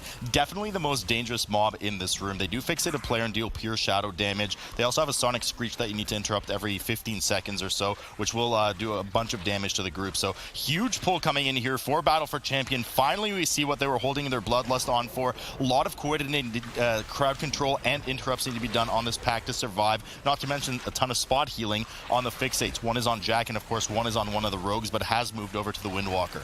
Yeah, this definitely makes sense for them to hold the Bloodlust for this pull, as they pull almost half the room here. 2 Bloodstormers on top, and they also use the Tree of Life, of course, which is so good to heal the Bloodstormer fixate, as you have those instant regrowths, just making sure everyone stays alive. And then, of course, also the CC coming in, a perfect Typhoon, making sure the mobs are getting knocked out of these Sanguine pulls. And one thing to note here as well is that all of those mobs are kind of difficult to move around because they constantly cast, especially those living rods. As you can see, just standing in the Sanguine, just casting. So it's definitely very important that you make sure you have your Ring of Keys and your Typhoon used in very efficient ways so they don't heal too much. Or even some interrupts. I mean, some interrupts have to be available now for these wave of decays coming out of the living rots, but nobody really seems to be getting to them, and they do get a bit of healing, residual healing from the Sanguine going down, which of course will heal any trash or boss in it, but also damage players should they step through it. Long wasting no time, being aggressive, pulling the next round of Lasher, Maggot, and the other, there's a Swarmer in there, and Swarmer as well, along with the second Reaping pack. Team D dealing with their second Reaping pack. Tree of Life just now ended over for the side of Ab, but Long has a lot of necrotic stacks on him, as defensively we get a Ring of Peace going down, so he can try and reset those. Yeah, we see Team D 41% while Battle for Champ on 40%. So they're actually kind of even when it comes to trash, even though Battle for Champ did this huge pull at the very start with their Bloodlust. Now, Team D will have their Bloodlust up earlier, of course, compared to Battle for Champion. But as you said, you really only get limited amount of usages out of the Bloodlust, so it doesn't really matter that much. It will all be on trash percentages here. And of course on Kragg Maw as well, because Kragg Maw in a tyrannical setting is a very risky boss, a very dangerous boss, especially with the Tantrum coming in. And we've seen some teams wipe on it too. Yeah, I mean, super dangerous boss. Well, you know, we did have Quaking on some of the unfortunate combos, but certainly something that could wipe teams. Team D here now dealing with some of the Death Speaker and there's actually Bloodstormer too, but the Guardian Death Speaker pulled just beyond the second boss room. Both teams likely looking to get their third Reaping Wave going, but you know, Nagur, and I know you're going to smile at this, but usually we see the combination of the third Reaping plus Kragma just to flex the strength of that Unholy DK, something that these teams don't have available, but they still may do with the compositions they have, even as we saw in the Motherlode, aggressively pulling some of the Reaping on top of the coin-operated Crowd Pummeler, so perhaps they just won't care about that and they'll just get on in there with the boss anyways. Yeah, definitely also is very important here on this very last trash to make sure you drop the Sanguine pools in a proper position, because if you drop it all over the room, then Kragma will just maybe charges into a Sanguine pool, or while he does the tantrum, he will go into a Sanguine pool. So you want to make sure that you drop it very far off to the side. You don't want to have it anywhere in the middle of the room, and you don't want to have it anywhere close to where the charge is going to go. That's why we probably see them just kiting it to the very edge here. Team D now getting ready in just a moment here to pull Kragma. I assume with the next Reaping Wave, they were very careful to make sure that they killed all of the trash along at the same time. I was going to say so they get out of combat, but they actually had a maggot paralyzed in the corner there. So it looks like they're actually combining trash with the third Reaping Wave. So a bit more safe, I suppose, versus some of the Western teams. Battle for Champion has dealt with the third wave and has pulled Kragma. Of course, Kragma, 3 basic abilities to the fight. Each one of them will spawn ticks on the ground that the players need to stomp to make sure here as Battle for Champion starts to cleave their third Reaping Wave on top of the boss. But the most dangerous one, Nagura, is the Tantrum, as you mentioned. Just tons of physical pulse damage on the group as the boss erratically runs. Put a Moonfire on one of those Bloodstormers and make sure it aggroes to get this extra little percentage for their Reaping Wave, as they have 82% now, proccing the Reaping Wave and most likely engaging the boss here. And here comes both ghost forms, of course, of those danger noodles, as we like to call them. Oodles of noodles on the screen right now for both teams as Team D makes sure to point Sporecaller Zansha towards those mushrooms,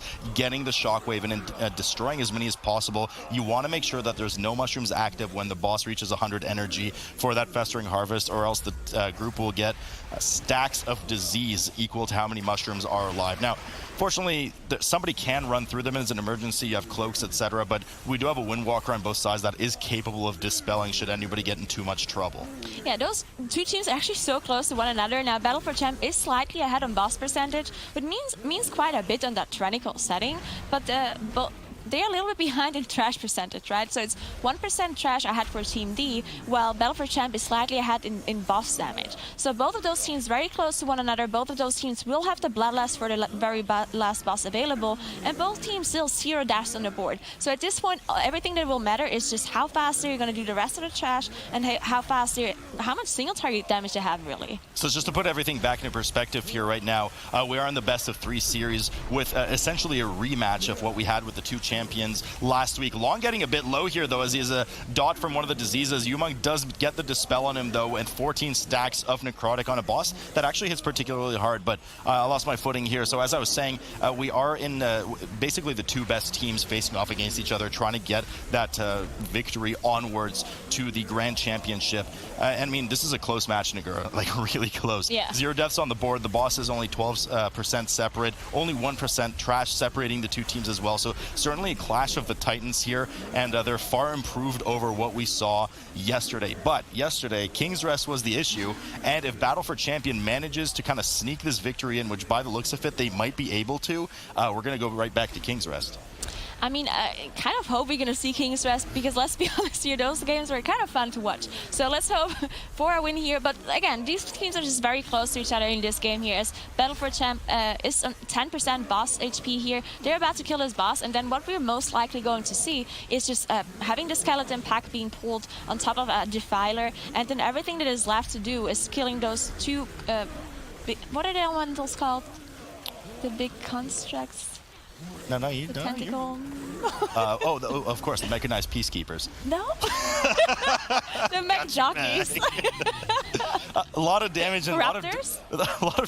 a lot of dot damage going out on Team D right now. Long actually had 2 stacks there. They did manage to get the Dispel off and heal through it at the last moment. Xantra does go down, so Team D almost averting, entering a crisis rather, and just manages to avoid it last moment. Battle for Champion once again. They were about 10% ahead on the boss, moving in and doing a similar pull. As you mentioned, one of the faceless corruptors does join the pack right now, also known as a peacekeeper apparently, but they are trying to cleave everything down, so they only end up with the last 2 corruptors and maybe one of those nope ropes as well as the final percentage that they need to make up. But from here on out, both teams are pretty much going to be doing the exact same 2 trash pulls, followed by combining the 5th reaping wave into the boss. Yeah, that was a very good Ring of Peace coming out of the Mongol Battle for Champ side here, as the Corruptor almost healed up as he was just casting in the Sanguine pool. But the Ring of Peace made sure that the Corruptor is not healing that much at all, and now they just have to finish it off and then go to the very last exit, basically. Now, 94% means that the 2 Corruptors at the exit are not going to be enough. That means they have to pull it on top of this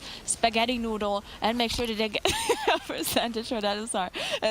Team D, on the other hand, slightly behind as they're finishing off this Corruptor here. Spaghetti noodles, you got linguine, sanguini everywhere. A lot of Italian pasta dishes from the Italian caster here. Battle for Champion now 94% and Team D 95% as they are working towards the last 2 Corruptor pull along with the Grotesque Horror. They do kill the Horror and move the Corruptors near the entrance, or exit if you will, towards the 4th and final boss here. This is quite neck and neck right now. Both teams 95% apiece, and Team D is actually caught up a bit. They had a rather aggressive trash pull, so the 11% or so difference that differentiated the teams on Sport Caller Xantra has pretty much been lost. Only a few seconds separating in favor of Battle for Champion as they prepare to go downstairs and pull Unbound Abomination. Yeah, the difference in Trash here is actually that Team D didn't have to pull the Horror because they pulled the Bloodswarmer earlier, right? And Battle for Champion didn't. So they could skip the Horror here, and they just, it's a couple of seconds difference between those two as they proc the 100% Reaping Wave on both sides. They're going to go down to the last boss. They will use their Bloodlust here, pull the Reaping on top of the boss, and now everything that's going to matter is single target damage on the boss. If only there was an Unholy DK right now taking advantage of this cleave, but that's just not the reality we live in. Both teams wasting absolutely no time getting started here on the Unbound Abomination, final boss of the dungeon. Battle for Champion trying to stay alive in the upper bracket right now. Team D looking to sweep them 2-0. They are slightly behind. Bloodlusts have been popped on either side. Teams doing well once again to move the boss around in a circular fashion and bait the breath in one direction only so that they can keep having a clean side to dodge these rotting spores on. You definitely want to watch out for the blood visages. Now this boss keeps staying 100 energy and 100% HP basically, because the thing that damage to the boss does is it will fill out his energy bar, and once it reaches 100 you will have 2 blood visages spawn, as we see on Battle for Champ side here and on Team D side too. So they're completely even right now, having both of those visages spawn at the very same time, and once those visages die it will remove the boss's HP. So it's just very slight difference between them two. Yeah, this is really close, and not to mention that construct, or the friendly robot, I believe as Tedals referred to it earlier, is in there helping you and will essentially just kill the bloods by yourself. So you want to ignore the first 4 bloods that spawn. Your only focus until the last wave, the 3rd wave of blood spawn, is to get as much single target in on the boss as possible. Both protection warriors kind of playing a bit of defense on these rotting spores, getting those victory rush procs and using it to heal themselves so that the healer can output as much damage as possible. Something that is certainly in favor of Ab right now. He might have gotten a bit more cleave at the beginning of the fight, but we can see the amount of healing required from Jack is just slightly more than Ab. Ab really just trying to get as much as he can in there, as Team D looks like they actually move slightly ahead here. They hit 33% first on the Unbound Abomination. Battle for Champion just now hitting their 33, about a couple of seconds separating these two teams as they get rushing towards the final round of Visages. Yeah, Team D just pulling ahead in boss damage here as they had their Blood Visages spawn just like a second faster compared to Battle for Champion. You can look at the damage meter, just seeing the difference between damage from those two teams. Team D pulled the boss slightly later, but now they actually caught up. Now everything that matters is going to be spawning those 2 last Blood Visages, and whoever spawns it first will kill the boss first. But we do have the Tree of Life coming out of Jack right now. Maybe just having to play just a bit defensively there. Gamble too long. The final Blood Visages come out, and Battle for Champion grabs the win. Team D just a few seconds slow, so we are going to a Game 3 Kings Champion. This is gonna be a bloodbath. I hope it is, and if it isn't, Twitch chat, please blame Nagura, not me. I don't know the results ahead of time, so we'll have to see here as both teams get started for this Game 3 in the upper finals, stealthing straight to the first boss's room. We are back in a Quaking affix, of course, so we'll have to update those for you in just a moment, but Quaking is active every 20 seconds, so we'll have that 20% max HP pulse on the group. Kudo has hit a really daunting, awful time, so hopefully it works out well for them, and explosive. So first room here, this is where the action gets going.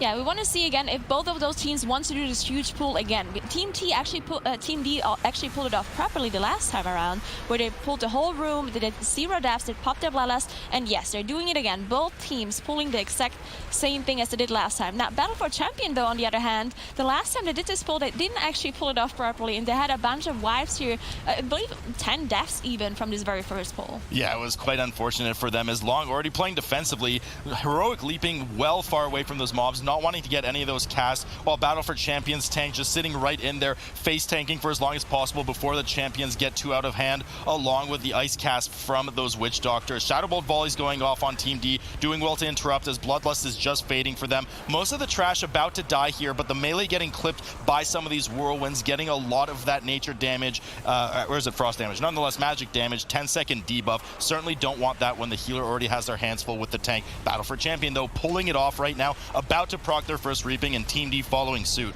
Yeah, very well done by both of these teams, actually just redeeming themselves, making sure they don't have any problems here anymore. Now, the most difficult part about this build is really just the Witch Doctors, because you have 3 of them, which all need to be interrupted. You need to interrupt the Deathly Chill, you need to interrupt the Shadow Bolt Volley, and on top of that, because there are so many mobs, you have so many explosives spawning, which all of them have to deal with, and the tank, of course, kind of just hiding, being line of sight. The tank can't deal with them, and the healer is busy healing, so they want to make sure that the DPS interrupt everything, but also kill all the explosives at the very same time. Team D just a bit slower here, only now kind of getting the Golden Serpent to have that role-playing RP spawn, while Battle for Champion already at 85%. Bit of sloppiness as well for Team D side. Long did proc his trinket earlier, dipping down to 1%, and then the Quaking finished him off, so we'll not have that available for 6 minutes if I did see that correctly. Battle for Champion now 80% on the Golden Serpent as they look to spawn their Golden Globules well on the side with that Spit Gold. You want to keep them together. If any of these reach the boss, though, Nagura, it's pretty much a wipe at that point. Most definitely. Unfortunately, both rogues got hit by one of these AoEs by the Reaping Soul, so you want to make sure that you somehow don't have the debuff on them, because it also decreases your HP, of course. Now, we've seen some people wipe to just plain having the debuff on them even without Quaking. But if you have a bad Quaking hit on top of just having the Spit Gold debuff while not having any defensives, it can cause trouble, because not only does the Quaking do damage to you, but it also makes the healer be interrupted if he casts something. So if they don't have the tree form ready and they don't have a Swiftmint ready, the only thing they really have to do to heal them up is regrowth. But if Quaking is going on, they can't cast it. So they definitely want to make sure that they do have something ready in case that happens.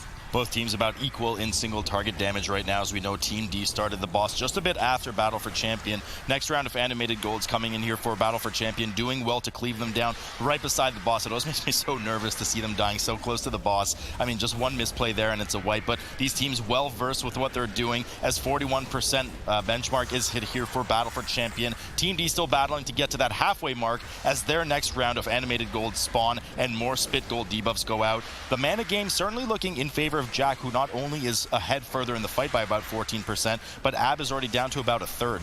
Yeah, we saw actually on the side of Team D, we saw that Pot Warrior dropped to 1% HP, but Ab did have the tree form ready, managed to go into tree, heal the tank up, and also heal himself up, as we see a cheat death proc on one of the rogues here on Team D side. So definitely struggling, having those overlaps with the Quaking as well, as we see just how much damage the Spit Gold does really, as we see the other cheat death getting procced on the rogue, and now it's the Quaking on top of just barely surviving. Yeah, just really scary there. I think Baby Pig, who first procced his cheat death, got hit by the AoE that punts you backwards, and then in combination with the Spit Gold there, either that or the Spit Gold plus the Quaking chunked him just enough. Nonetheless, both rogues very vulnerable now here for Team D, not going to have that available for 6 minutes. One of the rogues still has to cheat death, and the other one still has about 4 minutes to go on the side of Battle for Champion, who has pulled so far ahead at this point.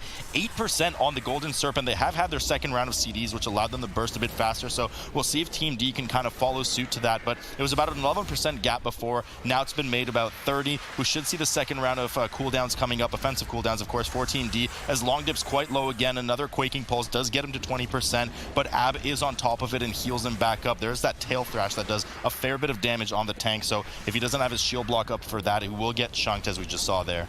Yeah, Ab just having such a hard time healing these debuffs away, as he's really low on mana at this point, boss still on 25%, and we all know in a tyrannical setting, that still takes quite a while, as Ab is just struggling to stay alive here, as he has to spit gold on himself, and we saw the rogues both don't have any cheat deaths available to them anymore. They probably also don't have their Cloak of Shadows ready, so there's definitely something, we can definitely see a death here as he drops very low, but they do have a battle rest ready, so as long as Ab is not the one dying, they can still continue this fight.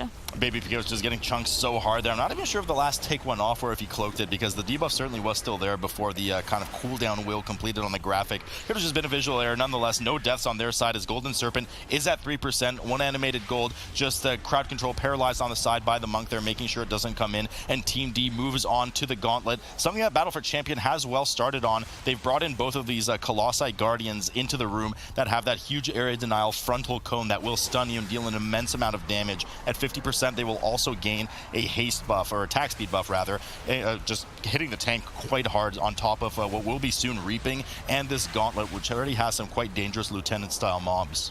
Yeah, so Battle for Champion actually quite a bit ahead now at this point compared to Team D. Team D just so much slower on the boss. Not only were they slower on the trash, but they also just had less single target damage, it looked like at least. While Battle for Champion are already working on these Guardians, already low percentage here, 30-20% on these Guardians, dealing with their second trash pack, while Team D just now is getting their animated Guardians pulled. Yeah, you know, just really clean from both teams right now, though. I'm a bit disappointed.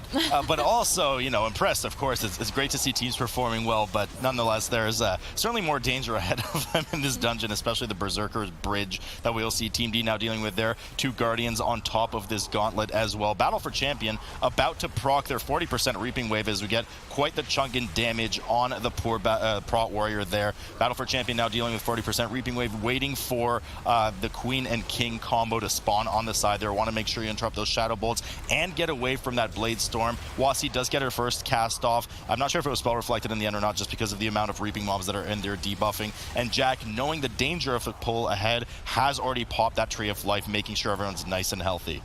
Yeah, so one thing you gotta watch out for here with the King and the Queen is that sometimes they actually mind control a player. And usually on live service, when most people play Horde, you can actually dispel you can dispel the mind control with Blood Elf, or you can also just use a Demon Hunter offensive dispel or anything like that. But both of these teams are Alliance, so they're not gonna be able to dispel this offensive mind control. And we've seen teams, or we've seen deaths from the mind control coming in, but both Team D and Battle for Champion doing well so far, not having bad mind control, so they're on the good side. Poor Windwalker Monk on Battle for Champion, of course, was a bit hungry, decided to eat one of those Shadow Smashes right to the face. 1 minute debuff, 20% maximum health decrease during that time. Fortunately, not too much residual splash damage now for the rest of this Gauntlet, so by the time they likely stealth past the Fulminating Construct, the Purifying Construct on the bridge, that debuff will be gone.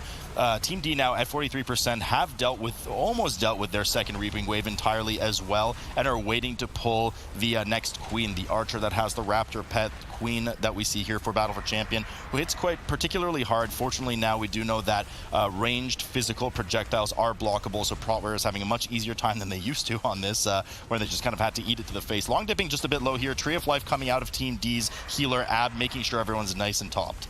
Yeah, so one thing to mention here is that the Battle for Champions rogues are actually playing Night Elves and not Dwarfs, as we usually see in this King's Rest environment. We see Long actually going down on Team D's side, but they do have a Battle Rest available. They should be able to recover as the mobs are very low HP, and the rogues do have evasion or something like that ready. So they did manage to get the Battle Rest up and do recover. But back to my rogue ratio pretty much. So it is 2 Night Elves on Battle for Champions side, while Team D actually is playing double Dwarf, which will definitely help them later on, especially with these Berserkers, where you can remove the bleed, you can remove any sort of magic or dispellable debuff. So I feel like Team D just having the advantage with the Dwarves here compared to the Night Elves. Yeah, so it certainly will pay off later, but what hasn't paid off is the death from the tank there. Unfortunately, there was a combo where he too got hit by one of the Shadow Smashes. Certainly don't want your tank running around with 20% max health decrease for a minute, so unfortunately that did cost him his life. Didn't have that Blunt Zombie's bargain available, the cheat death trinket. We know it procced on the first boss, actually on the trash before the first boss. So certainly a bad series of event here for Team D, which is still struggling to finish the rest of their gauntlet, while Battle for Champion has already moved to the rest of the room, dealt with all those small ooey gooey rich and chewies, and pulled both constructs over to the tombs on the side to make sure that the entomb is baited on the closest sarcophagus. Yeah, a very small thing to mention here that happened on Battle for Champions side. While they pulled one of the constructs over, the construct was casting Entomb on a player, but you can actually use Shadow Meld or Vanish to make sure it gets casted on another player. You usually don't want to do this because it will just delay the cast, but while they were running over, they were not in position to get the people out yet, so one of the players made sure they delay the cast until the constructs are in position. And now we see them proc their 60% Reaping Wave and killing it off with the last construct before they engage the boss fight. Yeah, so a bit less aggressive. We have actually seen usually teams pull the 60% Reaping Wave along with Machimba, the second boss. Nonetheless, the intermittent construct here is about to be killed, and they will be pulling Machimba momentarily. Jack is fine on mana too as the rest of the wave comes in from the gauntlet area, but they're still delaying the pull on Machimba. Perhaps they just know how dangerous this boss is. Hits the tank extremely hard. Just a lot of spot damage. Spot healing needs to be done, and if anybody gets caught in any of the flame AoE on the ground, it does tick on ×0 when it lands on the ground and can easily one-shot or two-shot unsuspecting players. So looking to just clean this up, take it a bit safer, whilst Team D has pulled the GUIs and the construct as well, dealing well with babysitting a lot of the explosives that are spawning as Long kites the construct over to the same side that we saw Battle for Champion have. Yeah, I don't think I really like the way they're dealing with the Reaping Wave here, as they're also using the Bloodlust here, surprisingly, on Battle for Champion side. Meaning that they probably not want to do the double Berserker pull afterwards. Maybe they just want to play it a little bit more safe because they had so many problems with this dungeon earlier. But against the Reaping proc that they did, so the one difference that it will be is that this construct that you can see right next to the boss, the soul of the construct, will actually be proc with the next Reaping Wave. Now, if you kill both constructs at the very same time, they will be proc with the 60% Reaping Wave. But so if you pull the 80% wave, then this construct will engage, and if you die while dealing with the 80% Reaping Wave, which we've seen happen for both of those teams, then it's going to be very difficult for anyone to Shadow Meld, just because those Reaping Souls will put you in combat, and if you're in Machimba's room, you're still not going to be out of combat because you have this construct Reaping Soul here. Yeah, so still working on the construct. Team D doing a similar pull here. Their live construct about to die, and the rest of the Reaping Wave coming in. Now, we did see Battle for Champion kind of hang out and kill most of this Reaping Wave before pulling Machimba, and it looks like Team D is doing the exact same thing right now. Really shy to pull the boss with these, something that we saw the Western teams not be shy to do. They certainly weren't very modest about that, as they would kind of aggressively pull it, but doing well to fill up as little space in the room as possible with these fire areas for Battle for Champion here with Machimba, wanting to have as much play space as possible so that they can run over to any one of the 4 random tombs that Machimba chooses during his entomb, so that they don't spawn one of the zombies from there. Rather dangerous mob. Certainly, we haven't seen it, I don't think, once during live yet that I can remember, so it would be definitely a very big boo-boo if the players did that. Team D has killed their Reaping Wave off, gotten out of combat, and gone straight onto Machimba as well, but no bloodlust from them yet. Yeah, just one thing to note here, that Team D and Battle for Champ so far have been playing the exact same strategy. So Team D just doing everything slower at this point. They did have one death coming in from the warrior, but it didn't really cost them so much time either. So really just doing everything a little bit slower, having less damage, being less efficient, while Battle for Champion already on 17% on boss, so they approximately 50% or 60% boss HP behind, which is quite a lot on a tyrannical setting. As we know, Machimba just takes such a long time. They used to Bloodlust on the pull, and now it's 740 left, so 20 minutes something on this boss fight, just taking so long on Tyrannical. Yeah, it's taking quite a while indeed as Machimba gets down to 7%. They're trying to kind of hover him around the exit to the room to save the precious seconds of running up to the Berserker Bridge, but unfortunately they've clouded the entire exit in fire, so they'll have to have a bit of travel time here as Machimba finally does fall first for Battle for Champion, getting ready to move on to the dangerous Berserker trash. Now, they don't have the Bloodlust available. We have seen some teams very aggressively do the double Berserker pull anyways without Bloodlust, but definitely takes a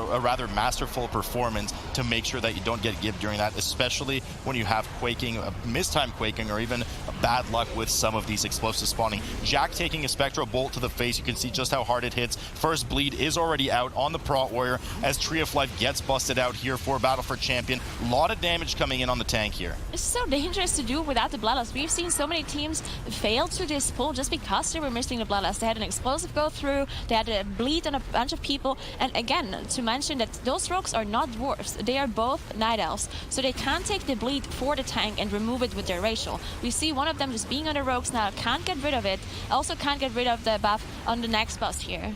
Yeah, but you know, they pull it off, Nagura, so quite safely so as well. Nobody even dipped too low. There was not too scary of a moment. They had well-timed quaking, worked in their favor, looking to have a brute pull here along with the Beastmaster and the two Raptors. Now, the brute certainly hits the tank quite hard. We'll have a massive area denial on the ground. Any player caught in it will be hit for a substantial amount of physical damage and thrown up into the air, as we saw one of the, I actually think it was Ab who got thrown up into the rafters yesterday, but certainly don't want to be getting hit by that as they look to kill off and cleave off everything they can. Now, dangerous thing about these Beastmasters that I'm sure the team learns their lesson the hard way, there is a focus shot that will knock you very far, so you want to have your back to a wall as much as possible, and has a poison frontal too. Anybody caught in that poison frontal will have a very heavy nature damage over time on them, so you want to make sure that you point it away from your teammates.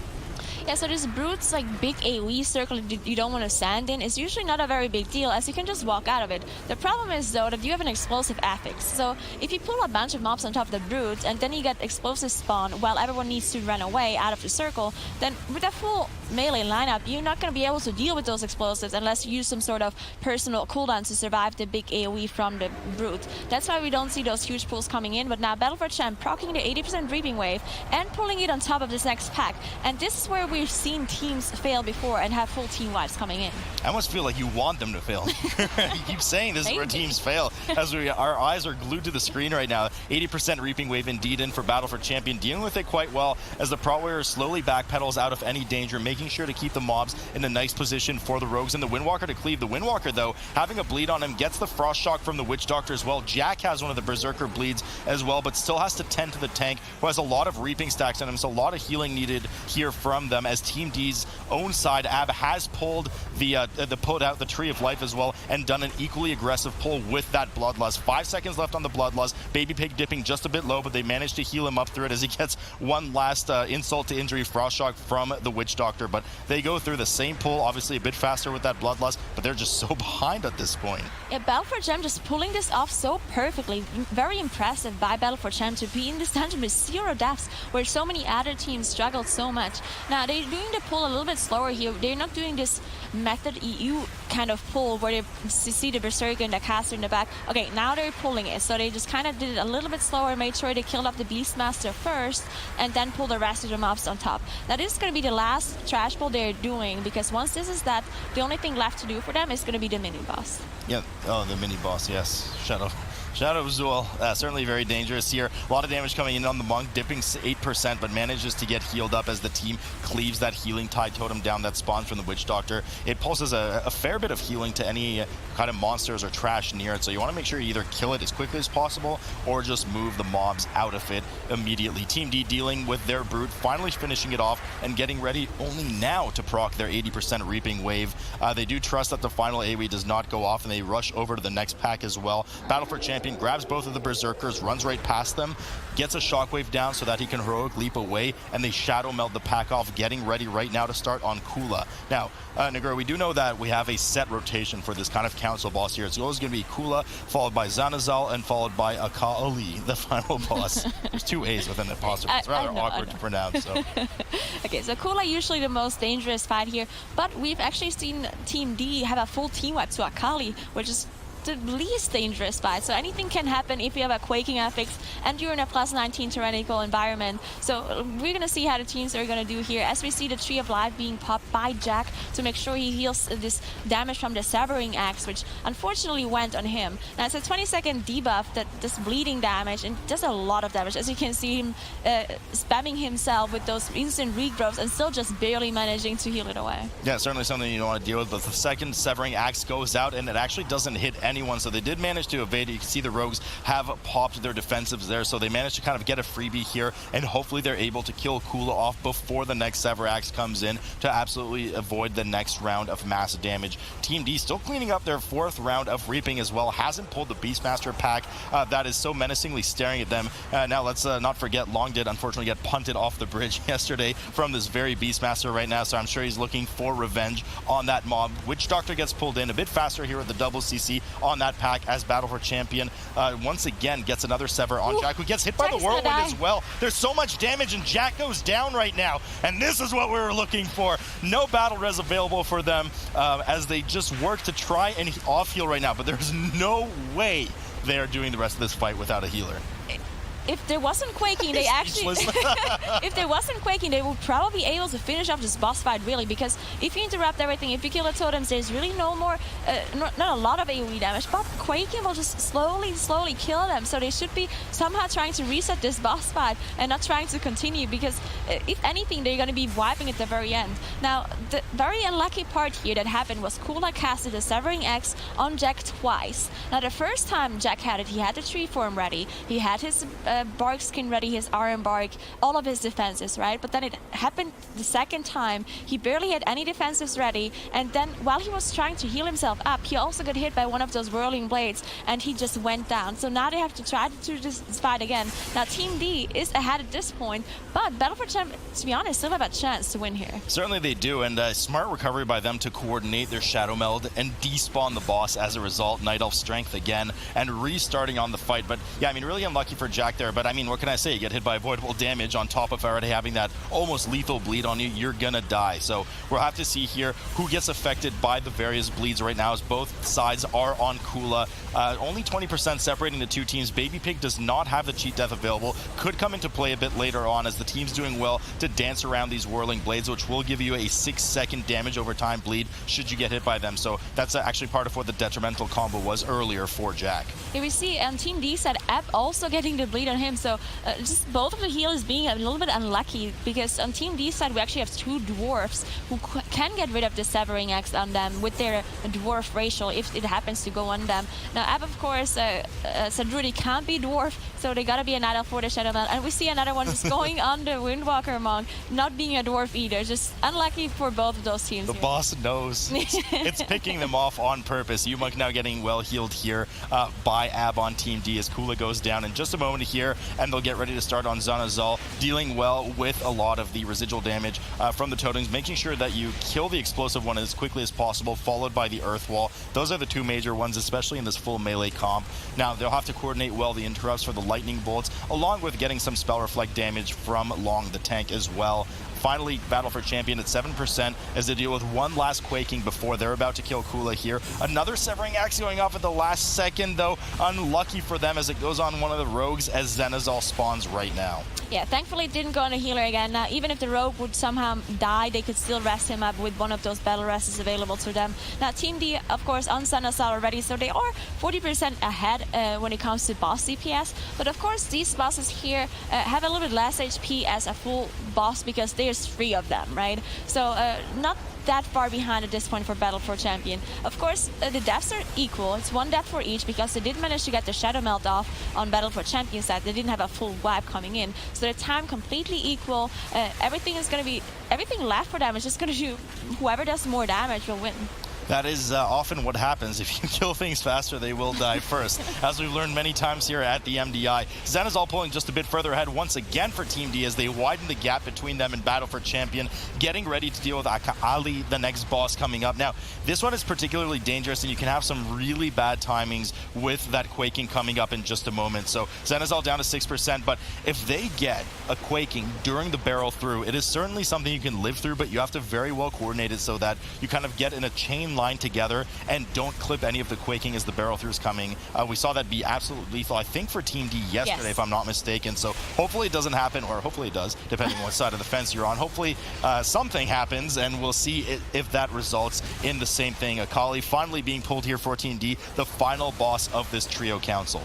Yeah, so one thing to note here as well is that you can avoid this barrel through by just vanishing as a rogue. So we've seen some teams just like use it whenever they get fixated, but maybe the actual play is to wait and not use it all the time until you get a quaking at the same time. So maybe you want to wait with your vanish and just use it at the very end if you get a quaking. If you don't get a quaking, just let it go through because it's going to be fine, right? That's actually exactly what they did as you were saying that right now. So they had a quaking combo with the very first barrel through. and they did decide to vanish it off and get rid of it. Here comes the next barrel through. They're not going to vanish this one. No danger with quaking as the big hit comes in. The debilitating backhand will be cast on the tank. Hopefully there's a dodge or a parry, else the tank will need to kite around and won't be able to stay in because you have a substantial armor reduction, but it looks like they managed to get away with that one. Battle for Champion still trying to claw back and catch up to their leading position, which they were in most of the dungeon until they had their mishap on the first boss, calling out 68% for them. It actually got a little bit bad of a combo here. Now one thing, no, Jack actually died. Okay, so again, they don't have a battle rest for Jack, but this is the last boss, and it really it's not so dangerous.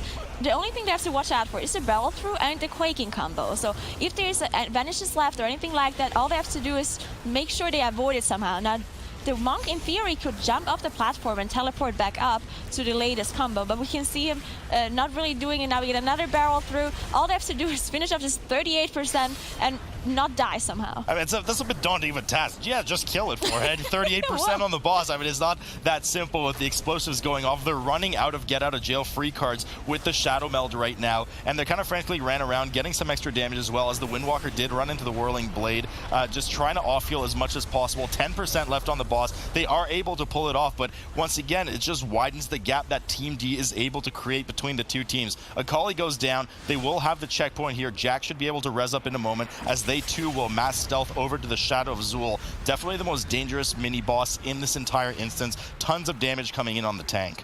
Yeah, so Team D already, it's Team D's game to win at this point.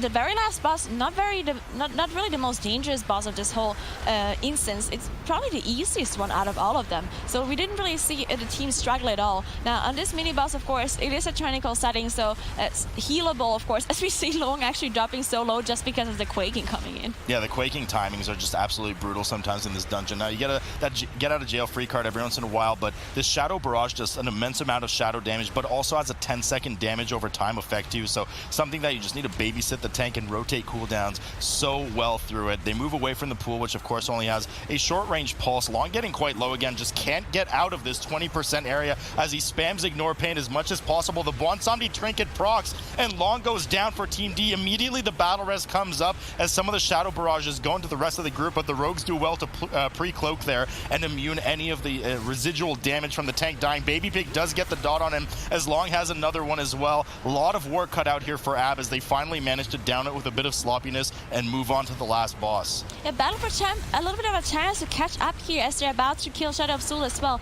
Both teams have 2 deaths, so the time is completely equal. Everything, boss damage will matter now. Now, of course, Team D engaging the boss first as they are already done with Shadow of Zul. Now, they need to make sure they heal all the whole team up before they engage this fight. And both teams do have their Bloodlust ready for the 60%, where you have Salah, where it's the most dangerous because you have this AoE fear coming in and a lot of things can happen there. Both teams just getting rid of their reaping, of course, with that Shadow Meld, and both tanks actually not having their trinket available for this boss. They used it, both procs, on that Shadow of Zul mini-boss, so dangerous, so they're vulnerable on this fight for a complete death. Only advantage for Battle for Champion here, should they need it, is they have 3 battle reses on the board versus Team D's 1. King Dazar now, 81% for Team D, 87% for Battle for Champion. Both teams holding on to their Bloodlust and mass offensive cooldowns, getting ready for that 60% wave, 60% checkpoint on the boss, where we will see the next Raptor come down, the one that the boss mounts and shares and redirects rather all damage into. While that Raptor is alive, AoE fear is constantly cast on the group.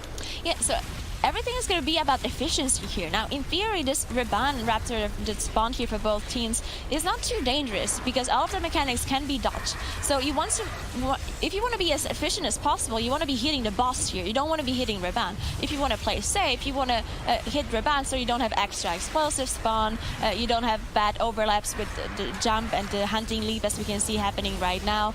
But both of those teams seem to be focusing on the boss, and the boss percent is completely equal at this point. Battle for Champ using the Bloodlust here. Yeah, exactly. So Battle for Champion used their Bloodlust a bit early. Salah finally spawning here for Battle for Champion as they look to chew through as quickly as possible. Blade combo coming in on the tank, really heavy damage, and some of the melee getting clipped by the whirlwinds around the area that will add a nature damage over time effect. You certainly want to be avoiding that. Last thing you need for the healer to be focusing on, especially with these quaking leaps going out. Finally, we see the Bloodlust being busted out here for Team D on the right side as well. King Dazar now down to 58%. A lot of damage going in on both sides, but the mount has been killed. Both teams 53 apiece right now. I think Battle for Champion just playing so risky, not focusing Raban at all. They were just single targeting the boss, while Team D actually focused Raban a little bit more. Battle for Champ had Raban alive this whole time, just focused targeting the boss and actually catching up on single target damage. Now they are ahead in boss damage, so this risky play just paying off for Battle for Champion. They are ahead at this point.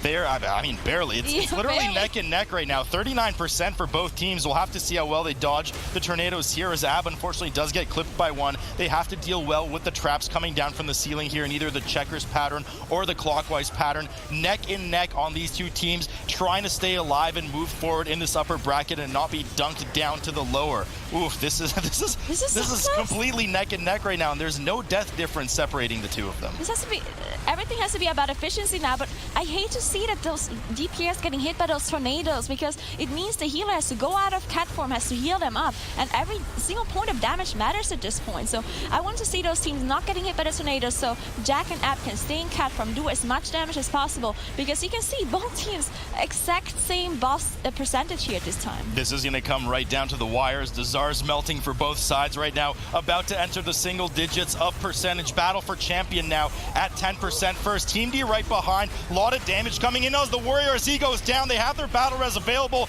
Get him up immediately. That's 5 seconds on the board, though, as Team D rockets ahead at 5%, getting ready to close out the series and claim the King's throne here. But Quaking comes down. Both rogues proc cheat death over for Team D right now. They get out of dodge real quick and look to close out the match.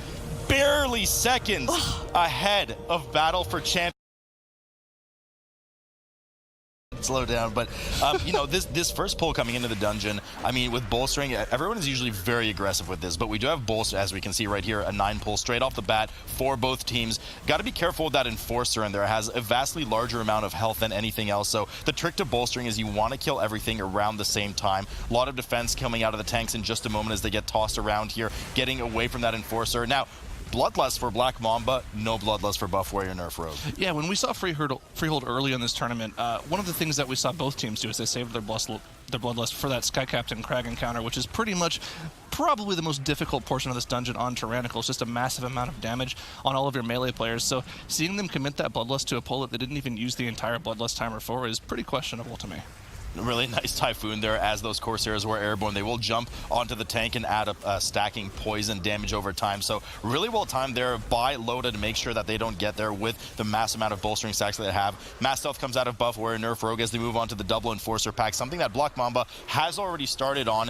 Now these double Enforcers, once again, very dangerous, but the Hounds themselves, the Mastiffs, do enrage when they're low on top of the raging. So might be a spot target for those Sooths coming out of the Resto Druid. And of course, we're seeing just a completely different pull pattern in this dungeon just because of that bolstering affix. Usually we'll see teams on, in other regions and other affixes pull all of their first 22% or so trash percentage before the first boss all at once, but you can't really effectively do that in this bolstering affix because of the exponential way bolstering works. The more bolsters you get on a target, the health and damage buff keeps multiplying on top of itself. So if you mess up, by 10% on one mob, it just balloons to incredible amounts of health and damage. Yeah, Wong playing just a bit defensively there, the Prot Warrior on Black Mamba, getting that shield wall up, but then even then too scared to go into the enraged Enforcers. Nonetheless, the first Reaping Wave has proc for both teams as they get ready to pull Skycap'n Kragg. Black Mamba already doing so, down to 90% in this phase, up to 70%. He will just kind of shoot some random members of the team. Nothing too bad, but on the side of the 70s, the sub 70% phase 2, that's where things get really nasty, Zara. We have that fire bursting shot that could just decimate players when combined badly with some of the Parrot Guano coming down. Both teams destroying their first Reaping Wave. We do have the advantage here for Buff Warrior Nerf Rogue with that Bloodlust, though. Yeah, of course, we'll have to see if that's actually going to make up the entire difference because they did pull the boss maybe 10-15 seconds behind Black Mamba, and it does look like they're slowly catching up to them, but not quite going to make up all of the difference with that Bloodlust on single target. But of course, as they move into the second phase of the fight, this is going to be that part of the fight where these teams are going to start taking massive amount of damage. Skycap'n Kragg will target one of the non-ranged players with that frontal shot, and it will do probably 70 to 80% of the player's health. So they really need to make sure they're not stacked up, not taking any of that cleave frontal shot damage. Wong just backed up here, the Prot Warrior on Black Mamba, making sure that he is on top of that little box, just being as spread out as possible with the melee around him. Now that shot does have a cone frontal, so you also want to make sure that you're not between the ranged, in this case, of course, the Resto Druid and the boss, else you will actually just take a shot that you otherwise could have avoided. Shot going in here on Wong, no problem for them as he manages to get healed through it. Buff Warrior Nerf Rogue, 48% on Skycap'n Kragg, so you're right, Zyra, it just wasn't enough in the end to catch up, but Wong getting really low here as Black Mamba just manages to stabilize him, getting one of those shots to the face. I mean, the boss itself melee is pretty hard too. Yeah, I mean, that's one of the things, this boss does a lot of tank damage in addition to just doing massive single target damage, so it's kind of pretty much the healer's skill cap fight where they have to make sure that they're keeping the tank alive through that boss damage, as well as making sure none of the DPS are below 80 or 90% every time a shot comes up, because if they do, that player is going to die. That player's going to die, and it's so hard to avoid sometimes with the guano coming down, especially if the Resto Druid is not properly baiting all of that kind of poop on the side of the room, getting rid of it. Blue getting chunked there down to 45%. Nothing too daunting as the parrot does come down and rocket right by the players. 24% on Buff Warrior Nerf Rogue. I guess that Bloodlust, as you said, Zara, just was not enough for them to really catch up. They are about 7-8% behind versus Black Mamba here, who is looking to clean up Skycap'n Kragg, just reaching the single digits of health remaining. Yeah, and even though this is a tyrannical dungeon where the bosses are more dangerous than the trash, you got to look at that bolstering affix changing the way that these teams are pulling the dungeon. That Bloodlust is definitely a useful tool in making sure they're able to keep everything closer HP so bolstering doesn't go too heinously high. And I mean, one of the things that we saw is that they finished that first pull, quite a bit ahead of Buff Warrior Nerf Rogue, so definitely the right call, in hindsight for them. Yeah, and they just managed the bolstering better. I mean, they didn't have those 3 Corsairs left over with a mass amount of health, even though that sliver of health looks like they have nothing. When you have, 6, 7 other bolstering stacks on you, it takes a while to chew through. Typical skip coming in here from the team as the Enforcer gets pulled to the side by the Prot Warrior tank, who then shadow melds and leaps, cuts across that corner, leaps back onto the bridge. That Enforcer is just a huge time sink, not to mention can be quite dangerous for the tank when combined with other things. Black Mamba now moving towards the second boss's room, or usually second boss's room, the Council of Captains, as they pull the Buccaneer and, of course, the Vermin Trapper. Vermin Trapper, more of a lieutenant-style mob, definitely quite dangerous, and just those traps do a lot of damage, especially in combination with some other affixes. Yeah, those traps are definitely the main mechanic to look out here for. I mean, it can be stunned, but it just kind of delays the cast. It does the cast immediately right afterwards, so we'll have to see if they're going to have someone immune and run through all those traps to remove them. As you see, the Druid shape-shifting and moving through all the traps, so it's not too big of a deal for the rest of the group. But I mean, we're definitely going to see a slower way of doing the rest of this dungeon than what we've seen in previous weeks. Usually we see teams just do these massive pulls where they'll pull 2 or 3 packs on top of Reaping Waves and AoE everything down, but you can't really do that in this bolstering affix because you have to be so aware of making sure you're keeping everything similar HP. Slippery Suds now affecting most of the teams. Definitely the most dangerous debuff in the entire game. 30-second debuff preventing you from jumping. If you jump, you get stunned for 2 seconds. Not something you want to see on the tank as Chin gets chunked here down to 8%. Very slowly tries to get away from the onslaught of enraged mobs right now. There's a natural slow that come out of the mobs here. They pulse the ground in a bunch of damage and slow you by 50% as the tank, so makes it fairly difficult to run away if you don't have something like a Heroic Leap available to you when that enrage comes up. So team needs to be well coordinated to peel here as that Ring of Peace does go down, ends up splitting the mobs. Wong getting down to 10% himself, and a death over here for Black Mamba as Blue does go down to some of the residual damage from the enraged mobs. Yeah, we'll have to see if they're going to use that battle res because they do have a lot of trash to deal with here. They do end up committing the battle res here just to make sure they get through this trash, because you have to remember this trash, it gets more and more dangerous the lower HP they get, not only because of the bolstering that we've mentioned so many times, but the raging affix. Every single time one of these mobs goes below 30% HP, they do double damage unless it's removed from a soothe by the Druid. So I mean, they just had to commit that battle res there, otherwise they would have had a very difficult time dealing with the rest of this trash. Right, you are. Wong backpedaling, making sure to get well away from these once that Ring of Peace fades. We see the harpoon go hit on the Resto Druid, gets grabbed back in down to 18%. Everything's so dangerous as Buff Warrior Nerf Rogue has aggressively pulled the second Reaping pack, but disaster coming in here for Black Mamba as their Resto Druid goes down. They don't have the battle res available. They were probably going to actually pull this Reaping pack into the second boss, similar to Buff Warrior Nerf Rogue, but we'll have to deal with the rest of it as Wong goes down. Everything going Wong here for Black Mamba. Full wipe incoming in just a moment. I mean, the biggest problem there, they didn't have the Dispel for the Reaping debuff there, so the tank just died to the Reaping debuff, even though he was nowhere near the mobs. Fortunately, they're able to deal with the rest of that Reaping pack, so the Monk will be able to res the Druid, and then the Druid will also be able to res the tank. So, I mean, it's not completely disastrous. They don't have to run back all the way in the instance, but we're talking about, 2 deaths plus maybe 15-20 seconds in terms of res casts here, it's definitely going to set them back, as Buff War Nerf Rogue is already halfway through the second boss. And playing well, of course, with the brews that are coming down. 3 types of brews, 1 haste, 1 crit, and 1 bad brew that will add a nature damage over time. So really kind of a skill cap positioning here from the tank, wanting to make sure that everybody in the group can absorb the good buffs while positioning, as he does well to do so here, the bosses into the bad brew, because that's a lot of damage, and min-maxing those brews is really the key to the success on this boss and getting through it quickly, Zyro. And we just saw him, actually, both of the bosses getting hit by that bad brew there. Perfect management of where the bosses are there by Ching there. So, I mean, as long as they're able to continue to do that, it's definitely, an impressive thing to do. On top of that, one of the things we see Buff War Nerf Rogue doing that I always love seeing teams do is they're evenly cleaving both bosses down, which is just DPS efficient. You're doing as much damage as possible. Usually, we're not able to see that on this boss for most teams because of the inclusion of Captain Eudora in the Council of Captains. Because there's no Eudora this week, they're able to do this with pretty much no fear. But not just that, even the barrel smash prevents you from getting within proximity of Captain Raoul, so really impressive from them to be able to cleave it so effectively. Buff Warrior Nerf Rogue finally downs the Council of Captains and is getting ready to actually doing some trash here right now. A fairly large trash pull as well. I believe this is actually a triple pack. They did not deal with the, I don't think they dealt with the patrol that comes down the hill there with the 2 brine scales, so rather substantial pull coming in from them here. As you can see, Avatar popped up here from the Prot Warrior, getting as much damage as possible. First shockwave goes down, won't have that available again for a few seconds. Black Mamba not far behind, doing a similar strat to what Zyronic mentioned and loves, with the equal cleave on the 2 bosses. I mean, I always love seeing teams be just perfectly efficient with their strategies and doing the best thing at all times. I mean, this huge pull here is incredibly dangerous. As we see everything going into Raging, Ching he just books it. He's out of there. He doesn't want to get hit by any one of these Raging mobs. In addition to that, I mean, the big thing to look out here is these scrappers will tend to focus random members of the group, and they'll just kind of, focus, target them, run towards them, and melee them.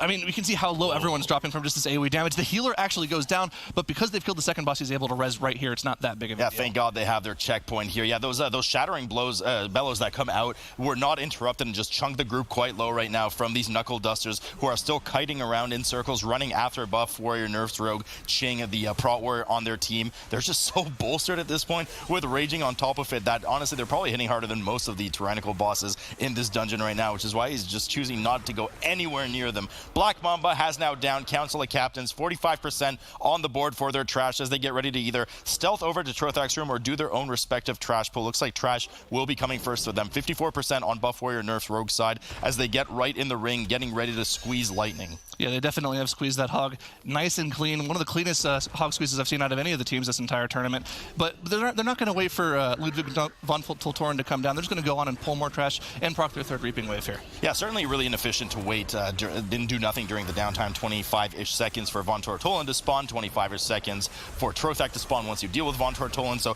they're just looking to cleave through this as much as possible, proc the 3rd reaping wave at 60%, and bring it over to Ludwig von Tortolan. Bloodlust has come out of Black Mamba, though, on their side with a, I suppose, rather aggressive trash pull that they wanted to combine, but they might, I think they're just going to be just short of their 3rd reaping wave here at around 55-56% on the board and moving over. Not so sure about that Bloodlust. They did waste about 8 seconds if it as well cleaned up the rest of the trash, but we'll see if it frees up something for them later in the dungeon. Yeah, I'm kind of curious, how what their plan is with the Bloodlust in this dungeon. They definitely, have a plan, obviously. They plan on using it to make sure that their bolstering doesn't get too out of hand. But, I mean, as long as... I just don't think it's the most efficient usage of it in this dungeon. Usually, in this tyrannical aspect, we'll see teams use it to kind of cheese a boss, to make the boss last less longer, especially for this 3rd boss that both teams are planning on engaging here in a minute. Trothak, it's just a very melee unfriendly boss. So for instance, earlier this week, I believe yesterday, we saw teams use their Bloodlust on Trothak, so they didn't have to spend as much time on the boss. Yeah, Trothak certainly melee unfriendly. Well, not so bad for the Outlaw Rogues. They can kind of sit there and get full efficacy of their damage during the Shark Tornado, but certainly just a huge pain in the butt to deal with, and the Shark could go wrong at any moment, falling right into the melee. Doing well to dodge the shells here.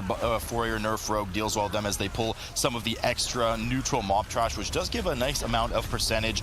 Tomboy, unfortunately, getting smacked in the face by one of the shells, if I'm not mistaken, and that is the result. Oh, no, he ran out to get the trash and got hit by, of course, the rotten food debuff, essentially. essentially on the outside. Lazaris getting clipped in as the trash comes in. Ching just getting so low right now. A lot of struggles here for Loda to keep him up while still healing Lazaris up, but finally manages to stabilize with the aid of the Ring of Peace peel from the Lazaris there. So pretty dangerous, and finally, that was actually scary. Von Toltorin had his Berserk active for quite a bit of time there. Yeah, we did see the Sooth eventually coming out. Fortunately, Ching never took a raging melee from him. If we did, he'd probably see him on the floor by now. But I mean, that's just kind of one of the dangerous things here. Now, something I like that even though they pulled trash with the boss, as Ching actually drops incredibly low, but doesn't quite proc that cheat death trinket. One of the things I like, did he proc it? Oh, he did proc it. Just debuffs are not quite showing up. He did proc his cheat death, but honestly, a cheat death is better than a death in these dungeons. They did make sure that they were DPSing down Ludwig von Tortolan first, just because if he was the one that got bolstered, because he has a higher base health pool, the bolsters on him would be even worse than just bolstering the other mobs. So I like seeing them, making sure they had their focus on the more dangerous target there. That is how that dirty math works, and they knew the calculations to get the best results out of this. And Buff Warrior Nerf Rogue now at the 80% trash reaping wave for them, 4th reaping wave. A lot of stacks going up on Ching as Trothak ominously looms in the background, but they don't care and go right ahead and pull Trothak on top of the rest of this reaping, including the high health Lost Soul from Buff Warrior Nerf Rogue. Black Mamba on the other side, still 69% on the board, looking to proc their 4th reaping wave. Yeah, and like you mentioned as well, just because that rogues are able to do full damage on this boss, they're opting to not use the Bloodlust here.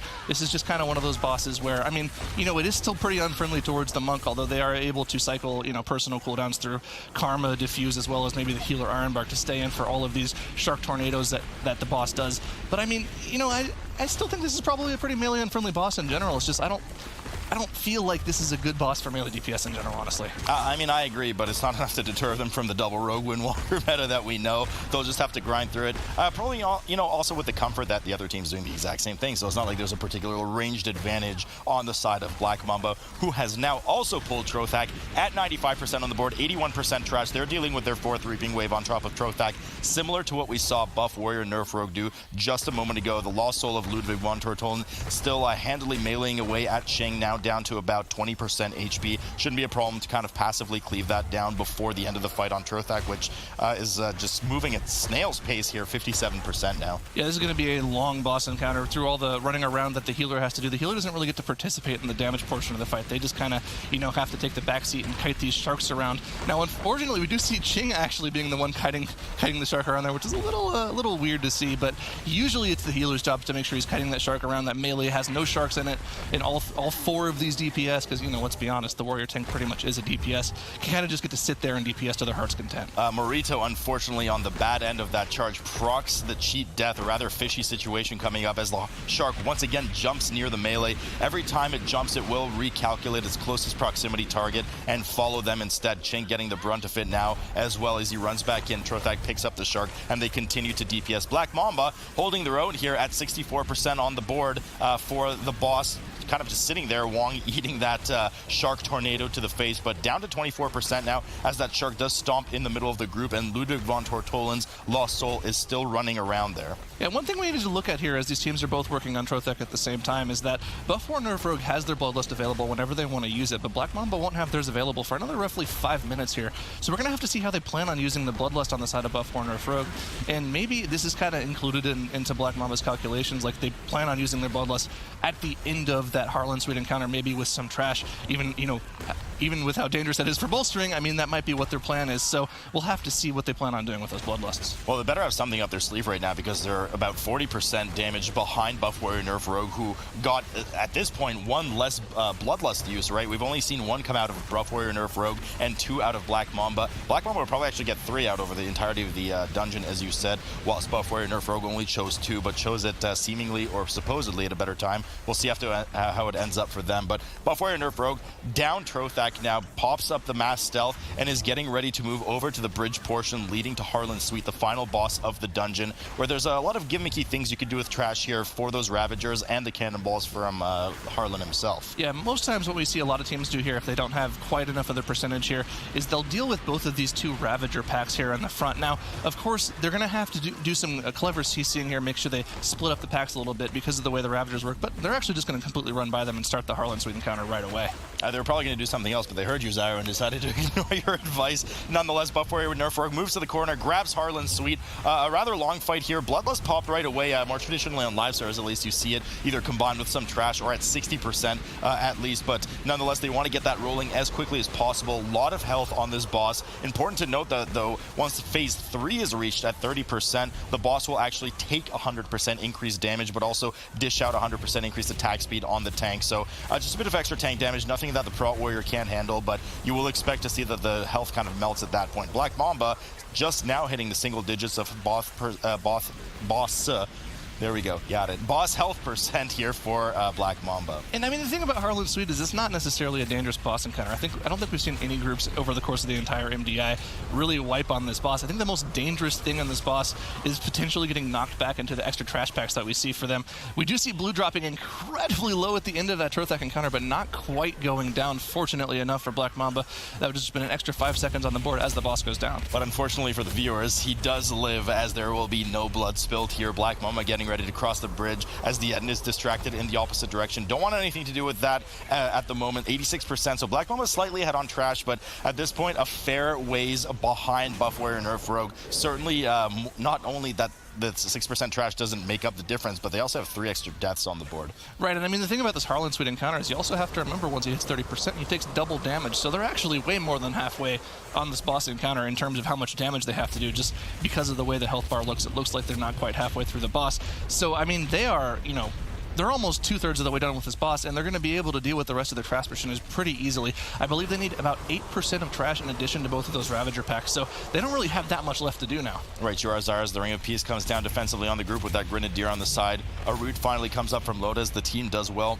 To kite the cannonballs away from that corner they're in. Now, the previous cannonballs will be fading, so moving in this kind of triangular fashion is good for them. Tomboy, unfortunately, gets knocked out of the area and manages to get himself up one more time, but they find themselves in the corner, kiting out towards the Grenadier one more time. 38% for Harlan Sweet now as Buff Warrior Nerf Rogue looks to get to that burn phase at 30%. Black Mamba still trying to hold their own, 76% on Harlan, and 1 minute left on that Bloodlust, but I don't think that Bloodlust is enough to be their saving grace unless something disastrous happens here for Buff Warrior Nerf Rogue X. Yeah, and I mean, the thing about this is, right, if we look forward to the other 2 dungeons in this best of 3 series, right after this they play Atal'Dazar, which is one of the dungeons that Buff Warrior Nerf Rogue had the second, I believe, the second best time in for time trials. In addition to that, they also have King's Rest for their game 3, you know, should Black Mamba be able to take game 2.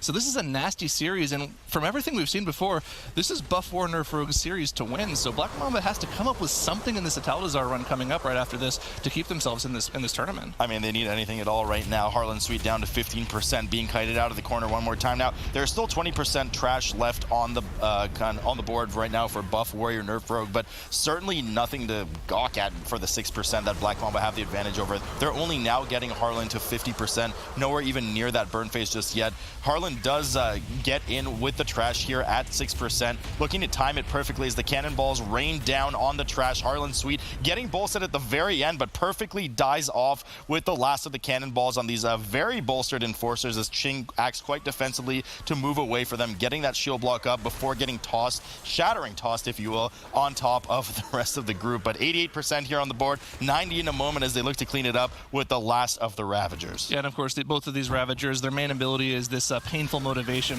which will buff them and 2 targets close to each other, dealing massive amounts of damage to themselves. So we're going to see this perfect split up into 2 groups of 3. Both painful motivation cast goes off, and all they got to do is just not die at this point, and the dungeon is over for Buff Warrior Nerf Rogue. I mean, you love to see it. That was a perfect separation of the mobs. 99%, about to hit their 100%, and Buff Warrior Nerf Rogue quite commandingly takes the first game with only 1 death. Or Nerf Rogue and Black Mamba. Jack, you never cease to amuse me at all, Dazar. Moving up to the side here now, right off the bat, Zyro, we're going to see a mass pull coming in, including the corner mobs. Resto Druids are going to pop right up there, making sure the Juggernauts don't charge them, but unfortunately, a bit of aggro was ripped early from Loda with the healing, and they did pour it up for a sec, but snapped right back down to the Warrior. Bonsamdi's Mantle interrupt already missed on the side of Buff Warrior Nerf Rogue ×2. That means the mobs cannot be crowd controlled or interrupted within there. So we see that shield will finally get popped up here from Ching as Black Mamba does the same pull accordingly. Bloodlust has been popped on both sides. I mean, the most dangerous thing about that Bonsamdi's Mantle cast going off, like you mentioned, is they can't be CC'd or interrupted at all. So we saw wildfire debuffs on every single member in the group just getting kicked down. Fortunately, they do have that Bloodlust available on their side, and we see how much extra healing these healers have to do just because of that. Almost 50 to 60k HPS from both of these healers. Yeah, expecting to see some of these swords get Snap Crackle popped right over on top of the bridge right now as they move over, and here go the swords. They're looking to proc probably their first reaping pull before pulling it down to. Now we've seen a kind of a plethora of strategies here. Most commonly you get that first reaping pull down with Razan, depending of course on his powder or what they've practiced, but Black Mamba indeed running right down to Razan, 21% on the board, and here comes the reaping from up top. Yeah, and already neck and neck here. I mean, both of these teams seem to have similar strategies so far, so we're gonna have to see where that discrepancy in time trial times came from. Maybe just Black Mamba wasn't able to put together a completely clean run in their dungeon runs, so we'll have to see what happens here. But I mean, interesting, kind of weird positioning here from Buff War Nerf Rogue. They decided to actually run across the entire room here. That's really weird from them. I think it was done on purpose because they're rearing up to grab the Sky Screamers on top there. We can already see one marked with a red cross, so typically we see this coming in from teams. So once they clean up their reaping wave, once Razan is a bit lower, they will grab them and just make sure to assign one melee interrupt per AoE fear so that none of them get AoE'd and cleave them down efficiently and effectively on top of the boss. Black Mamba holding their own at 60% on Razan right now, has chewed through your first reaping wave. We're going to see if they do a similar reposition as well, or they kind of choose to ignore those two mobs. Doing well here to line of sight that AoE fear from Razan that hits every 30 seconds. Yeah, Atal'Dazar is one of these interesting dungeons where it's kind of one of those dungeons where it's figured out, quote unquote, where people know where about 95% of their trash percentage is going to come from, but it's that last 5% where teams tend to have different strategies. These two Sky Screamers are one of those things that we see people pulling a little differently. Sometimes people will pull the extra swords in the center pack of the dungeon, or sometimes they'll pull one or two of the Sky Screamers up on the pillars in that center of the dungeon. So it's interesting to see that they're trying to get that extra percentage kind of out of the way here early on the side of Buff War Nerf Rogue. I mean, why not? We talk about it all the time, right? Efficient cleaving. You and I love to see that from the teams, and the Sky Screamers, these two on top of Razan, is actually something we quite typically see coming in as Black Mamba right now dipping one more time for that line of sight with the fear. Razan down to about 22% for them, so if they're going to make the move over to the opposite corner, they're going to need to do it soon, and it looks like they're not going to, as one of the rogues... have they already? Oh, they already have. Okay, so they've actually pre-positioned there. Zara, you kind of debated me there. You said they weren't in that corner, but they were, as Razan is down to 15% now. Sky Screamers are on top of Black Mamba, something that Buff War Nerf Rogue has already dealt with. Well, it looks like what happened is Buff War Nerf Rogue actually engaged Razan earlier than they meant to, and they engaged him on the wrong side.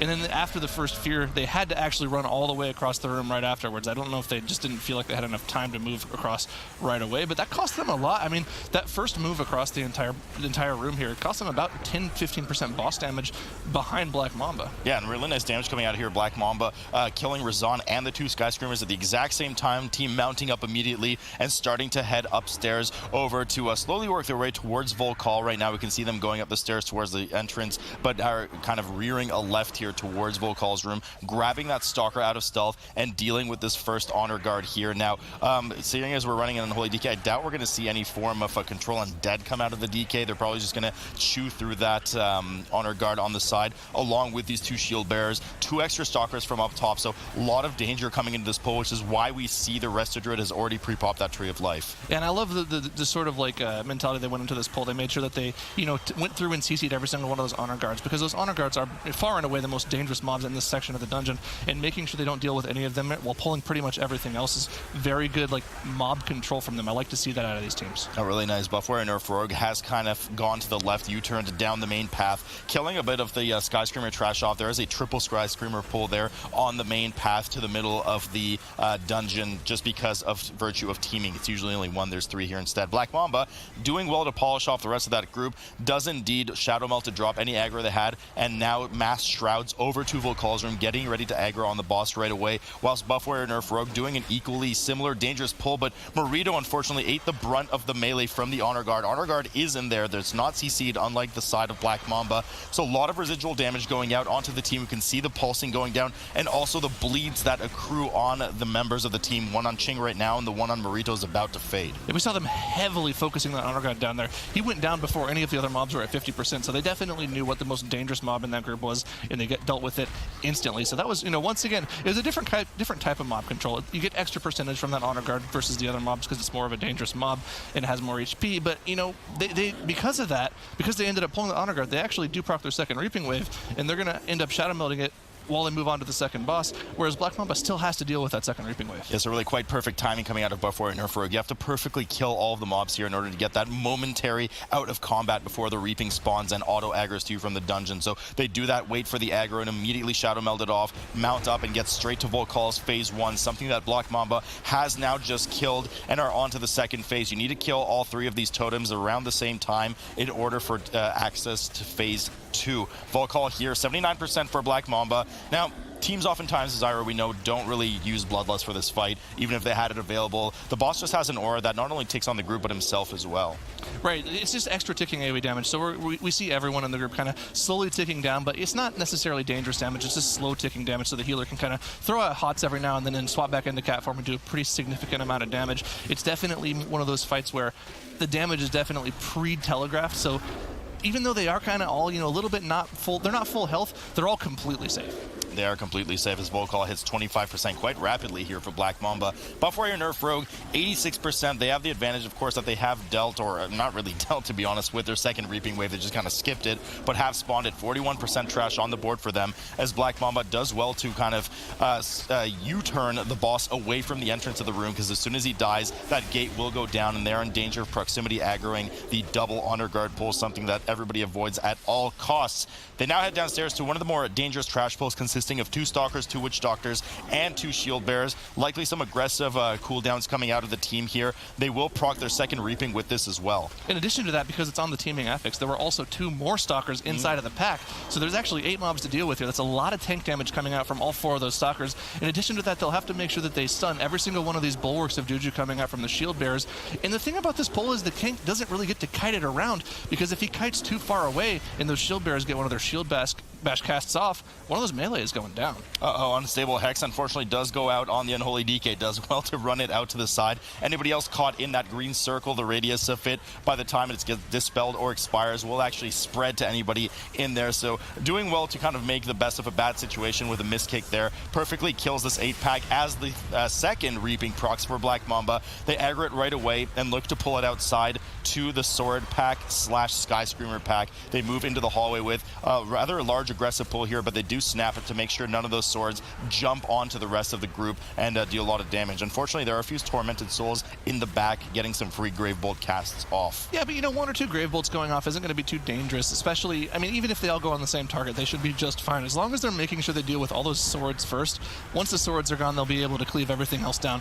But the main thing here to look for is those Sky Screamer casts. We talked about them earlier in the dungeon, but they're the main thing that can make a pull go wrong here. If one of those terrifying Screech casts goes off, it'll fear everyone in the group for several seconds, making it so you can't get any interrupts, any stuns off, and people will end up just kind of dying to, residual damage while they're feared. Yeah, certainly, especially starting with the tank with a Reaping on top of it, stacking, getting all those accrued stacks up. Now, the triple Sky Screamer pack there kind of on the left side of Black Mamba, something they're continue to ignore, something that Buff Warrior Nerf Rogue has killed. In fact, that's where they have really their extra percent on the pull coming up. Black Mamba once again masterfully snapping the swords and the Sky Screamer on the side here, whilst Buff Warrior Nerf Rogue does the same thing, but they are about to proc their third wave of Reaping. We'll see what they choose to combine it with, if anything. Black Mamba doing their third wave of Reaping as well, but they are now across the middle of the room on the way to Princess Lindsay. We even saw the tiny little time save where the tank instantly hopped to the snap spot, and the rogue, instead of going to DPS, he tricked the tank and ran ahead to snap the rest of the swords to him. Just small little time saves like that, making sure you're stacking these mobs up cleanly.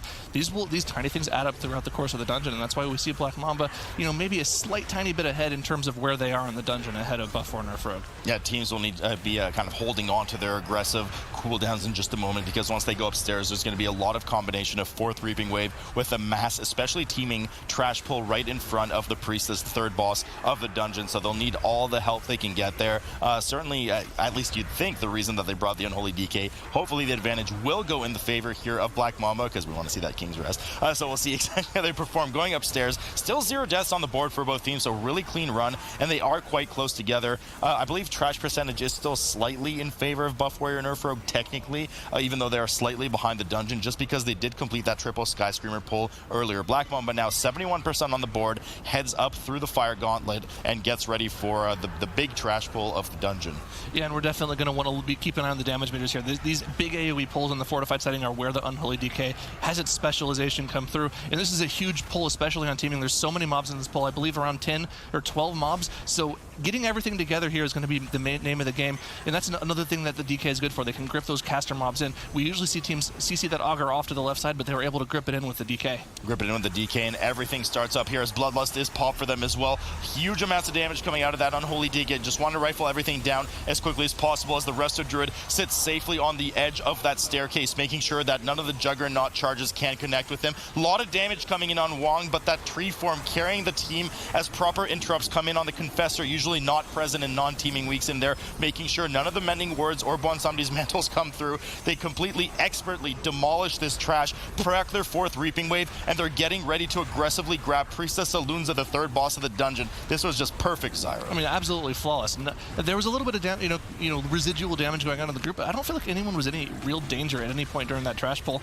And we saw the DK didn't really do, anywhere close to the 1 million damage we've seen DKs do in the past, but he didn't need to. He did just the right amount of AoE to pull AoE that trash pull down nice and clean. And once again, also pulling the Reaping into the boss, letting the DK stack up that Festermite buff on the boss here. Marita proccing Cheat Death over on the side of Buff Warrior Nerf Rogue. They're doing a similar strategy, but everything's just a step slower. They only pulled 4 mobs earlier, used that to proc the 4th Reaping Wave, and then pop Bloodlust on top of the mobs. Loda goes down, no battle res available, and it's going to be an absolutely disastrous wipe here for Buff Warrior Nerf Rogue, something that we commented early. Bonsomni's Mantle goes up, and this is exactly what we were on the desk with Sours alluding to. The only way Black Mamba will win is if there's a huge hiccup from Buff Warrior Nerf Rogue. But you know what? At this point, Black Mamba was ahead anyway, so the rest of this match has been handed on a platter to them as Black Mamba looks to finish off Priestess Alunza with their 2nd round of transfusion. Expert CC done on those Spirit Golds in the back, the masks. 10% left on the Priestess,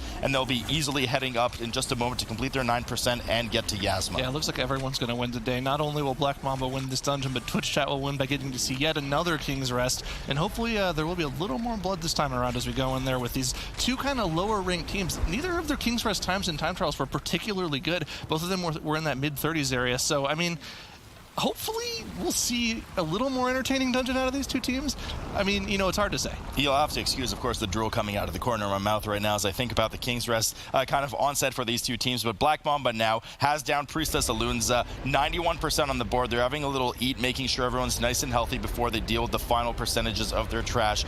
And Yasma, the final boss of the dungeon, who kind of waits atop that pedestal. Good view here from our observers. We can see the spiders going down the sides of the stairs too. Now, this was the triple Skyscreamer pack that we talked about at the beginning, something Buff Warrior Nerf Rogue has already done, but something Buff Warrior Nerf Rogue has already done that Black Mamba hasn't is wipe completely, so they're a fair bit behind in the dungeon at this point. And of course, the real danger in this pack, as we've talked about many times, is those triple feasting Skyscreamers here. I mean, the main thing here is they do have plenty of melee interrupts to go down. We do see Ching actually go down on the side of Buff Warrior Nerf Rogue in this big AoE pull once again. Fortunately, he did have the battle res available for him, but he went down when they had that Reaping available, so there's going to be a lot of residual Risen Soul Reaping stacks on the group, which is just a lot of extra healing for Loda to deal with. Yeah, but they know they're behind at this point, so they just got to keep trucking as they pull Priestess Alunza as well, along with this 4th Reaping pack. 95% trash on the board. Both rogues vulnerable, don't have Cheat Death available, so Buff Warrior Nerf Rogue doing anything they can to claw back into action as Black Mamba completes their 100% trash. 5th Reaping Wave, but on the way up, unfortunately, the Resto Druid eats one of the spiders to the face, something that is not quite the delicacy that you want to have in this dungeon. A lot of Reaping damage coming in on the rogues, and it looks like there's a bit of a chokerino coming out of the team here. They do manage to mostly safely get up. One of the rogues kind of dies on the side as well, but it looks like they managed to recover. There are some Risen Souls on the side too, but hopefully they can get the res off. But now there's a ton of Reaping trash that they tried to skip, Zyro, that is blocking the way of the dead members. The healer released instantly. I don't know why you would do that. You have an Unholy DK on your team. You have 2 battle reses. Use your battle reses. Be aware of the situation you're in. Releasing there makes it so you have to deal with this 5th Reaping Wave. It's a huge time loss for them, and they're even going to have to use the battle res anyways on the rogue here because they aren't able to res off because of the Reaping Wave that the healer procced. Why didn't the rogue just release at this point? I don't and understand. Run back with the healer? That was I mean, I wish I had more hands so I can give that play 4 thumbs down right there, but nonetheless, hopefully they do manage to complete everything here. They finally bring the Reaping Wave in that they meant to skip earlier. A bit of a disaster scene here. Fortunately did not cause the full wipe, so a bit of fresh air and a bit of breath of fresh air for Buff Warrior Nerf Rogue, but certainly not enough as unfortunately Tomboy does go down on their side again. Bringing up the death toll 2-7. Yasma here, no Bloodlust available on the boss, but they're looking to hopefully chew through the rest of this boss and see that reset game 3. I mean, that wasn't the best way to handle that scenario at all. I mean, they definitely panicked a little bit with the death on the spiders there. But I mean, you know, what you have to do after that, you know, the mistake was made. You can't go back on the mistake. You made the mistake. You just kind of have to, you know, take a deep breath. The mistake happened. Move on with the dungeon, and it looks like they're able to do that here. They were able to deal with that 5th reaping wave. They're stable. They're moving into the final boss here with that extra battle res still on the board for them. Should one of the players, you know, tilt and make a mistake, all they have to really do here is make sure they finish off this boss with no further mistakes. With no further mistakes. Certainly the name of the game for these two teams on a dungeon that we thought would be fairly clean, but just net faster for Buff Warrior Nerf Rogue, who's having a lot of struggles, only now starting with Yasma and an extra 5 deaths on the board compared to Black Mamba. So 25 seconds that they'll need to overcome this boss by. Only way Black Mamba is going to lose this is just by having a complete disaster wipe on Yasma. Hopefully they've kind of shaken the cobwebs off earlier and are able to finish up with this boss. And honestly, I don't think I've seen a group wipe to this Yasma boss since we did like a tyrannical 15 in beta over a year ago. So I don't think they're going to go down to this Yasma here. I mean, that's what happens when you have Jack in the group. Nonetheless, Yasma here at 33% as the team kind of offs away from her, making sure that none of these images reach the boss. Should they do that, we all, of course, know at this point there's a massive pulsing damage that reaches the raid. A bit of a tight situation here in the corner with the spiders that they barely squeezed by there, the druid and one of the rogues. That could have been pretty disastrous because if you touch one of those spiders, we do know you get a mass amount of damage landed. I mean, we're talking almost one-shot damage. Even in this fortified scenario, you eat one of those spiders to the face, it does present like a little bit of splash AoE damage, so we could have seen 2 players go down there instantly. Fortunately, they're able to just barely skirt around the outside of the edge there, and with only 6% left on the boss here, they should be just fine. Skirt indeed. They're probably going to commit here. I would assume a Typhoon to come out of them and just try to finish off the boss, which remains at 2%, 1% now, and Black Mamba doing the unexpected here of top. For Nerf Rogue, loser gets eliminated here on King's Rest. The people have been waiting for this all night, Zyra, as we get started on the King's Rest Bloodbath, hopefully Bloodbath, that we'll see here in a moment coming out of them. We do know, now if you're just joining, the kind of jokes we're having here is there was just a lot of struggles with King's Rest yesterday from some of the teams, and already some coming up with Zyro as he's not like thising beside me with a lot of the quaking damage coming in and clipping the teams, almost exposing them to those smallies. They almost pulled the first pack of Minion Azul before they even pulled anything in the dungeon. That would have been fantastic if they accidentally pulled that. But I mean, the part of the reason this dungeon is just so difficult has to be the quaking affix. It's unavoidable damage on every single person in the group. It's 20% of your max health every single time you get hit by it. In addition to all of the extra damage going out in this dungeon, it's just so dangerous to deal with. So we're seeing an almost full room pulling coming out of both teams here. They don't exactly grab the remaining warriors plus the Witch Doctor. Actually, 2 separate pulls coming in here. There's, I believe, a 3-pack on either side, but they left different packs up accordingly. Bloodlust has been popped on the side of Buff Warrior Nerf Rogue, wanting to make sure that they chew through the rest of this, whilst Black Mamba has actually opted to hold onto theirs, but they have a 4-pack remaining. And we see Wong doing the same thing I believe Long did on the side of Team D here, where he's just completely LOSing all of the trash around the corner so that none of the casts are going to go off at all. Now we do see everyone once again dropping incredibly low to that quaking, plus all those wind slashes going out from the warriors here. And Wong goes down, everything going wrong here again for Black Mamba as the battle res comes up immediately. Hank proccing the cheat death, and Blue, the Windwalker, goes down as well. No battle res available. Hopefully they can finish off the rest of these mobs before it turns into an absolute bloodbath here. Black Mamba, 2 deaths on the board. So much healing coming out of the Resto Druid to deal with the Prot Warrior that is just pinned in the corner with these champions. The Whirlwind's going out. Finally the Witch Doctor goes down as Buff Warrior Nerf Rogue pulls their next pack. I mean, Black Mamba is just barely eking out this pull here. They're going to have to res up that Windwalker before the next pull, which is going to be a huge time loss for them, but they already don't have their battle res available for them, and we know with how dangerous Golden Serpent is as a boss on this affix, I mean, we might see them have to 2 DPS this boss down if they don't have that battle res available. Yeah, that's we've seen a lot of spot deaths come out of Golden Serpent for sure, so we'll just see it here in a moment as Buff Warrior Nerf Rogue finally grabs the first round of Reaping, waiting for Golden Serpent to spawn here in just a moment. Black Mamba still dealing with their last pull. They averted near crisis disaster of a full team wipe, but are certainly very vulnerable now. No 170s trinket available for Wong, no cheat deaths available for the 2 rogues. Very vulnerable coming into this first boss, something that Buff Warrior Nerf Rogue has now pulled 90% on the Golden Serpent. And of course the big difference here is that Buff Warrior Nerf Rogue you have access to all 3 of those cheat deaths, actually mentioned both the trinket and both the cheat deaths of the rogue, and with that Golden Serpent massive split gold damage debuff coming out for during the boss, having the cheat death is just kind of like an extra fallback for the healer. If the druid knows he can't heal the rogue through that tick of the debuff, he'll just be like, you know what, that's fine. Proc your cheat death, we'll be fine for the next one.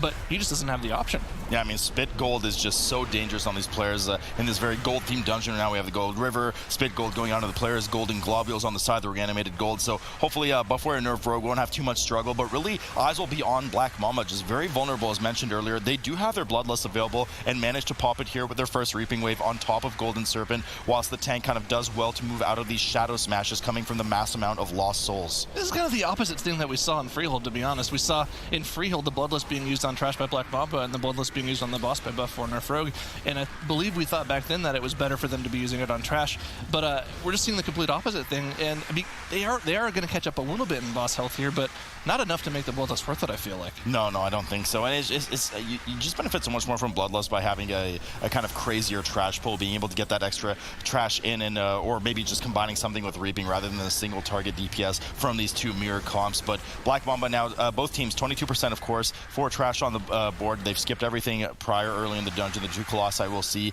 will join them in the gauntlet room. 69% for Golden Serpent here. Black Mamba 50% for Buff Warrior Nerf Rogues. Both teams doing really well to minimally move the boss as to keep the reanimated golds from the spit gold debuff as localized as possible. And I mean, part of the reason we talk about how dangerous this boss is not only because of the massive amount of damage that each one of those spit gold debuffs do, but if you take that damage in addition to the quaking, it does it, about almost 80% of your max health and damage. So if you're not topped off, you're just going to instantly die. We see Marito instantly proccing his cheat death just to one of those debuffs there. Yeah, it's a good thing he had it available, right? If those on the other side on Black Mamba, that would have been a death without a battle res. No answer for that, as Wong dips quite low again with one of those tail thrashes coming in. Black Mamba now having a bit of struggles as Wong's down to 8% health, and the animated golds are coming in from the side. Spit debuffs going out left and right as the Golden Serpent is now only at 50% HP and sub 50% mana for their Resto Druid. Could certainly be a problem later, while Loda is at about a quarter, matching the boss's quarter remaining health for Buff Warrior Nerf Rogue here, Zyro.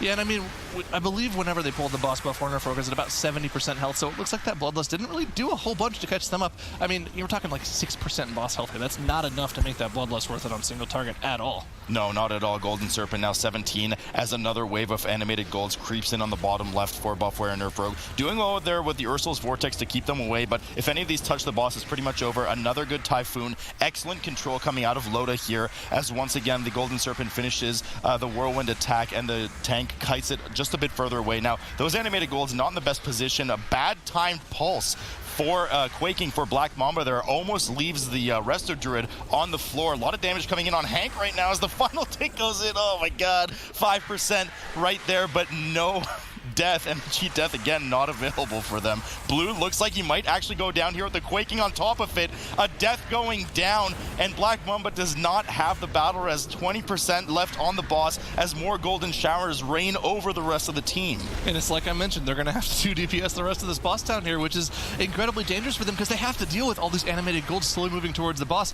When Hank was dropping low to 2%, there was an animated gold that was just right outside the hitbox of that boss, and should any of these animated golds actually make it to the Golden Serpent, that's disaster. You cannot kill the boss at that point effectively with 2 DPS because the boss will gain a massive shield. In addition to that, also buff himself, making it even harder to deal with. So we can't see any of those golds go into the boss. No, certainly not. 13% on the board, and their Resto Druid is tapped on mana. Buff Warrior Nerf Rogue has gotten out of dodge of the danger of that first boss. Still has a cheat death and trinket available, and Wong has gone down here. The boss has 10% left. It's gonna be a full team wipe coming here out of Black Mamba. Something you hate but love to see right now. 7 deaths on the board. Buff Warrior Nerf Rogue taking this to their advantage and moving forward in the gauntlet with the 2 Colossi pulled from earlier in the dungeon, making sure to dodge this cone frontal. Twitch chat, I mean, you did this to these teams. This is your fault. I did can this. sense the smiley faces in chat right now as this team goes down.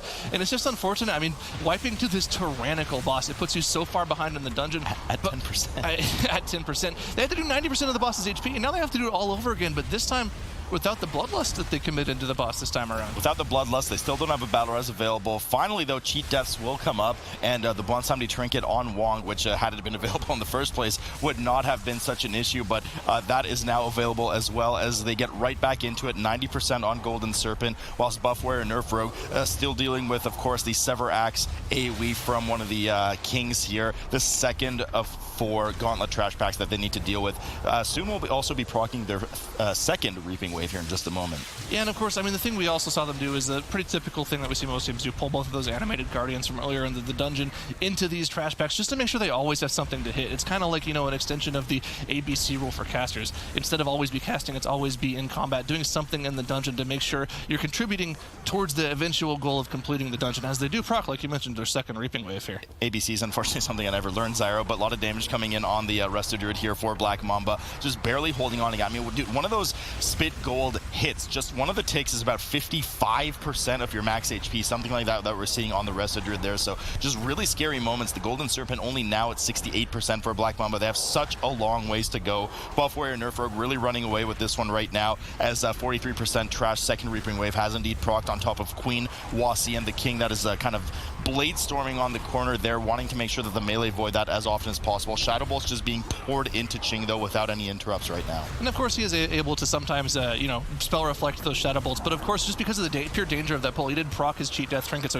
he no longer has it available for about 8 minutes. But let's be honest, we always go over this. The reason these teams are using that Cheat Death is because, honestly, proccing the Cheat Death is a whole lot better than actually dying and adding 5 seconds to the dungeon timer, as well as having to use your battle res in most situations. In most situations, yeah, and then you want to save that later, especially you want to accrue as many of them as you can for that Berserker Bridge. Super dangerous coming up later, but they're finally moving over through the second Reaping Wave onto the last round of spawns here in this gauntlet, with the final Queen and her pet Raptor that will jump around and cleave the front of players. So want to make sure to move out of the way of that as Queen Patla finally starts shooting her bow into Ching right now, who is vulnerable, does not have that Bonsomni trinket available for quite a while, but honestly, by the time the next major danger really spawns in the dungeon in the form of the Berserkers after Majimba, it should be active.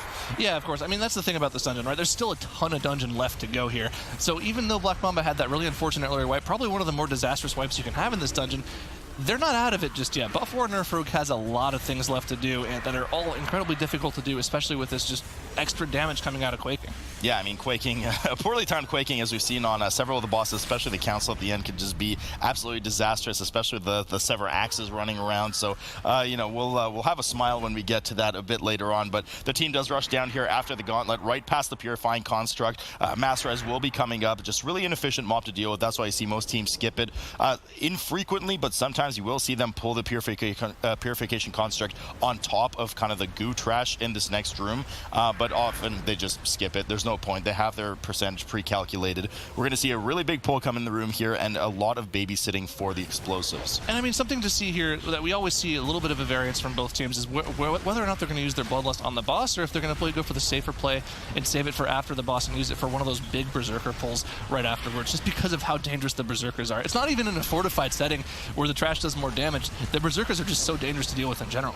And the Warrior here going clappy happy right now with all of these mobs around him, basically topping the damage meters with that obscene amount of Warrior damage coming in. Excellent babysitting of the explosives by the rest of the team. Don't want those exploding. You will have a mass amount, 50% of your max health if one of those goes off, and it certainly can snowball out of sight really quickly. Interment constructs being pulled together to one side to make sure that you bait their entomb into the same sarcophagus on the side. You can of course also bounce them between these two close proximity ones when they get a simultaneous entomb cast, something that was just perfectly done by both teams there as they went into the two separate tombs, freeing both of the members and continuing with this not desynchronized cast of entomb. I mean, this is incredibly dangerous. Whenever these entomb casts are synchronized up like this, there's a chance that one of the constructs will try to put a player inside the same construct that a player's already in, and when that happens, that player will just kind of get stuck frozen in time until the construct has died, because there's no place to put them if they're trying to go into a tomb that somebody else is already in.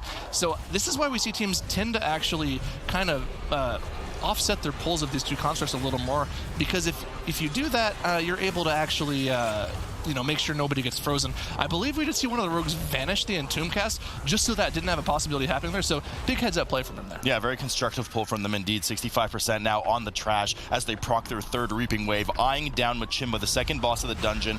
Looks like they're going to actually be rearing up to get quite aggressive here. Something that I was, well, maybe not actually, but something that I was surprised to not see Team D or Battle for Champion earlier in their pull do. And you know what? Buff Warrior Nerf Rogue says, hey, we got the kahunas to do this, and they pull Majimba right on top of that third Reaping Wave, pop their Bloodlust, and just go at it on everything, making sure to cleave it down before too much of the room is filled with this Burning Corruption. Yeah, I don't know how brave they are if they have to commit their Bloodlust to doing this pull. I mean, it's just kind of a little bit of AoE, right? In addition to that, all they really have to do is dodge the 2 Shadow Smashes, so it's not like there's too much to deal with here. But, I mean, we are in the Tyrannical setting, and it makes sense to use Bloodlust on a Tyrannical boss. So, you know, I don't hate it too much. I just like to see teams play a little bit safer, especially in this incredibly dangerous King's Rest dungeon, using a Bloodlust on the Berserkers after this boss instead of using it on the boss. Yeah, but you know, I mean, Yo's tout, and Niguro's touts as well how dangerous the double Berserker pack is, and it truly is, but honestly, I think we've seen an equal share of teams use Bloodlust and not use Bloodlust for the same 2 Berserker pull after this boss. It seems that teams are really getting that pull down and are able to pull it off. We'll see if it works out for Buff Warrior Nerf Rogue. They got to know at this point that they're way ahead, so perhaps something that they would have risked with that double Berserker and non-Bloodlust pull after Machimba is something that they'll take a bit slower now, as to not risk anything with Black Mamba being so behind with 8 deaths on the board. Yeah, but at the same time, you have to think, like, is it worth giving the other team an opportunity to come back into the dungeon by not doing a pull that you normally do? It's definitely one of the things these teams have to think about, because you have to remember, even though you're in the dungeon doing your own dungeon, you are competing against another team. This is a head-to-head race.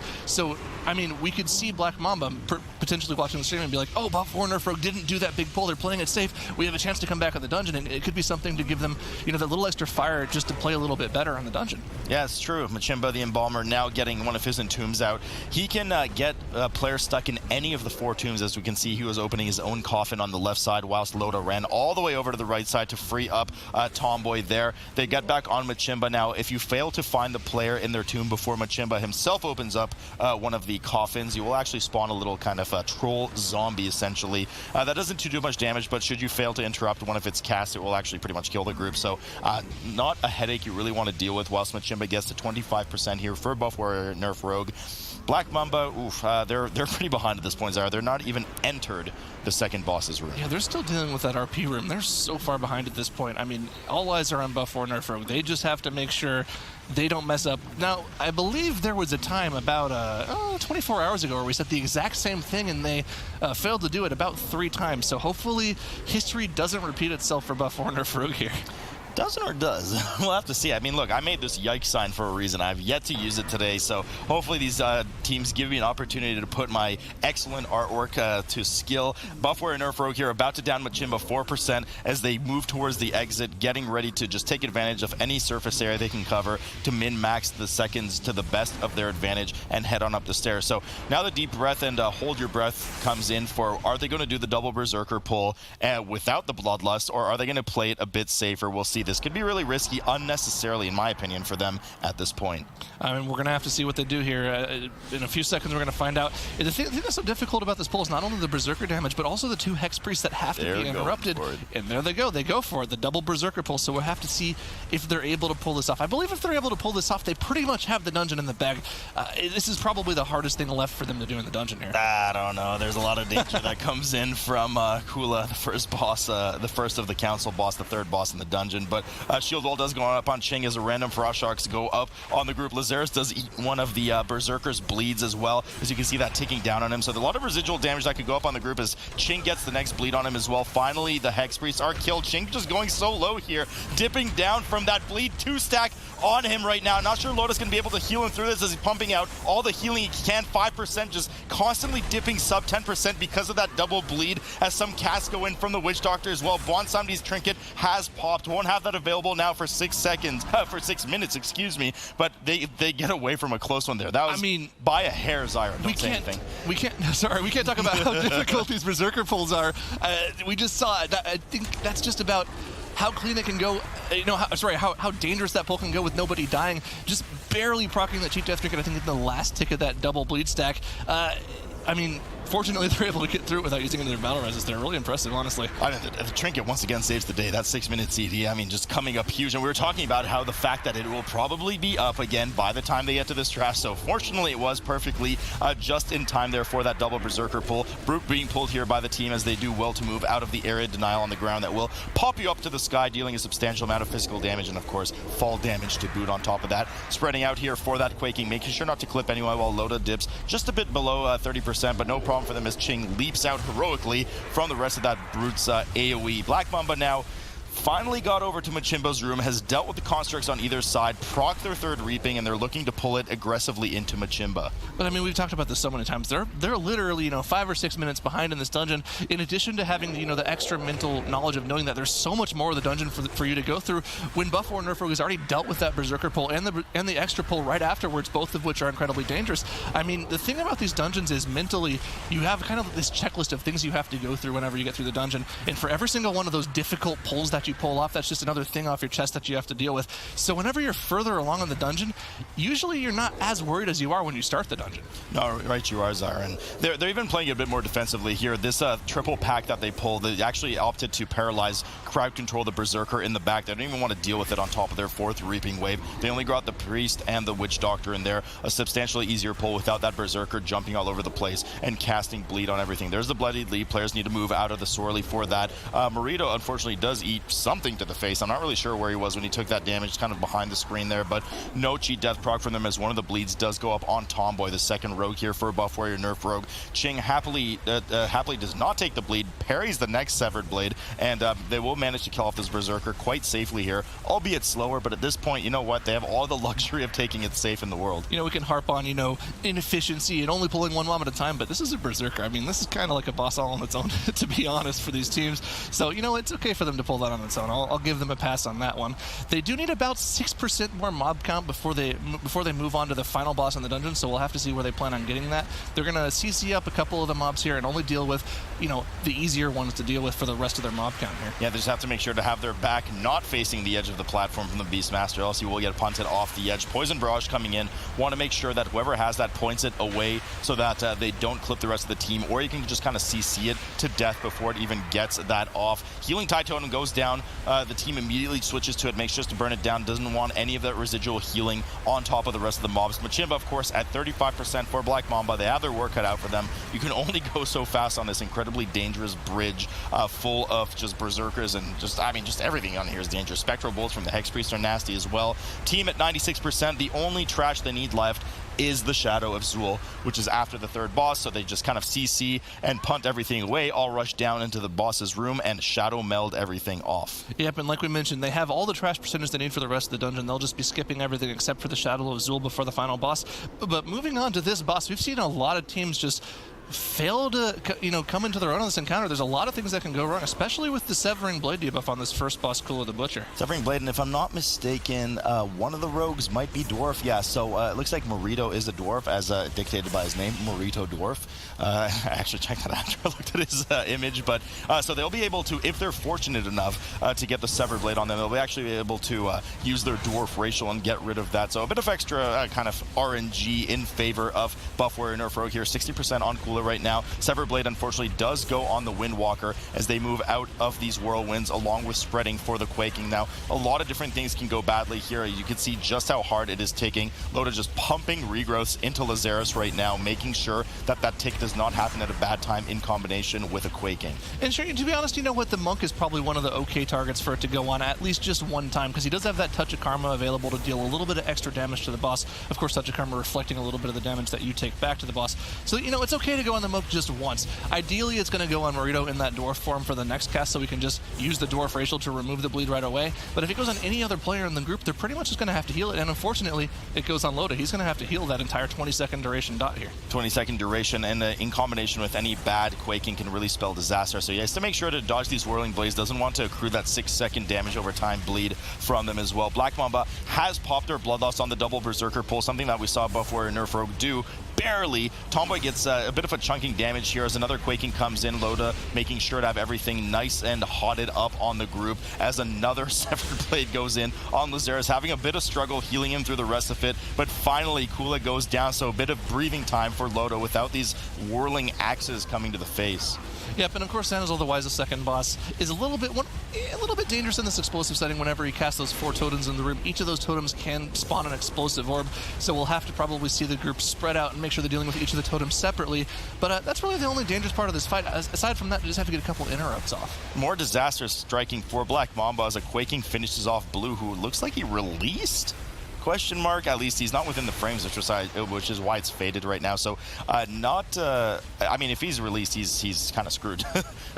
Pardon my French, but I mean, there's no way for him to really get back unless he pulls everything by himself and then shadow melds in Machimba's room. So we'll have to see how that works out for them. But quite a lot of trouble, as we can see him at the beginning of the dungeon here, just running for his life in fear, running into those mobs. I'm not really sure what his plan is here. We'll have to keep an eye on the young adventures of Blue as he tries to get over to Mount Doom again. But Buff Warrior Nerf Rogue, Zanazal 50%. They're halfway through this fight now and quite well dealing with it. I believe that he can actually... Oh, we forgot. we forgot about the Reaping. He can technically... If he can live through these Reaping stacks here with the Karma and is diffused, he can actually get past the Purification Construct on the bridge, Shadow Meld everything off, but it looks like these Risen Souls are just going to run him down and take him down here. I mean, it's going to take... I don't really know what to say. We'll have to see. If he gets past his Purification Construct, he's about to do it. Something that we've never seen done before. The adventures of the Windwalker Monk finally manages to get through. I'm not sure if he's dropped the aggro just yet. Has one last look over the shoulder just to scoff at them at how good he is at running by these mobs and gets ready to... I'm not really sure what he's doing. He's kind of wasting a lot of time here when he could be running back to the pack. But has he shadow melded or not? Nonetheless, the Reaping is coming with him to rejoin Black Mamba wherever they may be on the bridge at this point. Buff Warrior Nerf Rogue about to down Zanazal, the second boss of the council. And now there still is a bit of spot danger available here with Akali coming up in just a moment. You could have a very poorly timed Quake along with the barrel through. I think what we saw out of Blue there was that he's like, guys, I made it past the construct. What should I do? Should I die? Can you res me? Can you res me? He's like, no, we're in combat. Should I just bring the Reaping to you guys? Fine, sure, bring it. You released. I can't believe we're doing a dungeon with this guy right now. But like you mentioned, the biggest problem on this third and final boss for Buff Warrior Nerf Rogue has to be that lineup of the barrel through with the Quaking. These guys kind of have to make sure they have their Quaking spots figured out in advance, or have some sort of Vanish or Shadow Meld available for the to reset the cast time so that they don't have to deal with them at the same time. Otherwise, we're going to see some pretty nasty damage coming out of the boss. Yeah, but so far it's been no problem for them in the first debilitating back, and actually that was the second one. Didn't even connect with Ching, which is nice. That means the tank can just sit there stationary at all times and not have to take huge hits from the boss, incurring that armor debuff right now. Ching does the same thing here as he immediately leaps over, helping to interrupt Zanazal. Now, important to know that the two bosses that you've already killed will appear in their ghost form, essentially, around the arena, casting their signature ability. So they do well to interrupt the Poison Nova there as they get back in for the next barrel through, which chunks the team down to about 60% health. And the next debilitating backhand, once again, we'll see if he parries or dodges. But, yep. It looks like he was fine this time once again, managed to stay in as they dodged those axes. Black Mamba still chewing through everything, perhaps a short-lived celebration with Blue, who has made it back through his adventures, getting ready to pull the final bridge pack that they need to do. And they're doing pretty much the exact same pull as Buff Warrior Nerf Rogue, as we see actually that Quaking plus barrel through combination coming out for Buff Warrior Nerf Rogue, but no deaths, no cheat death procs. They were able to do it relatively clean as the third boss goes down for them. Yeah, third boss does go down, and an important checkpoint has also been achieved here, should they need it later. Now, anybody who dies will actually spawn in this room and not back at the beginning of the instance. Shroud comes up as they skip this double Berserker pack and the two mobs that they had previously crowd-controlled in the 5 pull right before the double Berserkers. They're going to try to take a left turn here and move on over to Shadow of Zul. Time and time again, we keep touting just how dangerous this is. Last time we saw one of the tanks die, actually, in the previous King's Rex, in the previous series as well. So, certainly not something to be taken lightly, even in this tyrannical affix. Yeah, I mean, the biggest problem, like you've already mentioned several times this entire tournament, is that the biggest problem with Shadow of Zul is it's all shadow damage, which warrior tanks are pretty awful at mitigating against. So you're going to see that Ignore Pain spam, you're going to see those shields pop up on him. In addition to that, Loda just kind of has to spam him here. There's not a whole lot that the tank can do to mitigate the damage, so Loda doesn't get to do any damage either, and it's pretty much all to the DPS to get Shadow of Zul down here. DPS, and of course, you get an improper Quaking leap target. Actually, that one went on Loda. Somebody actually gets feared by the minion of Zul that comes up. There's going to be a lot of just residual damage coming out in the group. Here comes the minion. They don't have an offensive Dispel. Unfortunately, Morito does get the fear on him, but manages to get out of it with a Dispel from Loda right after. Ching, once again, having the dot from that Shadow Barrage constantly up on him, just looking to chew through the rest of the health of Shadow of Zul without hopefully proccing his Trinket, because you do need that, ideally, for the next boss. Yeah, and I mean, once Shadow of Zul goes down, we kind of have to, think that Buff Warrior Nerf Rogue has us in the bag, and they're going to be moving on to the lower bracket final in this tournament.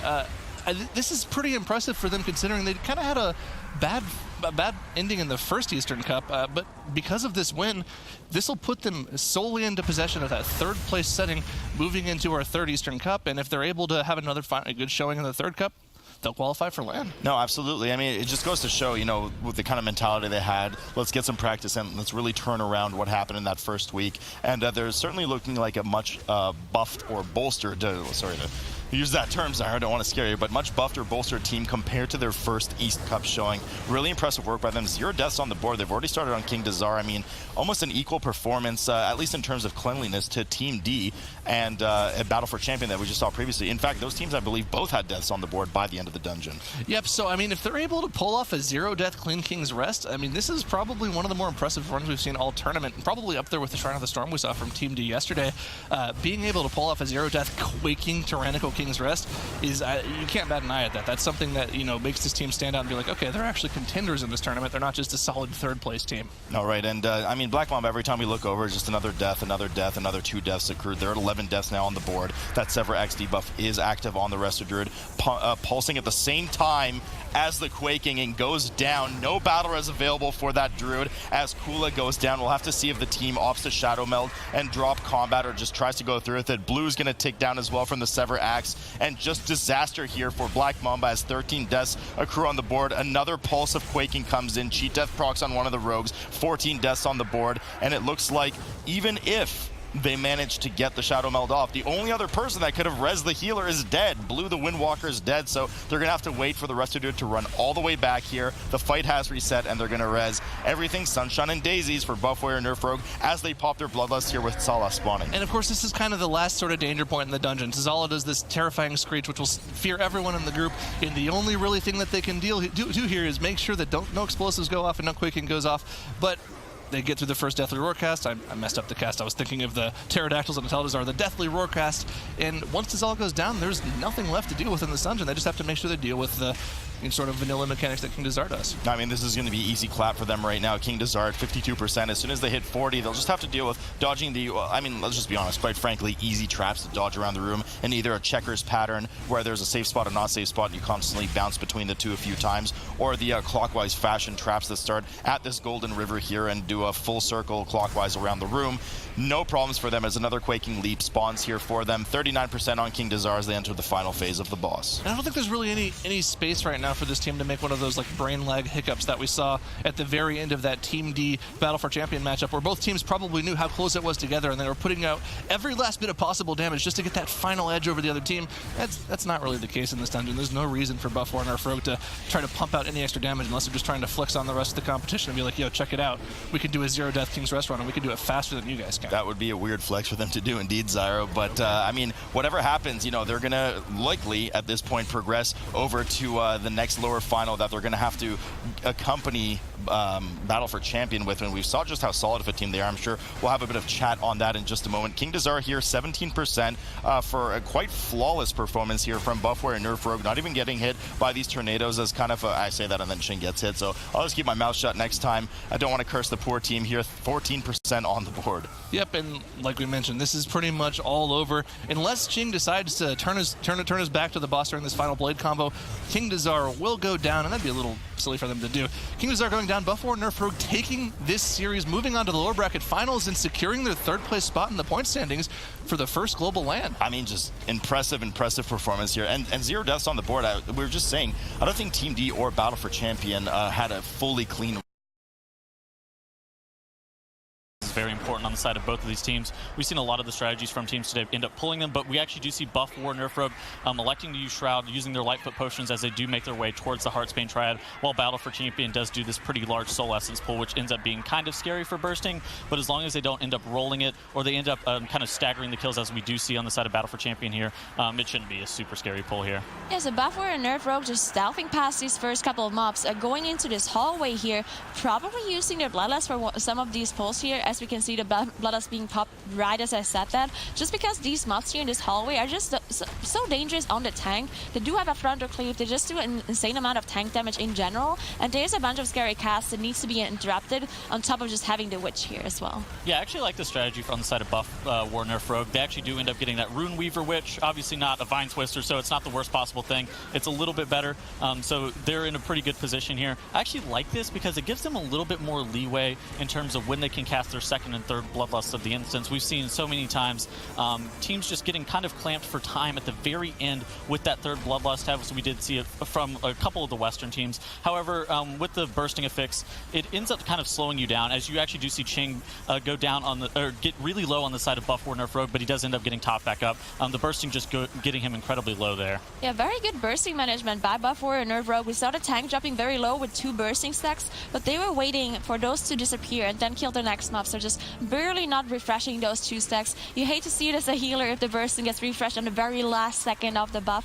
And of course, explosive, fortified, and bursting in this dungeon, which on such a trash heavy dungeon, which is also has very difficult trash, bursting plus explosive just makes it so much more difficult. Yeah, we actually do see another witch come out for the side of Buff War Nerf Rogue, as they do get another Rune Weaver. On the side of Battle for Champion, we got a little bit different. We got the Soul Charmer, which ends up dropping the candles on the ground, forcing you to kite the mobs out of those candles. We actually did see the Buon Zombie's Bargain, that kind of cheat death-esque style trinket pop on the side of Buff War Nerf Rogue here on that previous pull. So that's something that he won't have if he does in fact drop incredibly low from other things such as bursting here. So that's just something to be noting for. Yeah, so Battle for a Champion just dealing with the rest of these mobs here, as they're slightly ahead to Buff War Nerf Rogue when it comes to percentage, but Buff War Nerf Rogue is doing those huge pulls. As you can see, the Rune Weaver is actually not so seeable. It's not affected by Ring of Peace, Typhoon, or anything like that, and that's why it's very dangerous here on these huge pulls, because if you drop lowers the tank, you just can't kite the Rune Weaver. It will always chase you unless it just stands still for a cast. As we can see, as you said, it doesn't have the trinket available anymore, the cheat death trinket, so definitely gotta watch out here. As Battle for a Champ proc the Reaping Wave, and they're on their way to pull the Triad boss here. Yeah, it actually looks like they're taking a pit stop here on the Triad, pulling these toes in this Acolyte, while the Reaping does end up trickling in, making sure that if they do elect to pull Reaping into Heartsbane Triad, that they do give themselves a little bit of time in order to allow the tank to gain threat on that. While we do actually see the Reaping on the side of Buff War Nerf Rogue, and they just instantly go straight into Heartsbane Triad, no stopping at the Acolyte or the Toads over there on the side. Yeah, we actually saw a team wipe earlier because they did this exact same pull. As we see, Ching just dropped so incredibly low. Now the problem with this boss is, Unfortified is not too dangerous, but the problem with Reaping plus having this 50% healing reduction aura, which is the very first aura from Selena. Now they finally, we see the tank actually go down here. They do have a battle rest, so they should be able to recover here, hopefully, but they're finally able to get to the next boss here to have Melody, which means that the healing reduction aura is not being applied anymore. Yeah, we actually did see that explosive here on the near screen, barely getting killed, as you did see on the side of Buff War Nerf Rogue end up accidentally pulling the Acolyte on the side, and they ended up having a full wipe here. So trouble in paradise for them. What we do see on the side of Battle for Champion, just taking it a little bit slower, not doing that full reaping into that boss, and they end up getting Milady down to 50% and onto Briar with those Jagged Tettles casts, as everybody loves to call them. Yeah, this is just so risky to pull the Reaping on top, just because, again, if you engage the Triad, you will have Selena as your first witch being active because she has the Iris. And if she's active, she will apply a 50% healing reduction aura to the whole group, meaning everything just gets so much more complicated. If you have this Reaping on top of your group, just applying debuffs to everybody, have those casts going off from the Reaping Souls, have the Smashed on the ground. It's just so difficult when you have this 50% healing reduction aura. That's why Battle for Champ just played it safer, had the Reaping be pulled on top of the trash instead of the boss, and now they're just dealing with the boss by itself as they're on the way to kill Milady here. Yep, and you see everybody jumping as they try to make sure that they don't take too much damage that's unnecessary from these witches. As you actually did see on the side of Buff War Nerf Rogue, they end up having to deal with those soul essences that they ended up shroud skipping at the very beginning, and they are on their way back into the room with the Heartsbane Triad. They look like they're pulling some Acolytes here before Heartsbane Triad ends up coming out, just so they end up having a little bit more space. They made a mistake and accidentally body pulled it previously, so maybe realizing that they don't want to do that exact strategy. And on the side of Battle for Champion, they end up downing Heartsbane Triad, and they are onto the Acolyte and those Toads there from the side. And they gotta watch out a little bit with those bursting stacks, as we saw the Toads dying and everyone getting 4 of those bursting stacks. Now only have to deal with the Acolyte at this point. Now after the Acolyte, they can go to the Courtyard, probably clear the whole Courtyard, and then they will have a little bit more room to deal with the trash here. As inside the buildings, there's just so little space, everything in these narrow hallways, and very difficult for the tank to get enough space to kite things around. That's why we see the teams go into the Courtyard, clear everything, and then try to pull the trash inside the Courtyard just to have more space. Yep, and you do see those hounds patrolling around. On the side of Battle for Champion, they're going to be looking to pull these hounds a little bit separate from other things. The reason for this being is this bursting affix, whenever you do end up killing some low health mobs like these Jagged Hounds are, you end up taking a percentage of your health just in a dot from the bursting effect. So they're making sure that they get these Jagged Hounds, they kill them a little bit before everything else, just so they are able to separate out the bursting and making sure that they don't end up taking too much damage all at once. On the side of buff 4 Nerf Rogue, they have engaged Heartsbane Triad again, getting now DPSing down Briar, trying to get her to 50%, making sure that they are able to get the person with the Jagged Nettles debuff topped off as quickly as possible. Yeah, speaking about this bursting affix, now a lot of people always say it's a healer affix, right? Because it needs to be healed away. But I do think it's a DPS affix, right? Because the DPS are controlling the way the affix gets applied to your group.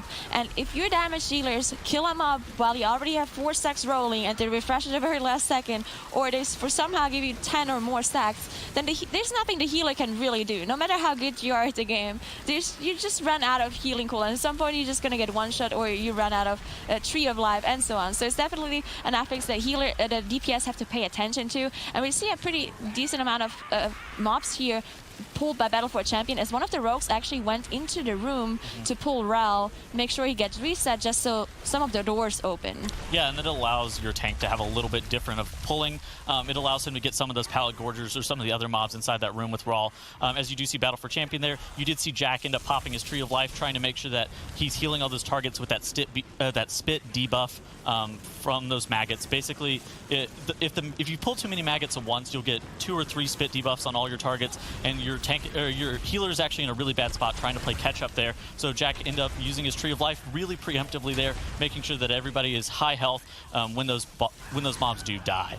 Yeah, we also saw those Thorn Shapers here that cast the Infected Thorns ability, which leaves a very nasty dot behind on a player, and it's actually disease, so it can't be dispelled by the Restorator, but it can be dispelled by the Windwalker, so you can definitely help out there in case they're missing an interrupt. But yeah, those maggots, very dangerous. Thankfully, they're not applying bursting, which is something that got recently changed, but now they're pulling this mini-boss here, Brindle, which does a lot of tank damage on top of the Reaping. Yeah, Brindle with this Reaping is actually very scary for the tank, as the Brindle actually does end up casting this Thorn Barrage cast and making sure that your tank isn't getting meleeed or getting damaged by the Thorn Barrage cast while tanking that full stack of Reaping is very important, making sure that Jack ends up dispelling the tank. As you did see his Bonsabbi's Bargain Trinket also proc again, so he's getting pretty good value out of this in this instance here. On the side of buff War Nerf Rogue, we actually saw them pulling pretty aggressively back into the hallway, which is something that we don't see a lot of teams end up doing. That most of the time people like to get a little bit more space and they end up walking into the courtyard area, but buff War Nerf Rogue ended up doing like a six of those Jagged Hounds with a couple mobs. So showing good trigger control with their bursting, making sure that they ended up not wiping them, and they're trying to claw their way back as Battle for Champion positions right in front of Soulbound Goliath, looking to pull this in just a few seconds. Yeah, so pulling Soulbound Goliath by itself, which some teams we've seen doing some riskier pulls where they pull the mini boss on top of Soulbound Goliath, or they pull the Reaping on top. Now, Battle for Champ going a little bit easier here, just pulling the boss by itself. This boss, usually not a very dangerous fight on 45, and also bursting and explosive doesn't really affect this boss very much at all. So a very easy fight to deal here for the people. As you can see, Jack also just going in and out of platform just to do some more damage, as there's nothing really going on except tank damage. Yeah, we actually did see one of the rogues go down on the side of buff War Nerf Rogue. He ends up releasing and running back as they're positioning in order to be able to get their second Reaping of the instance, while Battle for Champion, of course, 40% of the way through Soulbound Goliath, getting this down pretty quickly. They do have their Bloodlust available to them in about a minute, so it looks like they're either going to position to pop a Bloodlust on a really large trash pull, or be looking to pull trash into Raw with that second Bloodlust of the instance here.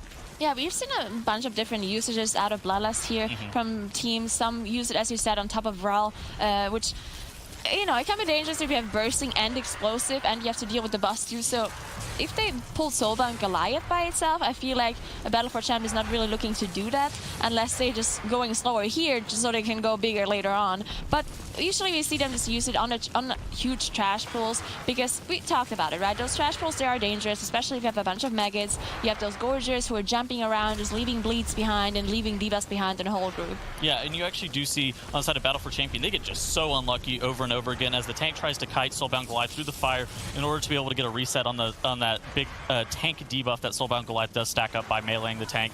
And the fire just ends up despawning a couple times, and then you did actually see them have to break for the Soul Thorns, kind of wait a second so to make sure the healer doesn't end up getting CC during that fire. But they end up having good patience with that, and Soulbound Goliath does go down without a hitch. On the side of buff War Nerf Rogue, you actually do see them end up they look like they're using a shroud on the side in order to allow their tank to be getting a different pull. You actually do see them ending up pulling Raw there, making sure they're allowing to get some of the doors open as their tank does go charging through there in order to pull back into that courtyard area.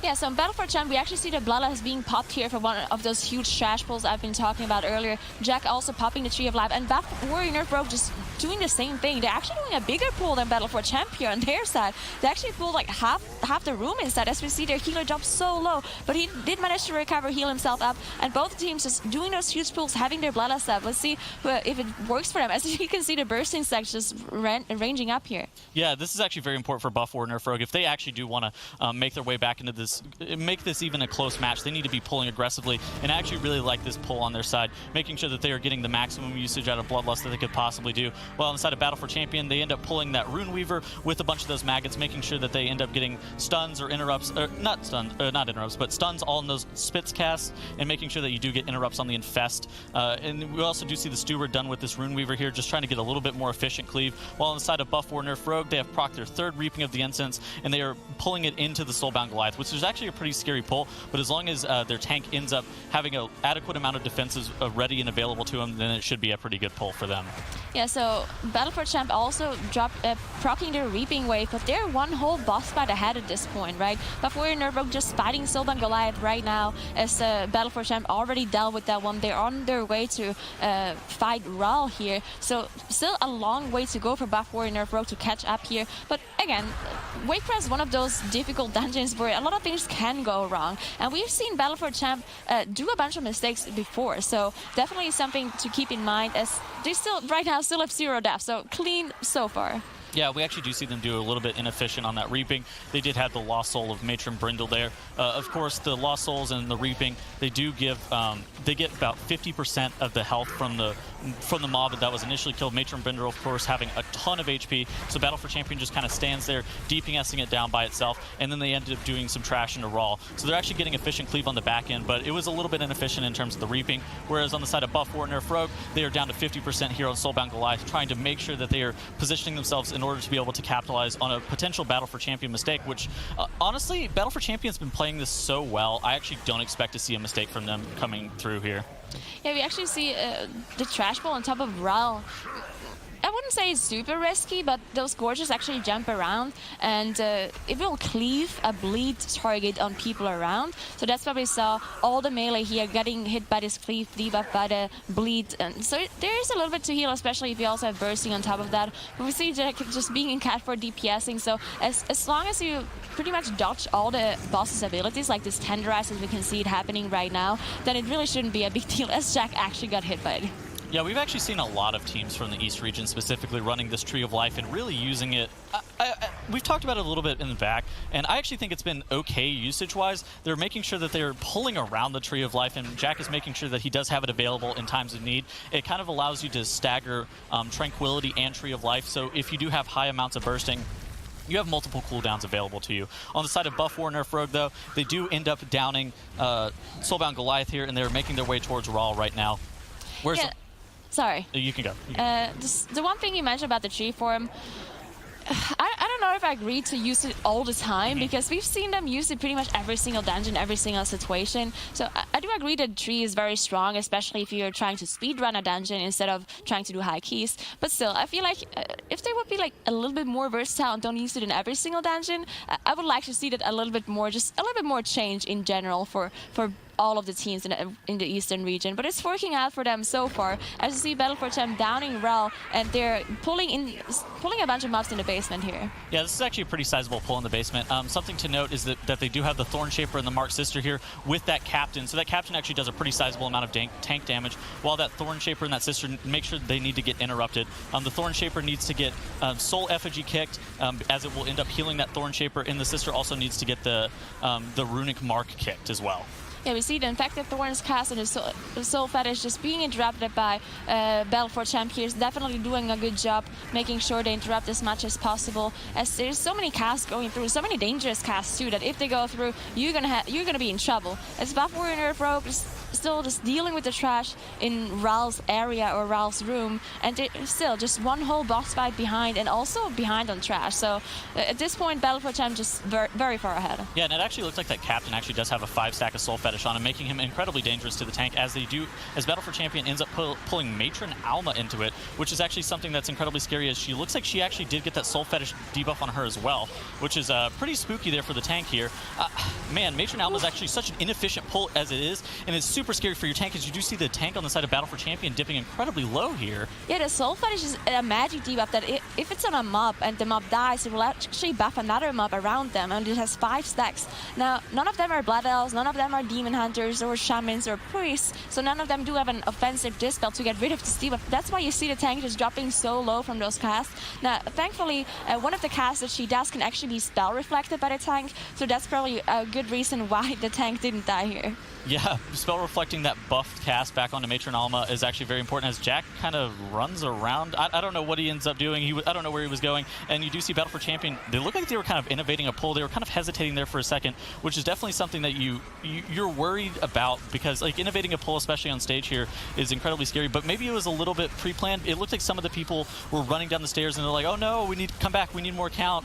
Occasionally you can end up missing or misjudging a little bit of your count due to the Maggot Infest cast. If the Maggot doesn't infest a target, you end up losing the percent, or if the Acolyte ends up transforming earlier on in the instance, you'll end up losing a couple percentage of count from that. But this was actually a pretty big innovation on the side of Battle for Champion if they did end up innovating this pull. If it was something that they planned beforehand, then this is a pretty good strategy on the side of them. We actually do see that Captain, though, he does have that Soul Fetish debuff as the side of Battle for Champion. They look like they're running down the stairs, as they did proc their 4th Reaping of the instance, and they all pop their Shadow Melts there.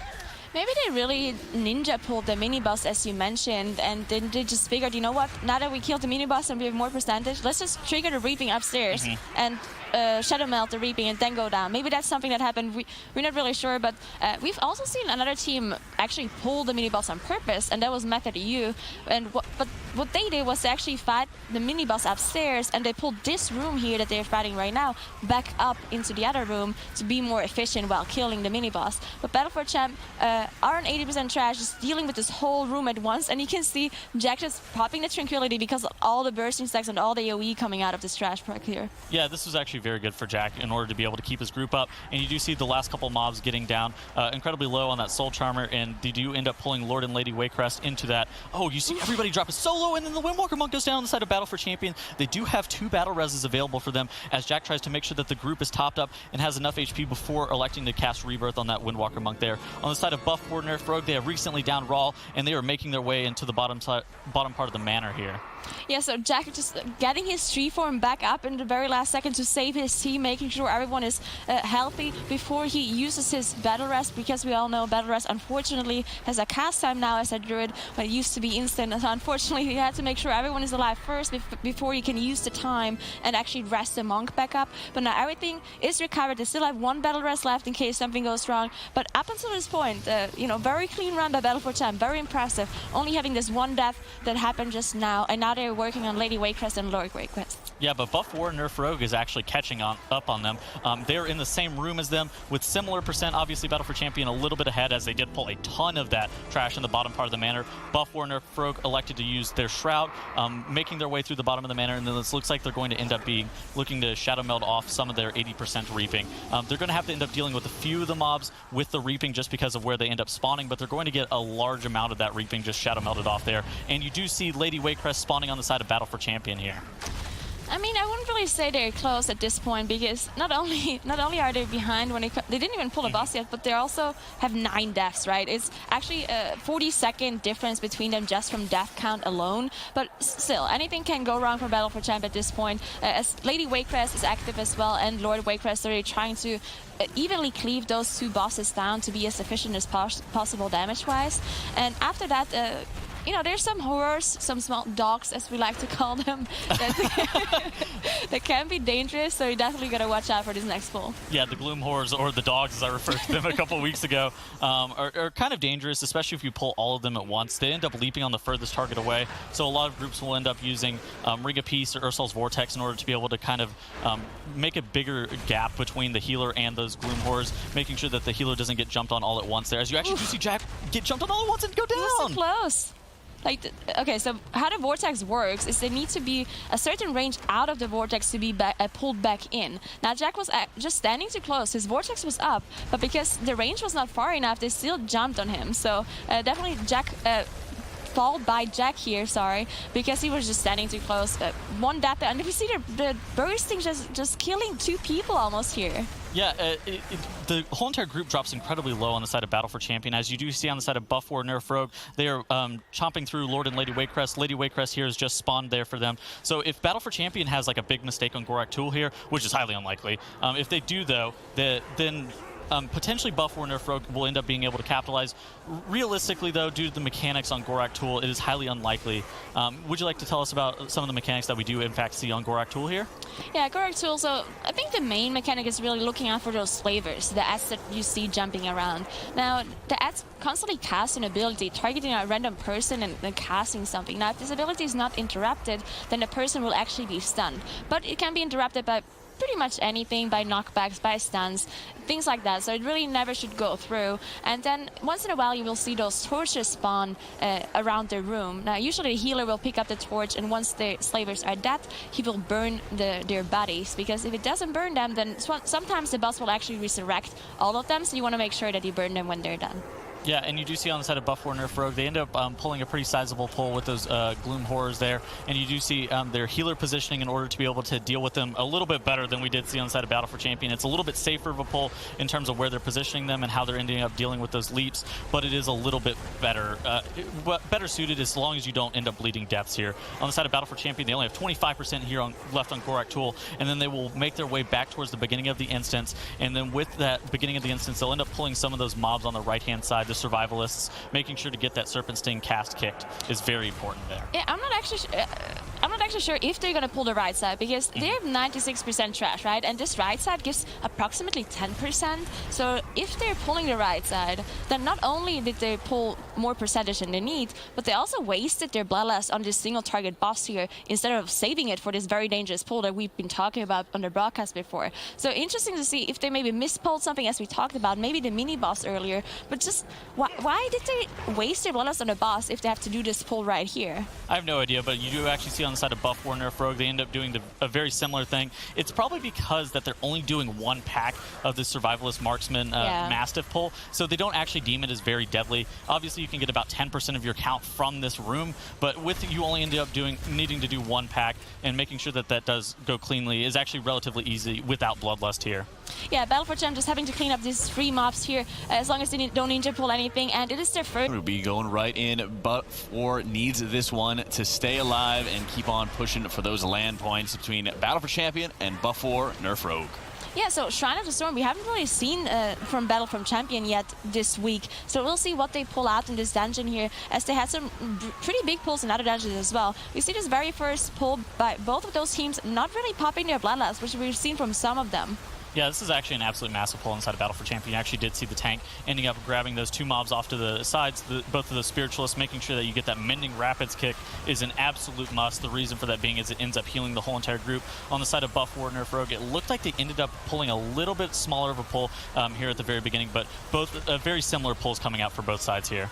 Oh, one of the rogues in Battle for Champs that actually got hit by the Tempest stun. It will cast a frontal stun towards the tank, kind of in a cone area, and the rogue was standing in the wrong position, proccing his cheat death and also getting stunned. Definitely not something you like to see here, especially at the very start of this dungeon, as Buff Warrior Nerf Rogue already down with the trash pull, just moving on. So definitely Buff Warrior Nerf Rogue in the lead here.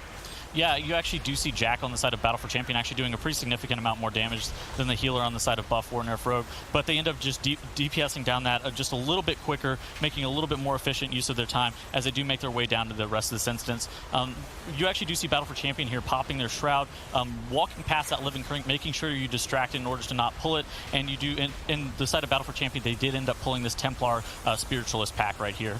Yeah, interesting to see that Battle for Champion is choosing to skip the Spiritualist here, because I think almost all of the teams are playing them. Now, they are very scary because of those water blasts and those other scary casts and the heals that are coming out, but it's just so efficient to pull in because you can proc your first reaping wave. Now, Battle for Champ just shrouding past this trash, pulling the trash that is next to the first boss, and also pulling the attendants here on top of the very first boss, and popping their Bloodlust as well. Oh my goodness, this is actually super aggressive from the side of Battle for Champion. Even though they do have Bloodlust available, pulling the apprentices with some of those reaping mobs into AccuSeer is actually not normally what we end up seeing, but it ends up looking like it's going to be a pretty decent on the side of Battle for Champion, as they do end up ring of piecing some of those mobs, making sure that they're grouped together as well. AccuSeer, of course, an immobile boss, so basically you have to always walk to it, making sure that the tank is always, or somebody else is always in melee of him, is an absolute must, which is super scary whenever you do have these attendants in these Grave Bolt casting reaping mobs. Yeah, thankfully they did get a Shadow Melt off once the Reaping Wave spawned, so they didn't get all of the Reaping Waves, thankfully, because there's so many casters in this very first wave. You probably know it from live servers. If you proc your first wave here in Shrine of the Storm, you usually get only caster mobs, and they're just so hard to deal with because at some point you just run out of AoE stuns and AoE interrupts, and you just gotta deal with them somehow, or you gotta line of sight them. But they managed to get the Shadow Melt off, so they only had to deal with some of the Reaping mobs and these apprentices here as they're about to push the boss into intermission phase. Yeah, Buff or Nerf Rogue ended up doing a similar-ish pull, but they ended up doing it with a decent amount less reaping because the reaping mobs themselves were not as close. You actually do see the tank on the side of Buff or Nerf Rogue ending up pulling that Templar while dealing with AccuSeer, making sure that they do get efficient cleave on that Templar and the Spiritualist as they make their way through this boss. AccuSeer in Phase 1, obviously, he doesn't do too many abilities in Phase 1. Most of the time he ends up casting like a Choking Brine or an Undertow ability. The Undertow will end up pushing your target away, while the Choking Brine is just something that you end up just having to dispel off here. And you do see on the side of Buff or Nerf Rogue just having super good cleave. On the side of Battle for Champion, though, you do end up seeing one of their rogues ending up going down here during this Aqualing phase, of not getting knocked off the edge here, so he's actually in an okay spot. Battle Res does end up coming out for them, though. Yeah, that was lucky because he did get hit by the Surging Rush. That was the ability that killed him. Now, we all love the Surging Rush in this intermission phase. Thank you very much, Sloot, for designing this boss. But the triple Surging Rush is coming out. Can be very difficult to dodge, especially if you're not in a very good spot and you just kind of have to rush coming from all sides and all angles. That's why he got hit, but thankfully didn't get knocked off the platform, because if you get knocked off, there's no way to use the Battle Rest anymore because you're just too far away. So thankfully they did manage to get the Battle Rest off. They're about to finish the boss here, as they also pulled those initiates here from the mini boss, and Buff Warrior and Nerf Rogue also have a death. Yeah, making sure that you also do have somebody in melee on the side of Buff or Nerf Rogue is actually very important. You actually did see a bunch of those Sea Blasts come out from those Aqualings due to the tank having to kite away from some of those mobs, the Templar and the attendants, or in the apprentices that they do ended up pulling with AccuSeer. So while they are a pretty significant amount ahead in percent of trash, they are doing it in a way that ended up costing them a death there that otherwise should not have occurred. On the side of Battle for Champion, they're actually doing a pretty sizable pull here with all these Iron Hull apprentices and Temple attendants here. Most of the time we'll end up seeing groups ending up doing a two-pack pull or a three-pack pull. Battle for Champion here electing to go a little bit bigger here, making more aggressive pull, doing that three-pack pull here, while the side of Buff or Nerf Rogue ends up getting the bottom little bit of AccuSeer. Yeah, they're kind of just pulling the whole hallway here on Battle for Champion side, so definitely a pretty sizable pull here. They gotta watch out for, in this small area, you can see those whirlwinds just pretty much covering the whole room, and then on top of that, you also have a lot of volcanics spawning at the same time, and you have those huge circles that are getting cast by the Iron Hull, so you want to make sure that you're kiting them very well. That's why they pulled it back out. There's a little bit of backtracking here, which is not very efficient when it comes to movement, but it's just such a dangerous pull. As you can see, the tank just dropping so low here. Yeah, and you actually do see on the side of Buff or Nerf Rogue, they end up shrouding past that mini boss, and they were making their way into a similar spot where Battle for Champion is. It felt like Buff or Nerf Rogue ended up having so much trash with AccuSeer that they always had some trash mobs available to be able to cleave down. They ended up only doing a two-pack pull here, so a little bit safer of a pull. This is where that trash differential ends up coming into play. Battle for Champion ended up catching up and going, even pulling ahead a little bit in trash, while we do see on the side of Buff or Nerf Rogue, they're just pulling a little bit slower, not doing that three-pack, instead electing to do that two-pack here, just a little bit safer of a pull here. Yeah, so I mean, Buff or Nerf Rogue only needs to do this pack though, and then they will proc the 40% reaping, and they can skip the rest of the trash. While Battle for Champion has to deal with this trash in front of the mini boss to proc their reaping, and then they can do the skip. Now, once they kill this pack, you really gotta watch out for both of those teams, because we have seen so many teams just somehow fail this skip, make any sort of mistake, have the tank die, have the healer die, not manage to Shadow Melt properly. still aggro the mini boss on the bridge, and anything like that, if there's anything that goes wrong, then you're definitely in trouble. Yeah, and here comes Buff War Nerf Rogue. You actually do see their Windwalker Monk go down there, but they're going to end up having a Mass Res available. They actually did end up getting that skip off correctly as their Warrior ends up dipping out of line of sight, popping a Shadow Meld really quickly, and then on the side of Battle for Champion, they also do end up doing their skip as well.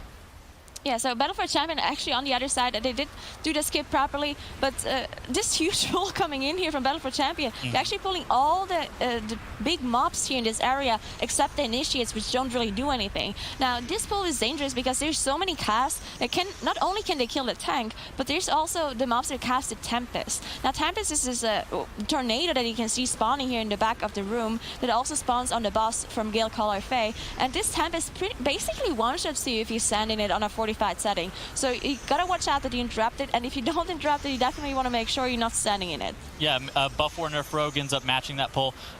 In addition to those Tempest casts, we actually do have some of the apprentices here casting that Wash Away. The Wash Away itself isn't incredibly dangerous, but they do end up having a Sea Blast cast, which ends up doing a pretty sizable amount of damage to your tank. And you do see on the side of Battle for Champion, they end up doing a pretty sizable initiate pull into Brother Ironhull and Gale Caller Fae here, making sure that Gale Caller Fae does get kicked here.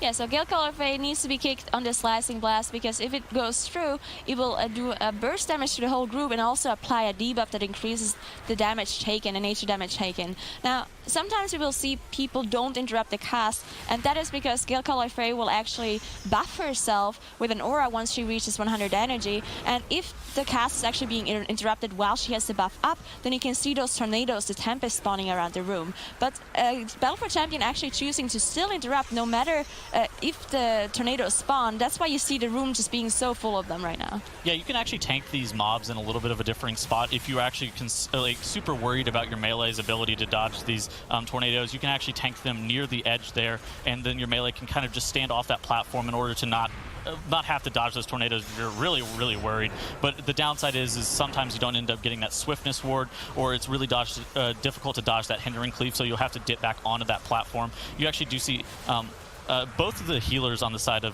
Buff War Nerf Rogue and Battle for Champion doing a pretty considerable amount of damage here, sitting at about 11k DPS. So they're actually making sure that they do damage and getting damage where they can.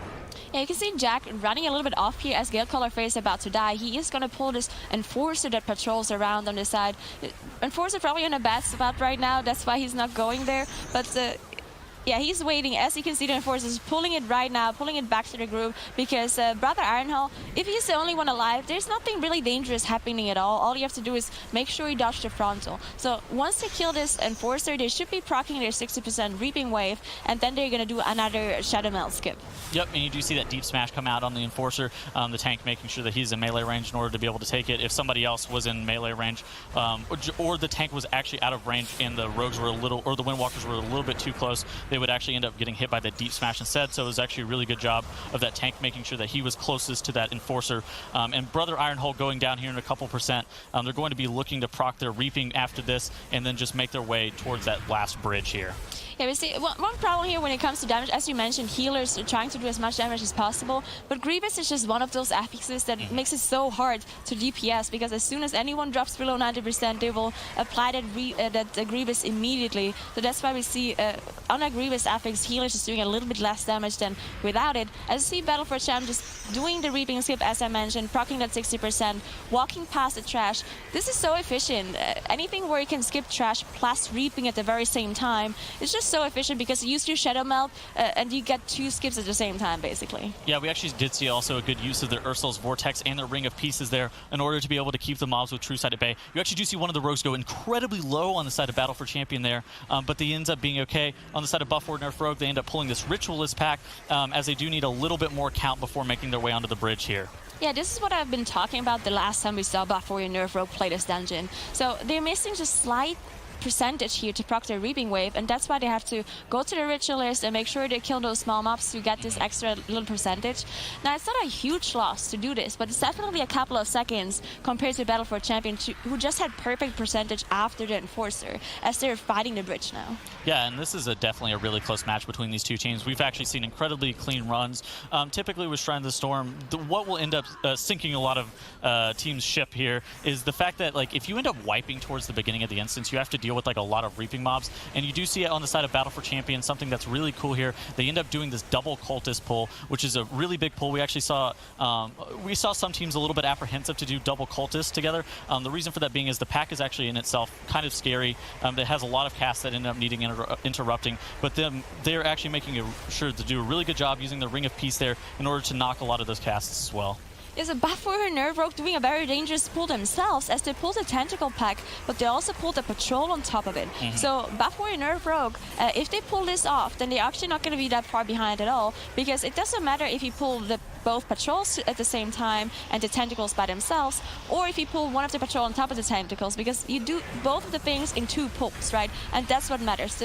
The less pulls you do, the more efficient you're going to be, obviously. But Battle for Champ already done with this trash. They're on the Dwellers here, trying to proc their 80% Reaping Wave before they engage the next boss. Yep, killing those Abyss Dwellers in order to not proc their last Reaping here, and they're going to be using it here. And then once they do get this final Reaping proc of the instance, that they're going to end up shadow melding it off, trying to deal with as few Reaping mobs as possible.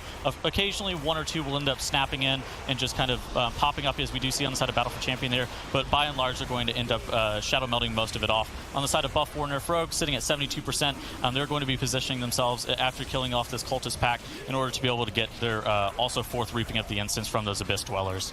Yeah, Battle for Champ just slightly ahead here, as they already proc the wave and are on top of Lord Stormsong now. Now, Lord Stormsong, nothing really dangerous can happen on this fight, especially in a fortified setting. The only thing you really got to watch out for is this mind control, of course, and the Rip Mind coming in on top of having the Grievous. But other than that, really nothing can happen here. Now, what you usually see in Lord Stormsong is that you see the Rogues pre-cloak the Ancient Mindbender here. Unfortunately, it went on Jack, on the healer, so they didn't manage to immune it. Yeah, that's actually not the worst possible thing. Obviously, like the worst case scenario is that it ends up going on your Windwalker Monk here. On Jack, he just kind of gets cleaved down. Obviously, he's not doing as much damage as like a normal DPS. He's doing about 10k DPS here, so it does kind of slow his roll in terms of like how much damage he's able to output, but it's significantly better than it going on one of the Rogues or the Windwalker Monk, especially in the beginning here. And on the side of Buff War Nerf Rogue, they have gotten their 4th Reaping of the instance. They have Shadow Melded it off, only getting 1 Risen Soul there, and they have pulled it into Lord Stormsong as well. Yeah, of course, both of those teams are saving their Bloodlust for the last boss. Now, it's very important to save the Bloodlust, because you want to one-phase the boss, basically. You want to get only 1 intermission phase, because if you don't have enough damage to nuke the boss after the first intermission phase, and you get a second one, it's just an insane amount of time lost. So that's why they're saving their Bloodlust here, as Buff War Nerf Rogue actually has their team drop very low here. Yeah, it's actually kind of scary, because you do see their tank having a 4-stack of Grievous, their healer having a 4-stack of Grievous, and their Windwalker Monk also having a 4-stack of Grievous. So the healer having to swap out a cat form, losing a little bit of damage efficiency in order to be able to get his members back in like a safe point, as you do see that Windwalker Monk pop that Touch of Karma there, redirecting some of that damage that he's taking from that Grievous back into the boss here. But we do see Lord Stormsong go down on the side of Battle for Champion as they do make their way towards Volzith. Yeah, this is a problem with Prod Warriors when it comes to Grievous.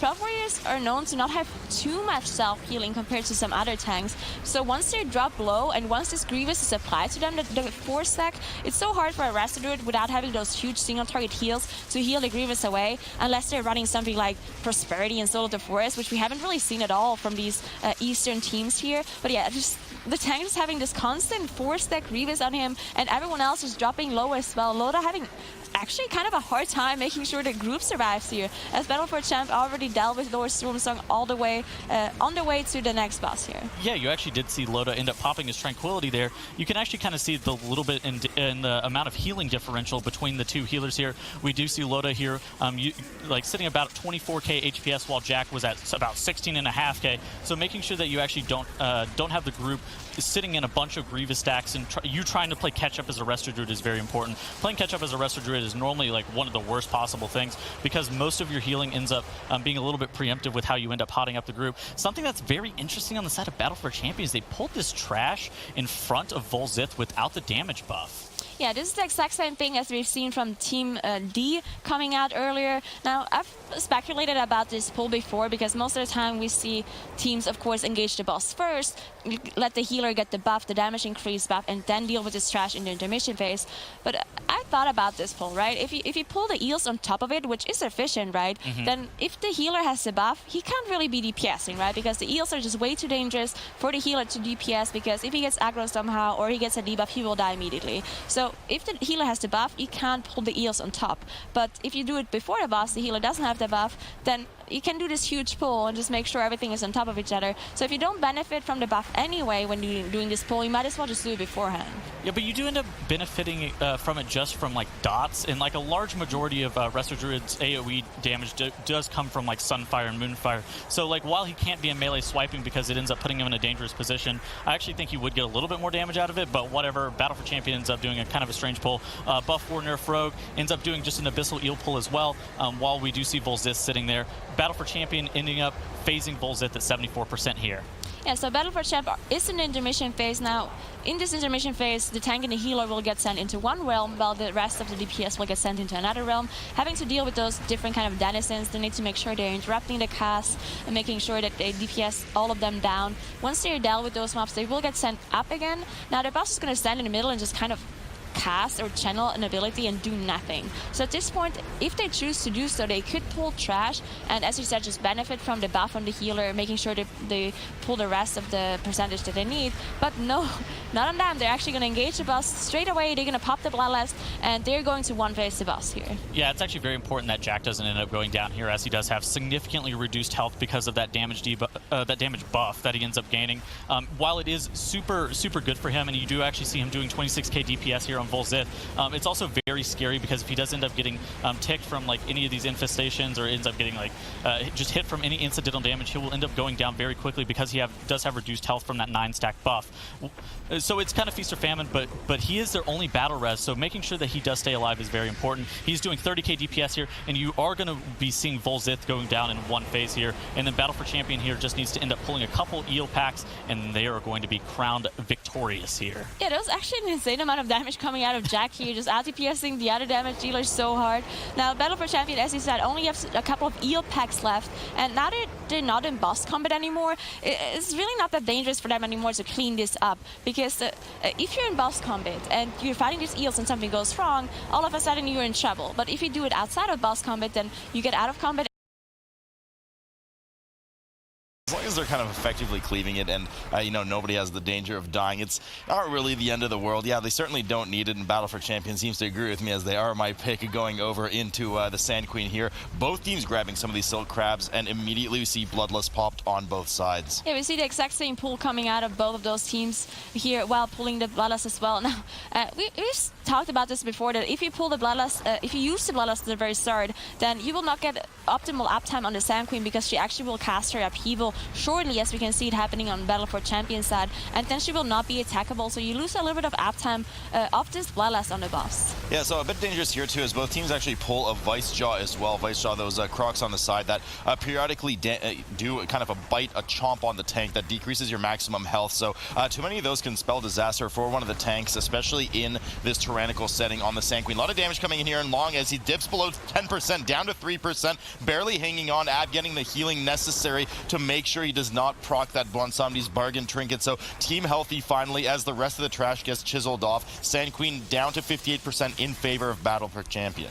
Yeah, so the scary thing about the Sand Queen on a tyrannical setting, and quaking on top of that too, are those drones that are spawning close to players out of those tank traps once in a while. Now those drones, whenever they die, they will actually buff the Sand Queen with a stacking rage debuff, basically increasing her damage done. As you see, the upheaval almost killing Ab here. Now it can be dispelled off the Sand Queen by the Sooth from the Resto Druid, but if she's burrowed and you kill the drones while she's burrowed, then of course she's not targetable and you can't dispel the enrage effect. Yeah, something you certainly don't want to deal with, but not too much danger here for the warrior tank. Certainly deal with the melee. It's more about that upheaval that comes in. Now, any player with a kind of blink or quick leap ability, such as heroic leap, will be able to actually dodge that upheaval if you time it correctly. Team doing well here on Team D's side to spread out for said quaking, and then group up the drones together as they kind of barrage on top of the tank, adding some of that nature damage over time to Team D. Upheaval, once again, casting on both sides of the team as we see the area on Long now. Long doesn't time it properly, and it's particularly dangerous for a tank to get hit by Upheaval, not only because of the mass nature damage, but the boss does actually melee the active target. So if it's on the tank, she comes up and will melee the tank, only on the tank, along with that nature. So you could actually get gibbed quite easily as a tank. Here we see Battle for Champ actually being a little bit ahead in boss percentage, not very much though, as you see Team D being close behind here, but Battle for Champ just dropping so low as you see the tank almost dying, and both of the rogues proccing their cheat death here as we had the drone spawning and the sandstorm come in. Battle for Champion battling for their lives here as Sand Queen goes down 1% here, and they will be heading into the sewers, kind of getting sneakily out of that one, but unfortunately leaving the rogues in a particularly vulnerable state for the next 6 minutes as Ab goes down on the side of Team D here. Fortunately, they do kill off the boss, reaching the checkpoint here and having undeath, kind of just one death accrued on the board. So extra 5 seconds for them, but that could have been pretty disastrous if it was just a bit earlier into the fight. Definitely, just barely not enough damage to skip this last upheaval as she casted the upheaval on 1% HP. So just not having enough damage is costing them not only time because of the upheaval, but also one more death on Ab just going down right before that. As Battle for Champion already on their way to do the Shadow Meld skip, and then they're going to pull some stuff here in this next room. Yeah, they want to make sure to get as many of the buffs in these cages as possible.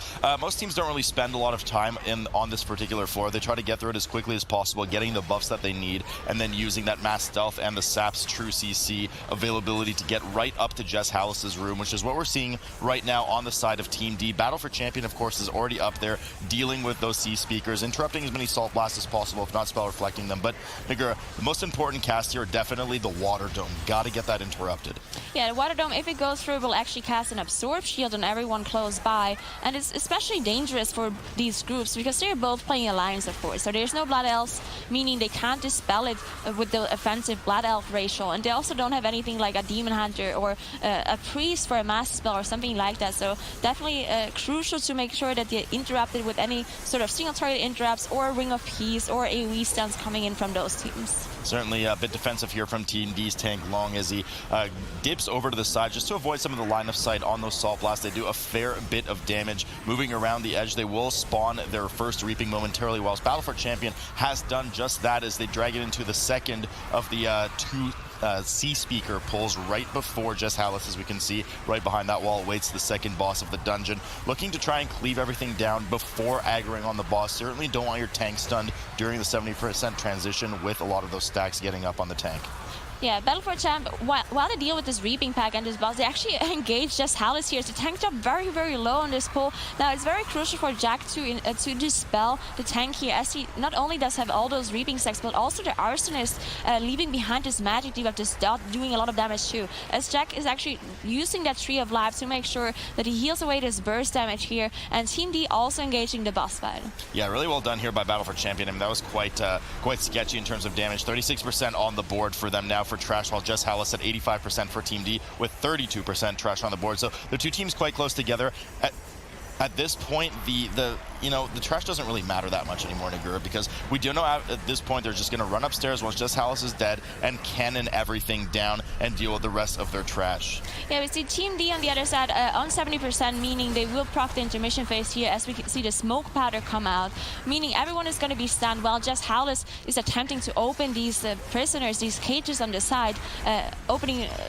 You see the raiders coming out just because Jess Hallis is opening them. Now, once he's on the other side, once he open all of the cages, you also see Bobby coming out, and Bobby is kind of mirroring Jess Hallis' abilities, so there's a lot of interrupts needed to make sure that boss is interrupted, but also Bobby. Yeah, of course, this is where Mythic Raiders end up in jail here. Fortunately, Nagura and I managed to break out to be able to cast this. Jess Hallis being interrupted in a moment here for the motivating cry, wanting to make sure not too many of these enraged buffs are spawned on the enemies, including Bobby as well. Now, the team needs to well coordinate not only the line of sight for the flashing daggers in a moment, but also interrupts on the Howling Fear, which come not only from Jess in just a moment, but Bobby will also run down the hall once the players came and just cast one of the fears there. You can line of sight that as well, so it shouldn't be too much danger for an all melee comp. Yeah, definitely want to make sure that they line of sight properly. Sometimes the boss position is quite important, because if Bobby just runs off and kind of casts his fear somewhere else, which is too far away for any of the melee to interrupt, and Jess Hallis at the same time casting his flashing daggers, then it can't line of sight both of those abilities at the same time. this is why I don't really like the positioning of Team D and Battle for Champ here. But as long as it doesn't happen, they're still going to be safe. And of course, we also have cloaks and stuff like that, so make sure they're safe. Yeah, it should be just fine here as Just Hell is 7% for Battle for Champion and 9% here for Team D, as both teams are looking to just momentarily complete the second boss encounter here. Insignificant amount of percent between the two. Actually, exactly the same amount of trash percent between the two teams, so Team D gained just a bit through that as they rush upstairs towards the third floor as desperately and quickly as possible, trying to get to those cannons. The real key to just melting through the rest of the large amount of trash that they have left. Yeah, both teams not wasting any time here. As soon as Jess Hallis goes down, they just run up. They don't care about the trash that they're pulling because they're going to shadow melt once they're on the top. Now, we saw the tricks come out of the rogues here on too long, and now he's going to pull this whole area. He's going to pull it up to the cannon part, and then we're going to see the... Just take a look at the trash percentage now. It's 37%. In a couple of seconds, we're going to be all the way up to 80% almost. Yeah, I mean, Team D here starting to burn these enemies down like they were Night Elves in Teldrassil as they funnel through the doorway coming in, making sure well to line of sight the tank here long, kind of dipping around the corner, doesn't want any of the blaze casts from those flame casters coming in, and especially none of those frontal projectiles coming in as well from the Marines. So want to make sure to just kind of help filter those around the corner so that the, in this case, Mog has an easy time casting tricks of the trade on the tank, getting in the cannon, and just funneling everything together. But some of those casts do unfortunately get off on Mog and proc his cheat death.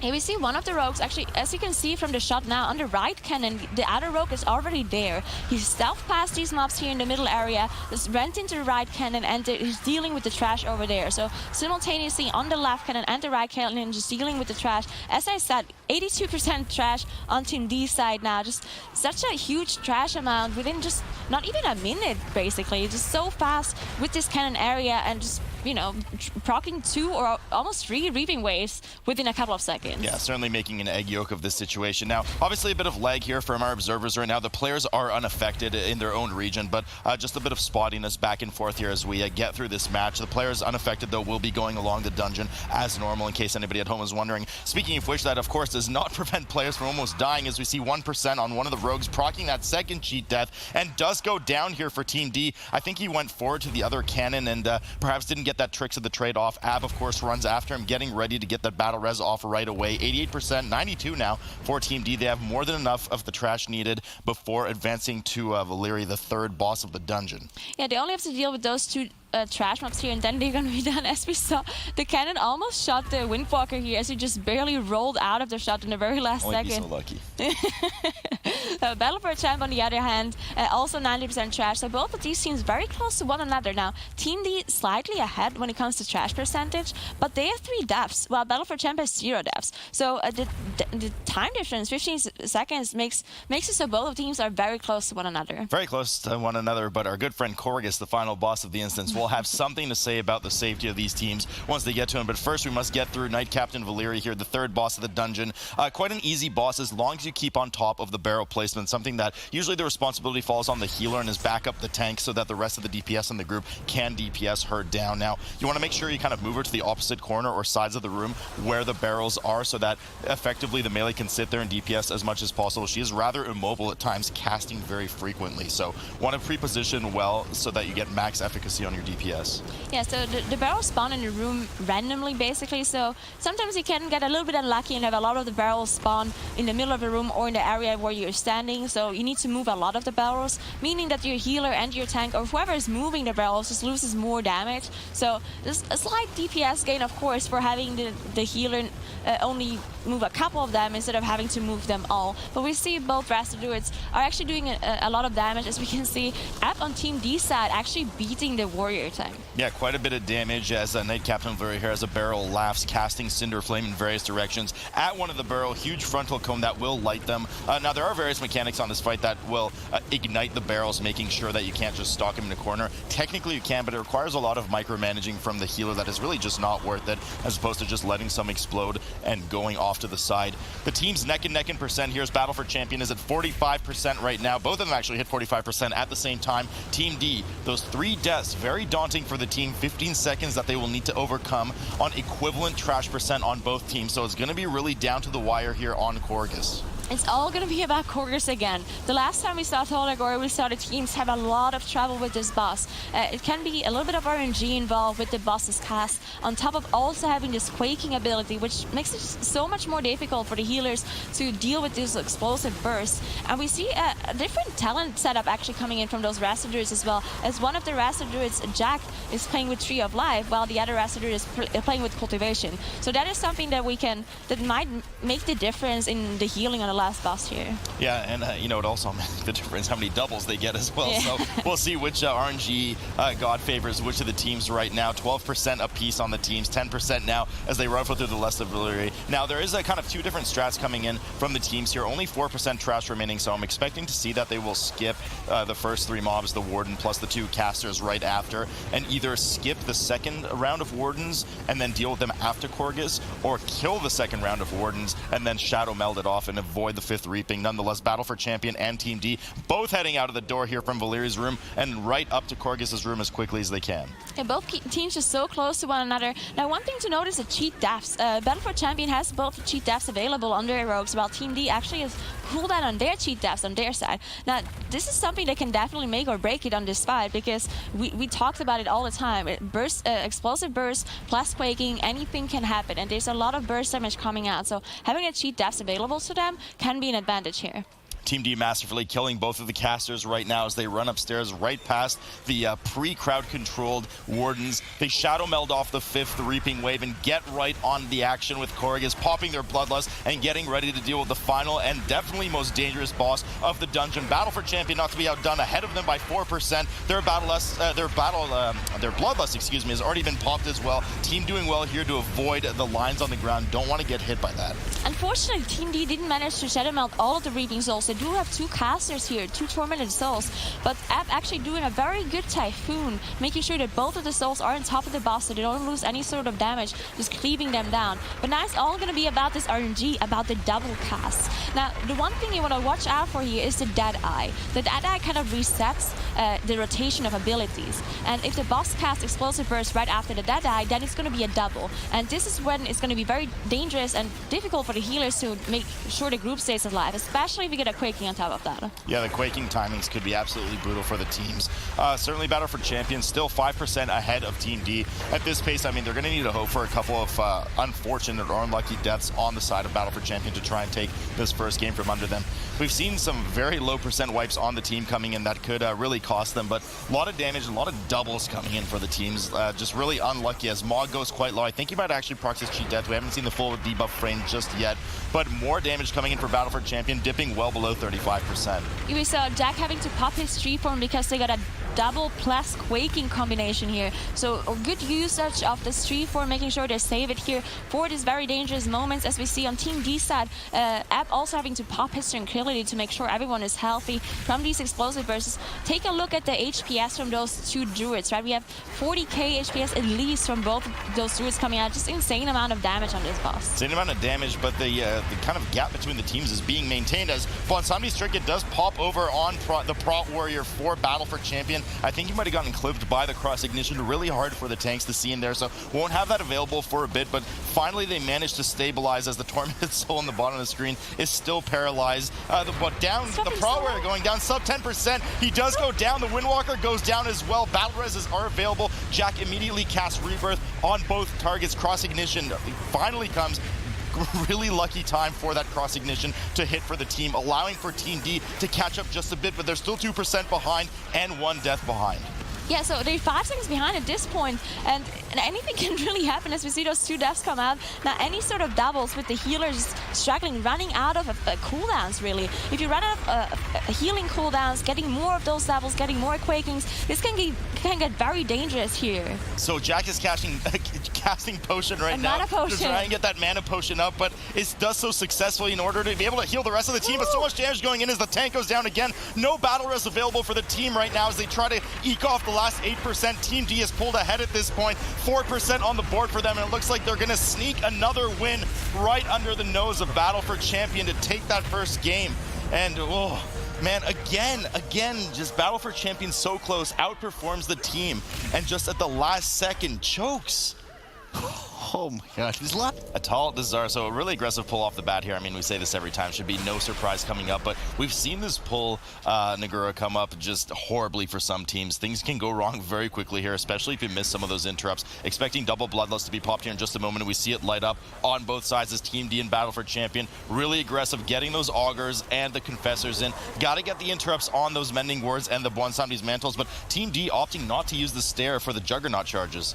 Yeah, and this is a huge pull because of teaming, because you actually have multiple confessors here in this pull. Now the confessors constantly cast this spell, pretty much getting rid of any sort of CC. As you see, App actually going down on Team D side because of this Juggernaut charge. As you mentioned, we see Jack on the other side just standing on this ledge, making sure the Juggernaut cast doesn't go through, and they're finishing off the pull, while Team D having basically a full Y coming in here just because App is just kind of refusing to use this ledge and not getting rid of the charge. The only thing that's getting finished off right here is Team D's health, as they almost have a full team wipe right now with 3 deaths, and I mean, that was just a silly play. Why would they not use that just kind of free support on the team? Team D, as aggressively as they can, trying to move down with this double sword pull onto the snap location. Long dipping quite low again as Ab kind of recollects himself after that wipe. Long just not able to get above that 20% threshold, and Ab just pumping so much healing into him. Both cheat death procs are gone from the rogues. One of the rogues had died earlier as well. Finally, the first reaping gets procced here as they head downstairs. Battle for champion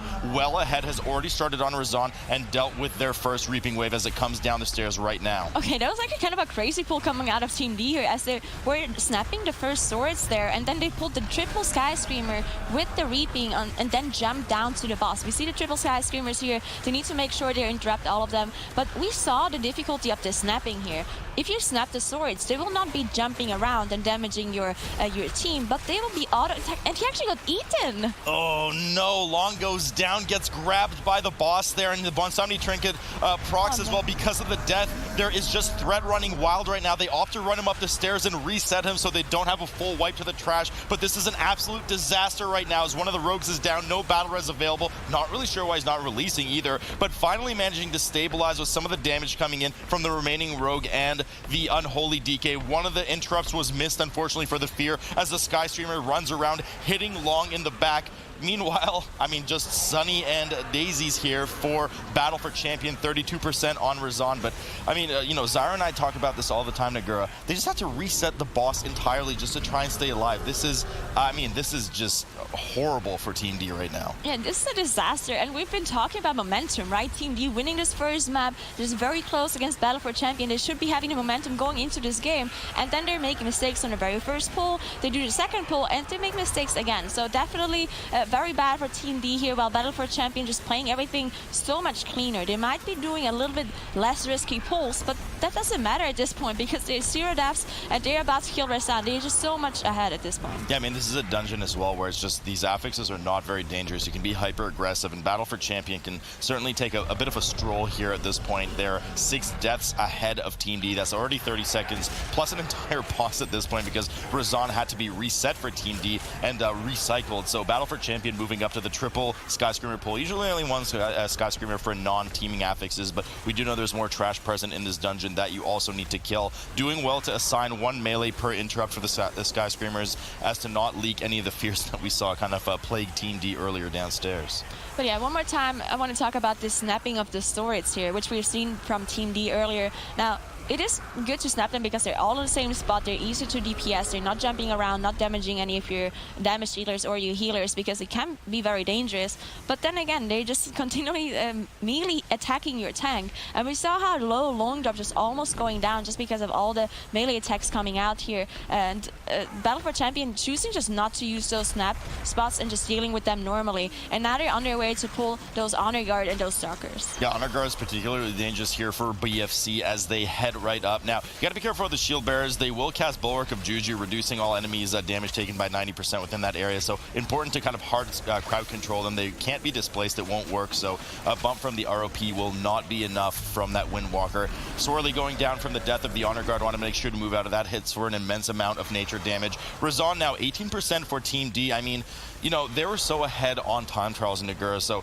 if they're able to kind of pull it off, and if there's any team that's able to kind of pull it off and catch up because of their ridiculous time trial run, it is Team D, but certainly they've dug themselves quite the grave to get out of. Maybe it's the DK just bringing them bad luck. Maybe they have to go back to the Windwalker. I take it all back.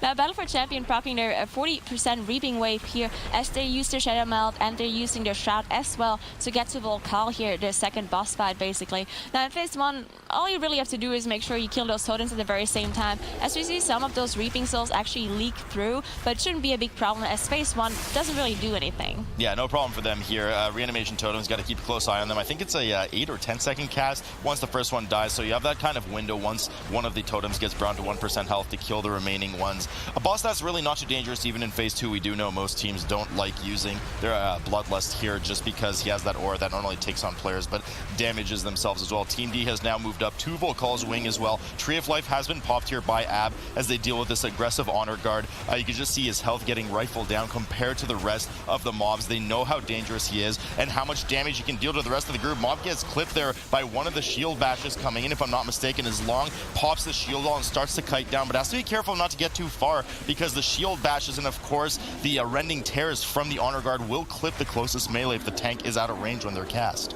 Yeah, so Battle for Champion, they must be having a very good time, especially mentality-wise, because they're probably watching the stream, right? They know the Team D has 6 staffs. They know that they had a wipe on Rasan. So in their mind, all they have to do is play the dungeon cleanly. Now, it doesn't really matter anymore just how risky their pulls are and how fast they are, because they're so far ahead. As long as they play their strategy cleanly, they're going to be winning. Now, Team D, on the other hand, they need to catch up. So they need to make sure they somehow have those bigger pulls, or they hope for Battle for Champion to mess something up. Yeah, so they do the perfect second Reaping proc here with Team D as they kill all the mobs at the same time required to proc that last round. Actually, it was really only one mob as they ticked over that 40% to 41% mark on Team D, getting right to Volcall's room, right in the nitty-gritty of it, wasting no time and getting into that phase 1. Battle for Champion already dealt with Volcall and is heading downstairs to this very particularly dangerous trash bowl with 4 Stalkers because of the teaming. One of them does get sapped, 2 Shield Bearers and 2 Witch Doctors. So a lot of teams kind of pool up their resources and cooldowns here as just an early pull here goes wrong for the Prot Warrior on Battle for Champion,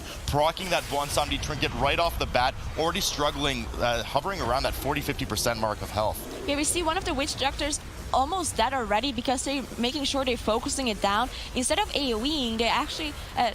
well, they do AoE, but they also try to focus single target those Hexers because they are so dangerous because of those casts. They do cast a Venom Blast constantly, which is a single target burst similar to the Reaping ranged mobs, and then you also have a Hex going through, which you also want to interrupt. So at some point you're just going to run out of interrupts, and that's why you want to focus them down so you don't have any random deaths from those Venom Blasts. Good leg sweep coming in there to interrupt that last bulwark of Juju coming from the Shield Bearer so that they can finish the mobs. Double pack here as they snap them over to the side. Long, excuse me, not Long, but rather the other Prot Warrior on Battle for Champion heads over, snaps the swords, including the 2 Sky Screamers, making sure that the melee have access for those interrupts and jumps right back on the main platform once the swords are dead, leaving the rest of the group quite safe from those jumps with the AoE cleave that they do. Third Reaping Wave should be proccing here in a moment for Battle for Champion, whilst Volcall still at 40% for Team D.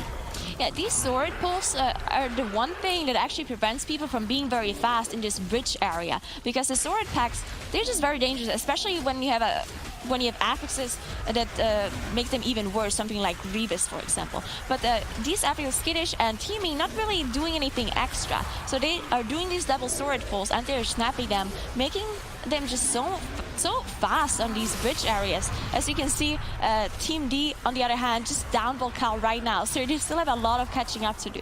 Yeah, I mean, they're only going down to that dangerous 8 pull in just a moment here. They have the same percent as Battle for Champion going to Volcall, so everything we just saw Battle for Champion do, Team D has to do somehow way faster, plus 30 seconds for the death, so it's going to take a lot for Team D to come back from this one. But, you know, Battle for Champion just has this kind of bad luck about them today. They keep having issues at the very end of the map and throwing it right back to Team D, so we'll see if they can break this curse as they hit their 70% mark. At the bottom of the stairs, the Fire Mask Gauntlet leading up to Priestess Alunza's room. Yeah, so they have to deal with this trash pack, and I'm pretty sure they want to have their Bloodlust ready for the Priestess Alunza's room, because what we've seen from teams so far is that they do this huge pull where they just pull the whole room on top of each other, and they kind of want their Bloodlust ready there, as there's still a 35 seconds cooldown, but it should be ready as soon as this pack goes down. Battle for Champion now, 71%. Yeah, just teetering on the edge of that pack. I don't think they'll proc it to 80%, though. Should be about 78, 79, unless these 4 mobs I'm miscounting. Could be possible, but they do head up the stairs right now. 76% on the board, 78 in just a moment from that final mob.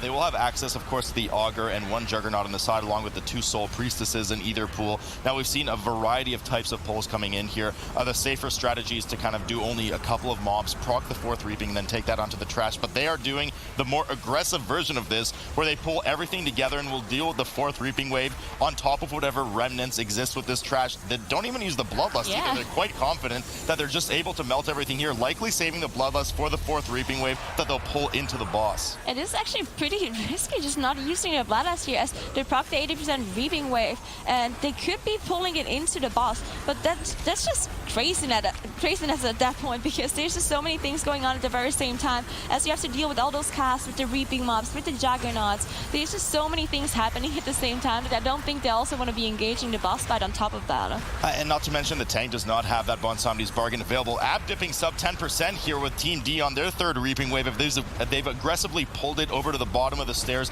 at Priestess Alunza's area, they know they're behind at this point, so they might need to play outside of that comfort zone, getting as many interrupts as they can on these Skyscreamers. Don't want another disaster scenario with that AoE fear going out. Battle for Champion has well dealt with everything, cleaned it all up, still has the Bloodlust available, not popping it. I guess they will be saving it for the final boss, Yasma, but Priestess Alunza now at 82% as the first transfusion is about to hit. Yeah, if Team D wants to actually catch up here, they need to pull this room with the boss. I don't think there's any other way for them to catch up, so they just need to go in, just pull everything on top, just kind of bloodlust, because Battle for Champion, they're 95% on trash. They're about to kill Priestess Alunza because she kind of kills herself with the transfusion coming out. And we see them also pulling this left trash back here on top of the boss to get the last few percentage that they need before they go into the last boss fight. Team D is doing the more modest pull of what we were talking about. They're actually looking to proc their 4th Reaping wave and then drag that into the trash, rather than procking the 4th Reaping wave with the massive trash pull that Battle for Champion pulled off without an Unholy DK. So not working in favor of Team D here as a big hit comes in. Unfortunately, if I'm not mistaken, from the Juggernaut charging in. Augur as well getting some cast of that fireball off, finally getting the interrupts as Mog Dip is quite low, and Tree of Life already being busted out just a bit early there.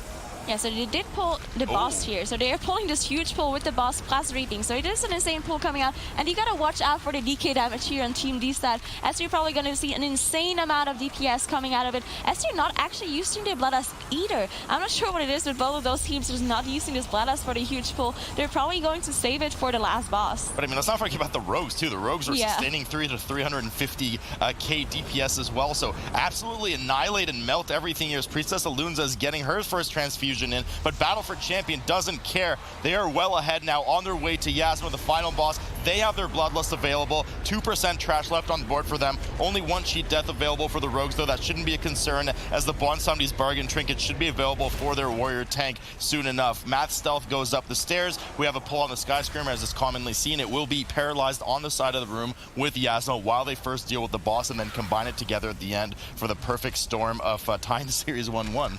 Yeah, I actually like this Skyscreamer pull here by Battle for Champion. They were waiting until the DPS were passed, and then Jack plus the tank were pulling the Skyscreamer to make sure the DPS don't get in combat, because if they get in combat, they have to use their potion very early unless they want to use it in combat. So if they pull it this way, they can actually get 2 potions off. So very well done by Battle for Champion. Also using the Bloodlust here for Yasma, for the single target boss. So it's definitely their game to win here, as Team D just about to kill Alunza now. So they're just very far behind at this point. Battle for Champion, I don't think there's anything really going to go wrong on this boss here, because all you really have to do is make sure you deal with the spiders properly. If there's one team that can find a way to have something wrong happen at the end of the dungeon based on today's series, it is Battle for Champion. But looking really solid here, 45% on the board for Yasma. The final Skyscreamer still lingering in the opposite corner of where the players are right now, just waiting to be broken and interrupted so that they can combine everything together for the final Reaping Wave. That, of course, they will skip because the last boss of the dungeon will also be dead. 35%. Finally, they pick up the Skyscreamer. Everybody's making sure to interrupt that Skyscreamer. Don't want to spot fear, whilst Team D is dealing with their final Reaping pack in the middle of the room and looking to skip it by running up the stairs. Yasma now 20%. Yeah, so I do think the Team D strategy here that they're shown is actually in theory faster than Battle for Champions, but because of all the mistakes coming in, Battle for Champion Zero Dash just being so consistent and just making sure they win this first dungeon here as they kill the Sky Screamer off, and also Yasma to get the 100% plus the last boss kill here. So finally, Battle for Champion at 5% on Yasma right now. No problems with the fear, no problems with the damage coming in, as they do have a perfect run and tie up the series 1-1. But, you know, I agree with you, Nagura. Team D finally down to the wire. Are you right or am I right on who's going to take this 2-1? Let's go Battle for Champion. Hashtag Team Salute as a Battle for Champion. Both teams right out the get-go. 9 mob pull here. Have to be careful as before with that Enforcer. A lot more HP on that compared to the other mobs, and with bolstering on the menu right now, you do not want to have an over-bolstered Enforcer chasing your tank. Yeah, bolstering not only is very dangerous for a team and the tank specifically, but it also just costs so much time to DPS this extra HP that they're gaining from the bolstering stacks. As you see, Team D actually bolstering those Enforcers and the Masters quite a bit, so they have to make sure that they're cutting them properly and deal with the extra HP that they're gaining, while Battle for Champion dealing with this pull definitely a little bit better. Now, Team D, we've seen them play Freehold before, and they were so much faster than Buff Warrior and Rogue, but Battle for Champion seems like they're even faster than Team D at this point. Yeah, Battle for Champion rather aggressively finishing off that pack and using one of their Strauss to get right in the face of this double Enforcer, double Mastiff pull right here. Now, the Mastiff themselves as well enraged, doing a massive amount of damage when they get quite low, but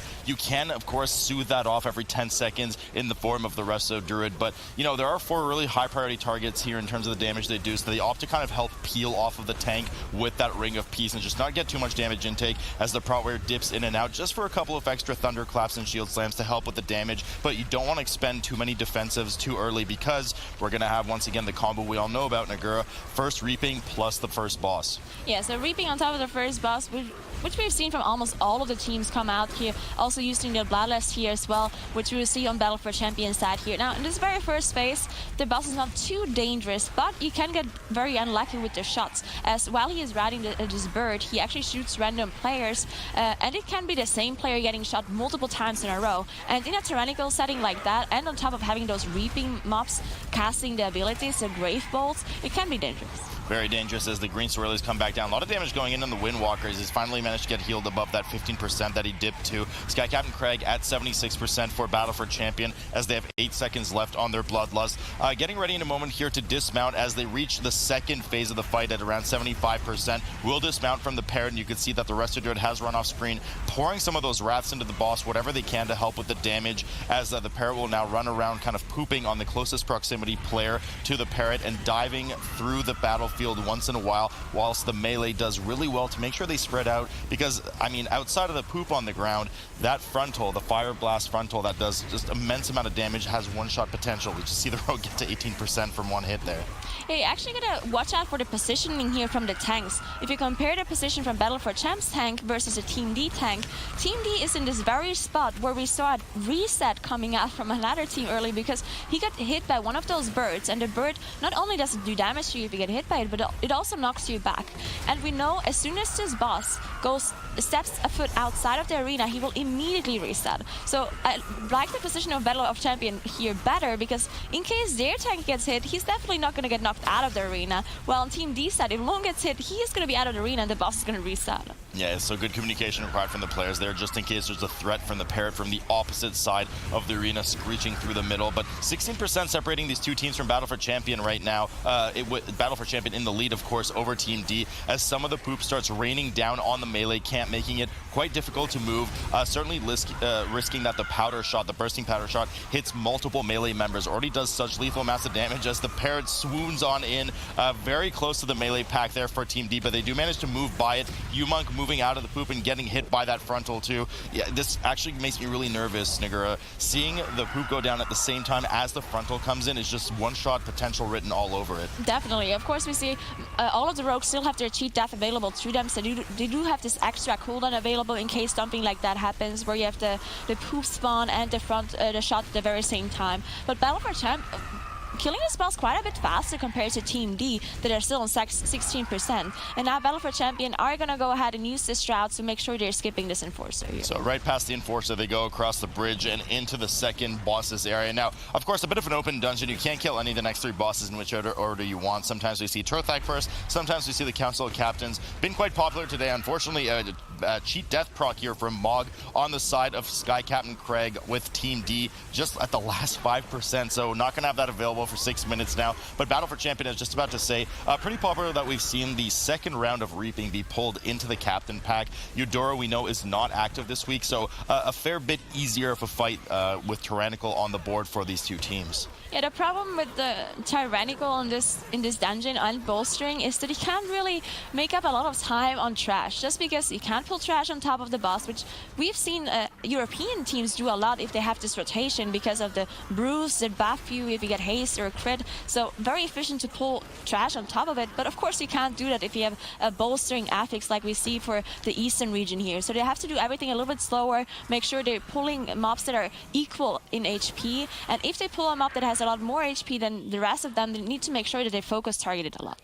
So I actually got disoriented for a second with where Team D went. They went up to the left and pulled the Oarsman on the left, so not something that you typically see. Ab is already gone, far gone here, already started the event for Trothak, so perhaps we're going to see while Team D's time was so dominant in time trials here in a moment as they look to finish off the last of these raging mobs. There's no healer present here right now for the two teams, so having a good bit of trust in Long that he survives and a bit of off healing there from Monk as the mass stealth finally comes in and they head over likely to Trothak's area, I want to say, because the event started. They get their brews picked up, so the captains have spawned for them. Any boss is open to them now.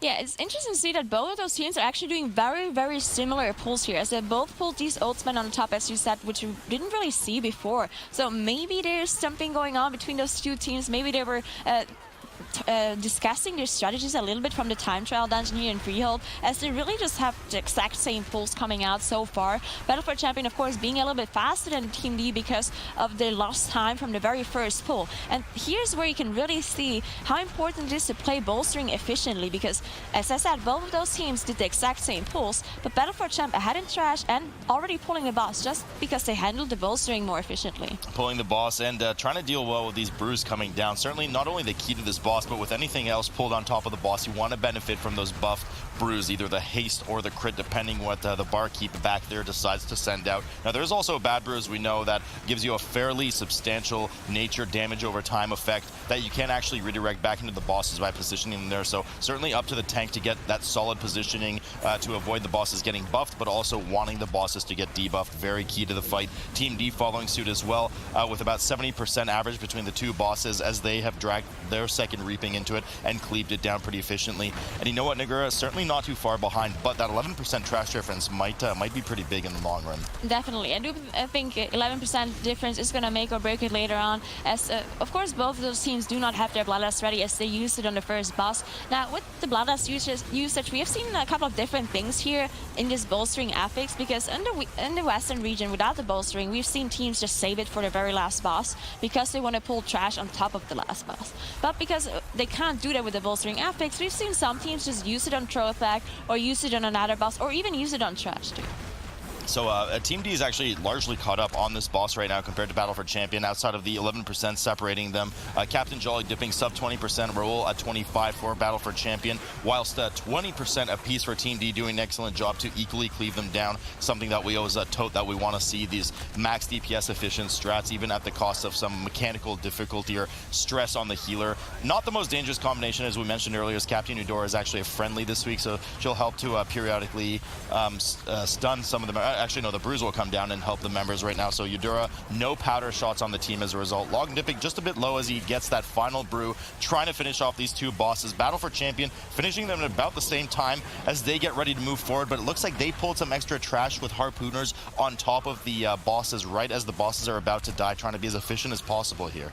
Yeah, I like this a lot by Battle for Champion here, as they still get the buff from the boss, from the brews, and they didn't bolster the boss, of course, because they just pulled it the very last second, and they made sure that they finish off the boss before they do the trash. So I really like this from Battle for Champion, as Team D is doing a pretty huge pull as they pulled the patrol with the right pack, which we've seen them do beforehand as well. Now, on these kind of pools, you want to make sure that you save your CC for the very end once the mobs are raging and bolstering each other, as we can see the Ring of Peace coming out just now. Yeah, that raging is absolutely lethal for the tank. You can just see how hard they're getting chunked. Even a warrior tank with how powerful block is for a mitigated incoming physical damage that's blockable. I mean, just want to just play it safe, not have that cheat death trinket proc out of tune, and they rush right in to Trothak's room here in just a moment. As long as clipped on the way in, just a bit unexpectedly, I suppose, just snapped that damage from the mobs in right away, getting down to about 20% health, but Ab manages to heal him up as they start to kind of backpedal them in. Shield wall does come up from long, won't have that available again for a while, so he's getting that damage reduction in for the mobs right now, but it's faded well before they reach that enrage once again, and they did just use that Ring of Peace, so it's not available for just a bit more time. Battle for Champion using their own Ring of Peace on the right side here, fairly substantial pull. A lot of mobs starting to rage right now, along with the third Reaping Wave on top of this. Yeah, so Team D is still just a little bit behind. Maybe just, as I said, the inefficiency compared to Battle for Champ with the bolstering. Even if you don't die, because both of those teams had a clean run so far. They have 0 deaths on both sides. But no matter your strategy, no matter how good your route is, if you're going to bolster those mobs and you have your damage dealers they need to do so much more damage just because inefficient bolstering management, then you're just going to need so much more time, as Team D is engaging Ludwig now, while Battle for Champion already has around 70% HP. Ludwig von Tortolan here for Team D, as well as for Battle for Champion. Well into the boss here. Once again, about 8% trash separating the two teams right now. A trash that could be fairly easy made up depending on the efficiency if they pull and what they do with their downtime here. Not only on Ludwig von Tortolan, but as soon as he dies as well, there's about 25 seconds or so until Trothak will come to fruition and spawn in the arena as well. Little clip here by Team D as he gets the tank gets hit by one of the shells, unfortunately, but does not get punted on the outside of the arena. Certainly don't want that to happen, else the kind of ongoers and onlookers of the area will throw rotten food on you, which does a fair amount of damage and debuffs you for a while. Yeah, we see Battle of Champion here pulling a bunch of mobs here as Ludwig dropped very low. Now Ludwig dies and he actually bolsters these mobs here, so they were still pretty high and all of them are going to be bolstered. So a little bit inefficient focus target damage here from Battle for Champion coming in. As Team D is down with Ludwig, they're on their way to pull the next trash, and this is a time where Team D can actually catch up a little bit compared to Battle for Champ, because we've seen them do this dungeon before against Buff Warrior Nerf Rogue, and they just had a very efficient arena pull pattern, basically. So now that they're dealing with this, they're also going to use their Bloodlust for Trothak later with the Reaping, and we're going to have to see what Battle for Champion does here. Yeah, both teams certainly looking to pop their fourth Reaping Wave into Trothak, as we see here for Battle for Champion does just that and drags everything over, cleaving it down. Now the large lost soul there is the one of Ludwig von Tortolan that will live for quite a while. We do know that Reaping mobs spawn with 50% base health of their original mob. Von Tortolan being one of the mini boss mobs will take a while to cleave down, but will die well before Trothak does, so won't be any concern there. Team D, just as predicted by Nagura, brings the fourth Reaping Wave right on top of Trothak and pops that Bloodlust, something they will of course now not have available for the remainder of the dungeon, but Battle for Champion will have that advantage depending on who comes out first from Trothak. Yeah, so Battle for Champ, of course, being ahead in boss HP just because they pulled it so much earlier. Now, Team D might be able to catch up a little bit because of this Bloodlust. Now, we see most of the teams actually save their Bloodlust for last boss, but because you can't really get any efficiency from pulling mobs on top, I think it doesn't matter that much if you pop it here or if you pop it on the last fight. It's really not a big difference. It just depends on whenever you have most of your cooldowns ready from the DPS to make sure it's get as much damage out of the Bloodlust as possible. So I don't think it's gonna put Team D too far behind from this Bloodlust usage, but if you look at the boss HP, they're still behind. They're, yeah, a fair bit behind, 15%. They just can't seem to close the gap on this, even with that Bloodlust right now. Battle for Champion just looking so rock solid. Hopefully they don't have a deja vu of some of the hiccups they had at the end of the dungeon, which we are starting to approach. One of the sharks slamming down right now on the Prot Warrior tank as he runs through the chum, making sure to try and kite the shark through it. But of course the shark will pick the closest proximity target every time it hops. Does redirect to the healer, but eventually Trothak runs over and picks it up as Team D dealing with their own round of shark tornadoes, starting to close the gap a bit, and only 10% separating the teams now instead of 15, but likely second round of cooldowns are starting to come up for these teams. Yeah, so actually checked the talents a little bit from the rest of druids here coming in, because as I said earlier, they just tend to use Tree of Life for all of the dungeons. But this time around, Jack actually, interestingly enough, chose to play Soul of the Forest, but didn't choose to play the Double Swiftman, so no Prosperity here. So very, very interesting choice coming out of Jack. I mean, it seems to be working for him as they're ahead in this dungeon, but it's just very interesting choices coming out in talents here from both of those Restaurateurs. Yeah, I mean, it's nice to see that they're adapting to the different maps as opposed to just kind of blindly picking something they're comfortable with that might not be the best match for these dungeons. Still about 9-10% separating the two teams right now as Battle for Champion gets to the single digit of health percent on Trothak, 6% now on the board for them. Team D looking to catch up, starting to close that gap just a bit. Likely another round of cooldowns has come up for them as Trothak reaches 10%. But Battle for Champion downing Trothak here in just a moment, and they will quickly mount up and start making their way to the bridge across in order to cross it and get to Harlan Sweet, the final boss of the dungeon. Yeah, Team D needs to catch up here as Battle for Champion are already on their way to the last room, and Team D is also behind in Trash a little bit, while they are on 80% and Battle for Champion on 83%. Now, Battle for Champ is probably going to skip the trash first and then kill the boss, use their Bloodlust, and then come back and clean up the rest of the trash later on, which we've seen Team D do before as well. As we can see the double CC coming out here. Now, okay, I changed my mind. They're actually pulling the trash here. Now, these are the double Ravagers, which just kind of kill themselves with this painful motivation. This is why we see them just kind of splitting up the pull into two, because the Ravagers use it on themselves and then two more mobs, and it stacks on the same mob, so you want to make sure that they're spread out so they don't buff it on the same mob twice. I like what I see here from Battle for Champion. The pro where you just kind of waits there until the last second, the mobs are about to enrage, and then just dips right out, making sure that not too much damage is incurred, not only from the enraging, but the painful motivation, as mentioned, does increase the mob's damage by 45% as well. So Battle for Champion grabbing Harlan Sweet and grabbing that Bloodlust as well, as it's popped right off the bat. 93% on the board for them. They're likely going to bring in the remaining trash pack of the 2 Enforcers, 2 Mastiffs, and 2 Casters right in front of the boss once Harlan Sweet is about to die with the final Cannon Barrage to try and nail that down. Team D, 96% as well, has pulled Harlan Sweet, but just don't have the availability of Bloodlust as they use it on Trothak. Honestly, Nagura, not too much avail. It really didn't seem to provide them that much advantage. Yeah, not really at all. Now, Battle for Champ, of course, using this Bloodlust here to get into the damage increase of the boss faster, because Harlan Sweet, if he gets 60% and 30%, he respectively gains more damage, meaning that, of course, the faster you get into this range, the more damage you're going to do. This is why we see the Bloodlust being popped at the very start here. Now, other than that, this boss fight really not so dangerous at all, because both Raging and Bolstering does not affect this boss in any sort of way, so you don't really have to deal with anything extra. All you have to do is want to make sure you deal with the base mechanics of the boss fight, and those kind of teams really shouldn't have a problem with that at all. Jack doing well there to entangle the Grenadiers that pop down in the fight and try to run towards the player and explode for a fair amount of damage, so you can easily keep them at bay with a Druid's entangling roots, which of course doesn't have a cooldown, so you just want to make sure you keep them out. Harlan Sweet now at 55% has entered phase 2 for Battle for Champion, where he will just multiply his abilities on everyone in the group except for the Prot Warriors, so there's going to be a 360 degree on Slicing Wind and 4 rounds of cannons going out, something that's actually key and important that Battle for Champion will be using in order to kill the nearby trash. They're looking to get to that 30%. That's where the boss really melts, with 100% increased damage taken, and also increases his attack speed by 100%, but not really too dangerous for the tanks.